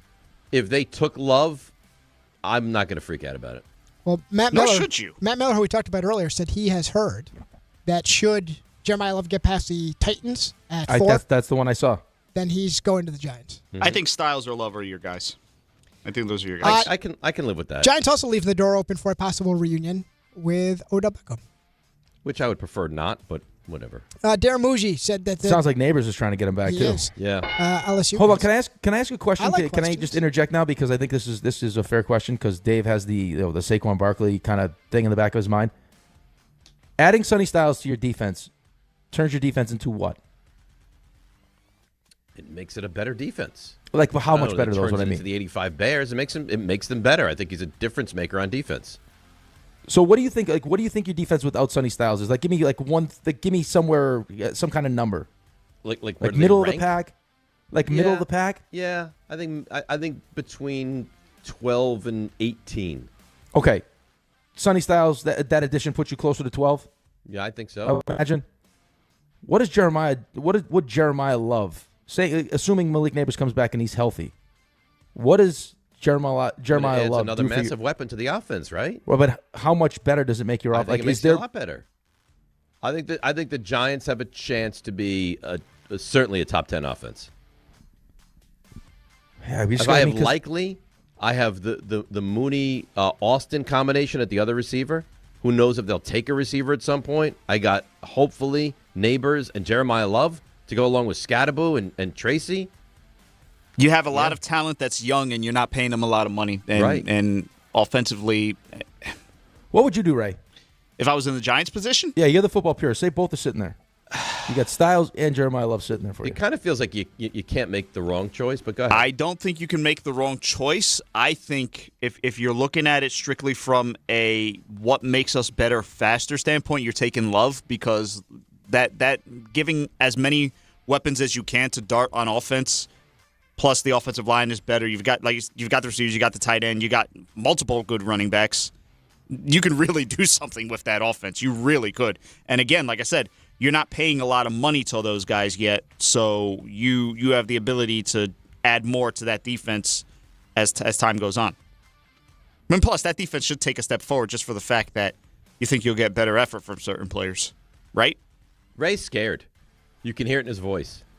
You could very easily talk yourself into taking Jeremiah Love, though. Yeah, even if Styles is on the board. I think they're doing that, though. They might be doing that. Darren Mougey said that the Jets have not made a final decision on Will McDonald's fifth-year option in 2027, but they are leaning towards picking it up. The Niners don't sound like they're in a hurry to get rid of Brandon Ayuk, but they will at some point. Chris Ballard of the Colts said there is a scenario where Anthony Richardson, the quarterback, stays with the Colts. Vikings going to exercise the fifth-year option. Is that because no one else wants him? That's right. They will exercise the fifth-year option on Jordan Addison. The Lions are kicking around the idea of moving Penei Sewell from the right side to left tackle. That's a big switch. That's a huge switch. Cowboys are unsure if George Pickens is going to attend the offseason program. The Rams said they explored trading Devontae Adams, but they will not do so. And the Browns have rescinded their idea to be able to trade draft picks 5 years out, which I'm okay with. By the way, did you hear what Sean McVay said about that? What? He said there's a less than 0% chance that ever passes. Which really? I'm okay with that. Yeah. Did you hear who's going to be the Hard Knocks team? I think they announced the next two, right? Yeah. That's right. Seattle Seahawks this year. New England Patriots in 2027. SGA drops 47 in an overtime win over the Pistons. Did so on 19 shots. Where'd the points come from? 25 free throw attempts. Victor Wembanyama, third fastest double-double in the NBA since 1998. He rounded out his double-double a minute into the second quarter. Wow. Finished with 41 points, 16 rebounds. And Edwards. So he didn't stop there. Nope. And Edwards actually missed the start of the Timberwolves game against the Mavericks because he Had to use He was taking a poop, right? Yeah, he had to use the restroom. It did not matter. They won by a lot of Not great points. timing. Jaden McDaniels of the Timberwolves week to week with a knee injury. The Bulls waived guard Jaden Ivey. Penguins, score 5 goals in the second. 8-3 come from behind win against the Isles. The Maple Leafs, who were on the brink of being eliminated from playoff contention, fired their GM. And the women's Final Four set. Texas beats Michigan. South Carolina blows out TCU. South Carolina against UConn, right? That's the matchup? That's a good one. How concerned do you think Sean McVay is about Puka Nakua's offseason? That's a problem. I think he should be. That is Holy a problem. moly. I mean, he can't stay out of his own way right now. It feels like you can't really. How good would you feel paying him right now? I don't think you can. Not great. Unless you just keep him in the facility for the whole year. It's not going to get better. You're going to live here. Yes. Yeah, I mean, agree we're with that. going to keep you here and you're just going to hang out. No, no, seriously, he has a problem. He has a legitimate problem, and he needs to protect himself. And I don't know. I that wonder he can. if that's part of the reason that he dropped so far in the draft. Were there those issues around him at that point? I do remember there was some stuff I've heard coming out, but nobody. I don't know if anyone plays harder than him. Like he's a great he can do everything. on the field football player. It's the off the field problem. He makes some of the most difficult catches you'll awesome. And he blocks his butt off. But yeah, But he was the doesn't seem like a 19th. great He was the guy. 19th receiver taken. Yeah, that really is remarkable. All right, let's take a break. We'll come back. We'll get to your calls. I got this is going to be troubling for collegiate and high school baseball if this, in fact, is true. DNR with you, 800-919-3776, ESPN New York. All right, now let's see what's happening on the roads. Here is Debbie Duhame. Hi, Dave. Hi, Rick. Good morning, company. You don't want to miss this traffic information. Westbound belt bumper to bumper down by Erskine Street. It's an accident blocking the left lane. Troubles on the Northern State East at South Oyster Bay Road with an accident. 22 eastbound is closed at Hillside Ave in Springfield. Accident with a down pole. Sponsored by America 250. Calling all undergraduate students. What would you build for America's future? Your big idea could earn you $25,000 in grant funding and help shape the next 250 years of America. Submit today at america250.org. No purchase necessary. See official rules at america250.org. I'm Debbie Duhame on 880 ESPN New York. Evan Cohen here. You know the feeling when a candidate just stands out. Not just their resume, but their energy. They're eager, engaged, and you know they want the role. That makes a difference. If you're hiring, you want a candidate who's passionate, but you can't get that insight from a resume unless you post your job on ZipRecruiter. Their matching technology finds qualified candidates fast, and ZipRecruiter has a new feature that shows you the most interested qualified candidates first. Try it for free at ZipRecruiter.com/sports. That's ZipRecruiter.com/sports. I'm Boomer Esiason. My mom died from cancer. She was only 37 years old. She didn't have life insurance, and that was devastating for my family. That's why having life insurance is so important to me. Ethos makes it fast and easy. Get a quote in seconds, apply in minutes, and get same-day coverage. You can get up to $3 million in coverage with no medical exam. Get your free quote at ethos.com/play. That's ethos.com/play. Paid spokesperson. Time spent on application may vary. Online health questions required. Gold prices are soaring and silver is near an all-time high. If you've got gold or silver just laying around and you want top dollar, then go to the Estates Roadshow this Friday through Tuesday at TMT Cash for Gold in Old Bridge. For info, go to tmtcashforgold.com. Life is motion, but for Jaime, debilitating pain in both hips brought everything, including family time, to a halt. Every doctor told me the same thing. They would do one hip at a time. At White Plains Hospital, Dr. Jacob Totka's unique expertise provided an alternate approach by replacing both of Jaime's hips on the same day. In just 2 hours, I got 2 new hips, and I went home that day. White Plains Hospital, among the best hospitals anywhere that just so happens to be here. A member of the Montefiore Health System.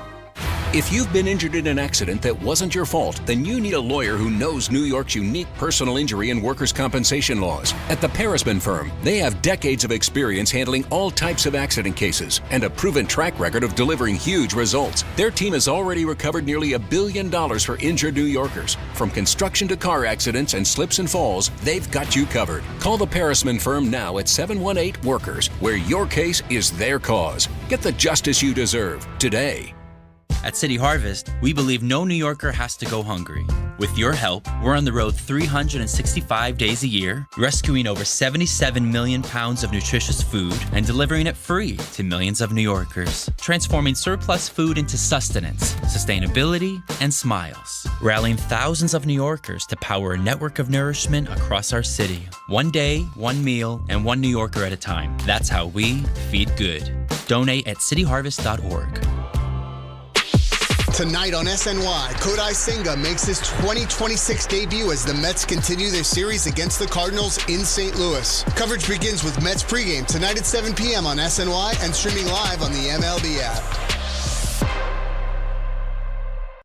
This college basketball tournament moment is brought to you by Marriott Bonvoy.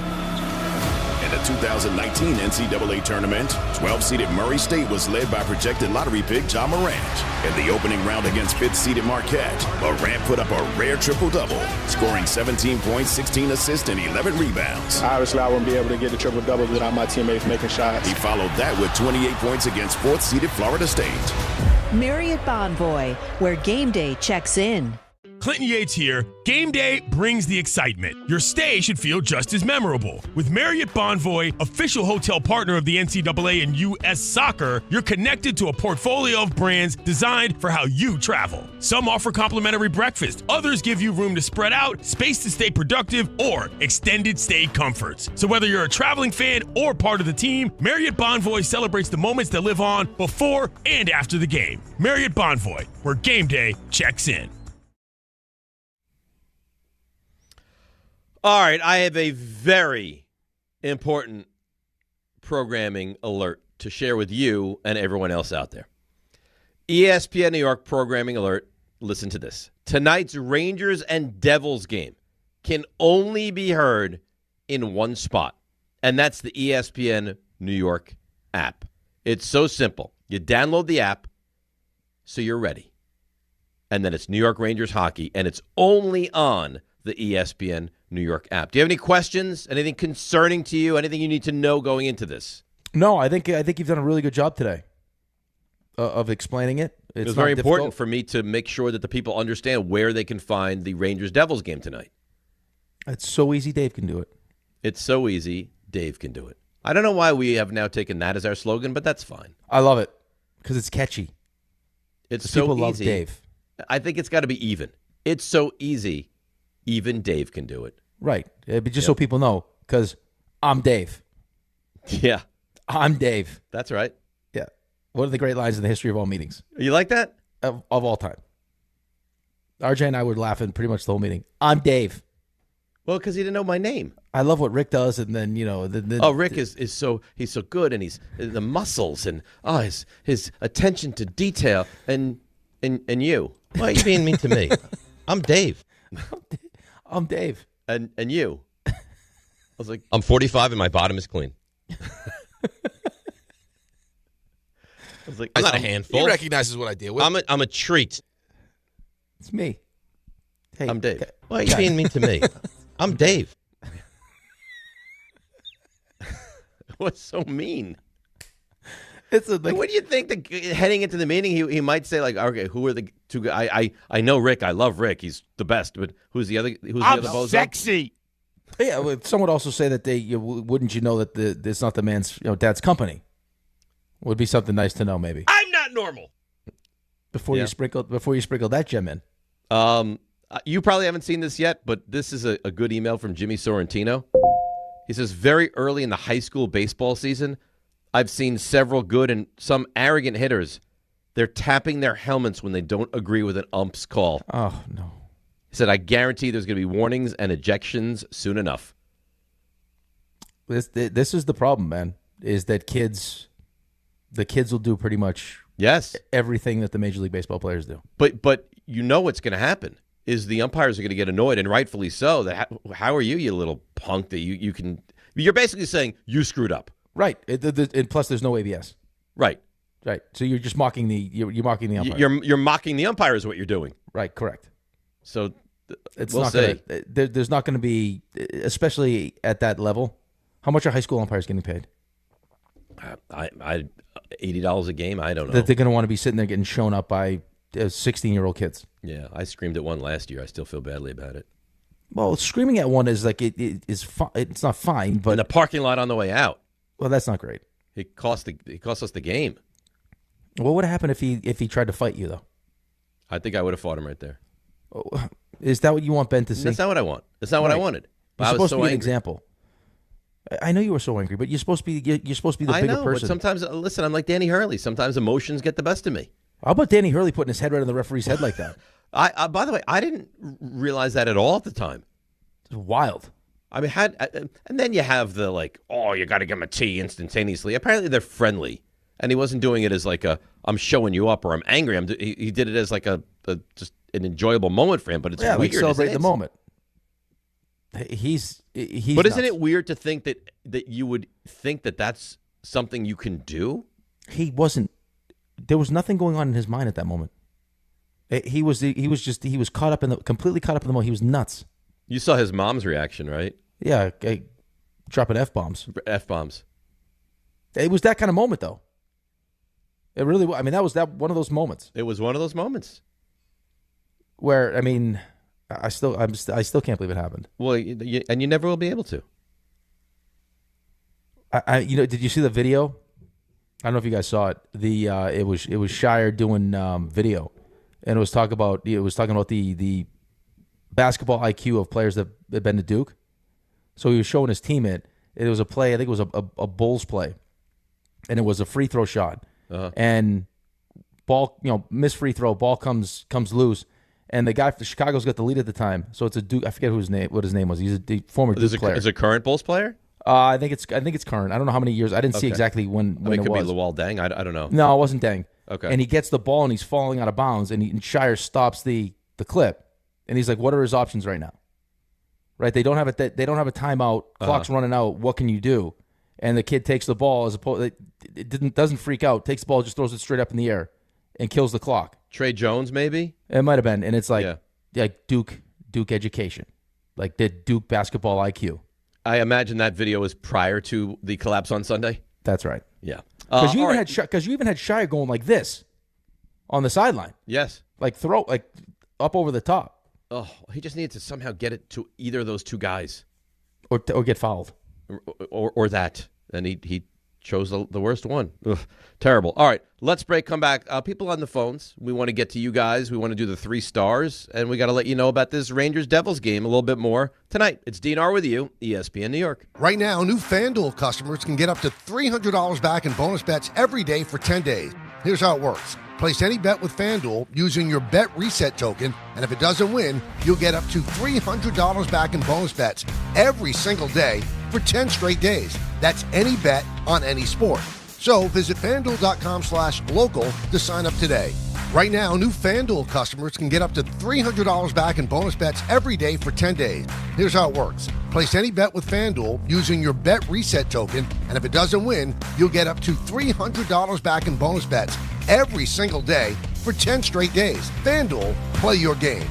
21 plus and physically present in New York. Bonus bets are non-withdrawable and expire 7 days after receipt. Tokens are received in increments of 1 per day. Restrictions apply. See terms at sportsbook.fanduel.com. For help with a gambling problem, call 1-877-8-HOPE-NY or text HOPE-NY 467-369.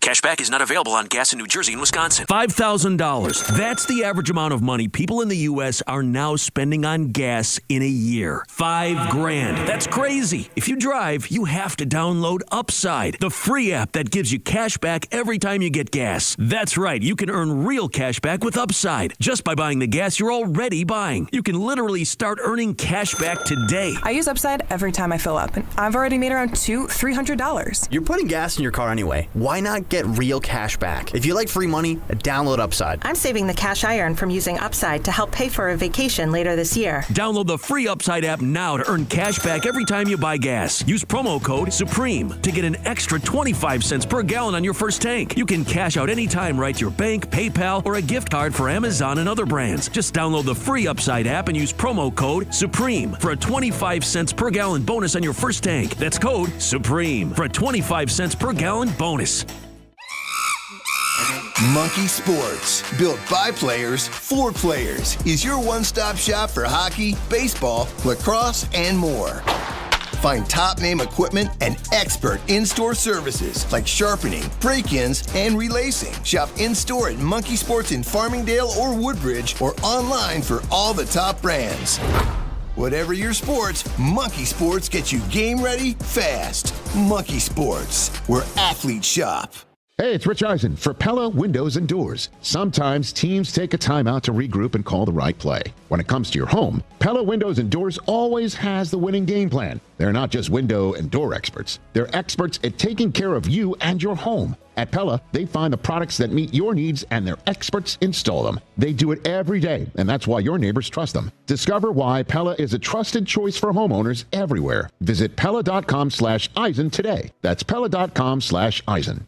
Evan Cohen here. You know the feeling when a candidate just stands out. Not just their resume, but their energy. They're eager, engaged, and you know they want the role. That makes a difference. If you're hiring, you want a candidate who's passionate, but you can't get that insight from a resume unless you post your job on ZipRecruiter. Their matching technology finds qualified candidates fast, and ZipRecruiter has a new feature that shows you the most interested qualified candidates first. Try it for free at ZipRecruiter.com/USL. That's ZipRecruiter.com/USL. ESPN New York programming alert. Tonight's Rangers-Devils game can only be heard one place, and that's the ESPN New York app.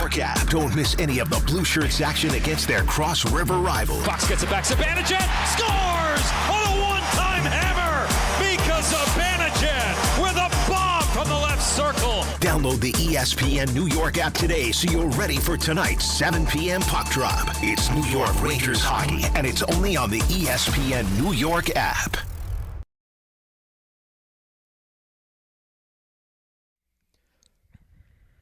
All right, DNR with you, ESPN New York. Game time brought to you by Tullamore Dew Irish Whiskey. When it's game time, that's when it's Tully time. Are you ready for this?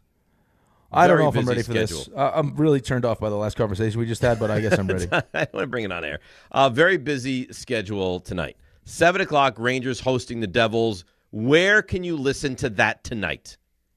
I want to say on the ESPN New York app. Well, that's correct. Right there on the ESPN New York app. Also, 7 o'clock, Islanders, Sabres. 7:30, big game. Islanders, Sabres, big game. 7:30, Nets, Hornets in Brooklyn. 7:45, Mets visit the Cardinals in St. Louis. Senga on the mound for the Mets. 8 o'clock, Knicks in Houston. 9:40, Yankees in Seattle. Max Fried on the mound. That is a busy day in the world of sports. That is a full slate. There's a lot going on. Yeah. And maybe, listen, and maybe John can stay up and watch all of it and then talk about it for 4 hours tomorrow. Maybe. John's a trooper. He is a trooper. John's a great man. He has no respect for what we do. And you're just don't think that's true. You're just like a little whatever. What am I? You're a little B. I'm a little B? Yeah. Because I respect him and I want to do the right thing by him. Listen, I respect him also. He has no respect for what we do. That was Game Time, brought to you by Tullamore Dew, the original triple distilled, triple blended, triple cask matured Irish whiskey. Be sure to grab a Tullamore Dew or try the new Tullamore Dew Honey during today's action. Glasses up to enjoying Tullamore Dew responsibly. You want to give John a hard time, or do you want to get to the calls? I'm fine with it. I'd like to take some calls. Okay, let's go to Edgar. We tried Edgar like an hour ago. It didn't go well. We'll try it again. Edgar in Bloomingdale. Good morning, Edgar. Good morning, guys. Hey, does RJ need muscle? I don't want him to get kidnapped coming out of the building. He might. Because of all these hate emails. He's feisty. People sleep on RJ. I think RJ's a lot tougher than he leads on. Okay. He's not tough Rick, at all. don't. How do you know? Yeah, Rick, don't hate me. Don't hang up on me. But I don't know how you do it. Ty Simpson sucks, bro. Oh. I'm a Florida State fan. I Edgar, watched it's not him. like they drafted him, though. He sucks. They're going to draft him. He sucks. Geno Smith sucks. Aaron Glenn sucks. The whole thing sucks. It's always going to suck. It's never going to be good. It's never, ever. This is There's a nothing really you can do. uplifting call, Edgar. I'm sorry, man. I said don't hang up on me, but Why did he's you screaming leave? Why did you 65 find or it sooner, necessary? and you got nothing. Edgar, Yeah, right. I got nothing. I don't why have John did you Harbaugh. find it I don't have a quarterback. necessary to make this call today? I feel for the Jets fans, but I got people saying, no, they're going to win 8 games with Geno. I'm like, no, they're not. They're not. So the only I'm sorry, Rick, about the call. I love you. Go Islanders. Oh, that was nice. At least that was nice. That wasn't, even though they sucked last night. Right. No kidding. And now I got to go up against RJ's Sabres tonight. Ugh. Listen to this jerk. Islanders have been allowed the last 7 goals against. Sweet. Thanks for that. I needed that. Sorry. What a pass Crosby made on that last one, too. God, that was something, huh? He's so good, man. So good. That was I'm not even giving you a hard time. That was a monstrous game last night. RJ. Yes. You little rat. Why? Breakfast bet. Oh, yeah. Oh. Breakfast bet. Line it up. Let's go. Line it up.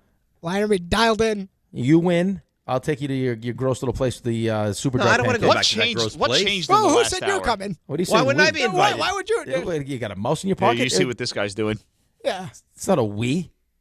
What changed for you in the last hour? Well, you got involved in my Buster bet. Oh, boy. I'm the one that facilitated the Buster bet. I'm the one that facilitated this bet. That's true. I discussed it earlier in the show. All right, you're in. You and Ray are in. There we go. Breakfast bet. Okay. But not at that gross place. No, we're not going to that. We'll pick. We're not letting RJ pick. Okay. RJ was overwhelmed by the decision.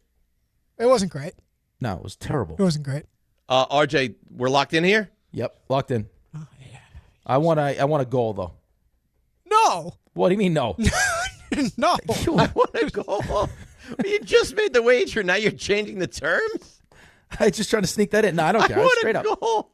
Straight up, baby. Come on, Rick. Come on, Islanders. There you go. Here's the goal. Score more than the Sabres tonight. That's the goal. That Let's go. Come on. I like this. I like it. I love it. Tomorrow's going to be fun. Come on, boys. Yes. I like the juice. This. I like the action. I need it. You should start gambling a lot. No, I'm not going to gamble at all. But this is it. Listen, bets like this are good for everybody. I love it. It's great content. It'll feed Ray and I for free. I love it all. I love it all. Raymond, speaking of free, sure. You're not charging for the 3 stars today, are you? I don't think I ever have. Am I supposed to be? No, I think they are free. Be are fantastic. You ready to provide us with them? Be fantastic if they were. Nah, we're ready. Let's go. Today's 3 stars. Number 3. Take you way back in time to the time Rick had a job. So the only real job you've ever had is as a janitor. Yeah. And people... I used to find a lot of nudie magazines and naked pictures of people in the Which trash. is interesting. That says a lot about the place you were serving as a janitor at. Freezing gum and scraping it off the ground, and then have people throw garbage at you. It's not. It was. Why would they throw garbage at you? Yeah, why would they? They thought it was a good idea as I was walking with that thing to just throw empty bagged lunches off my chest into the. That's horrible. I think we call it the big kahuna, into the kahuna. Yeah, that's what that is. 2. I mean, there's a lot of this going around. 65 or sooner. But, Dave, you kind of let something slip there because I think, you say what you say to RJ about that Niners game. Yeah. But I think deep down, you know what the result of that game is going to be. You're going to come in here. You're going to win the game. You're going to give me a little smirk. You're going to wear your red whatever schmata that Monday, and that's what I'm going to have to deal with. Schmata. I mean, there it is right there. You think the Niners are going to win. No, I don't. It's all hubris on your part. That was the second option, the unlikely second option. When you have been through the desert, and all of a sudden you look out, and you look and you're like, wait a minute, is that a lake? Is that fresh water? You become excited. What you're describing is, and I'm sorry if my excitement is upsetting to you. I believe what you're looking for is oasis. That's right, RJ. If you defend him for that, then you're going to hell. Wow. Yeah. Right to hell. Number 1. Just stay out of it. You stay out of my box. No. Can you make it so my finger, like as I'm putting my finger through into his box, it pops out on the other side? No. You can't do that. Things will happen. I'll spritz water in your box. Oh, that in It's your the wrong box. Well, I don't. He's gonna. Right, you stay out. He throw a Polish. I just throw a water bottle right in your box. Water. You know what? He feels away because I'm like Cronkite. That's right. Steve Cronkite. That's right. That's who you are, Steve Cronkite. That's it. You done? I'm well done. Raymond. That's nice. It's Rule 76. No excuse, Blanket champion is DiPietro Rothenberg. Consume the Rangers Devils on the ESPN New York app. Right here on ESPN New York and on YouTube. You reap what you sow, RJ. That's right. And I sew like a seamstress. Prizes, flyaways, even cash money. You want it? We've got it. Find a list of all contests and official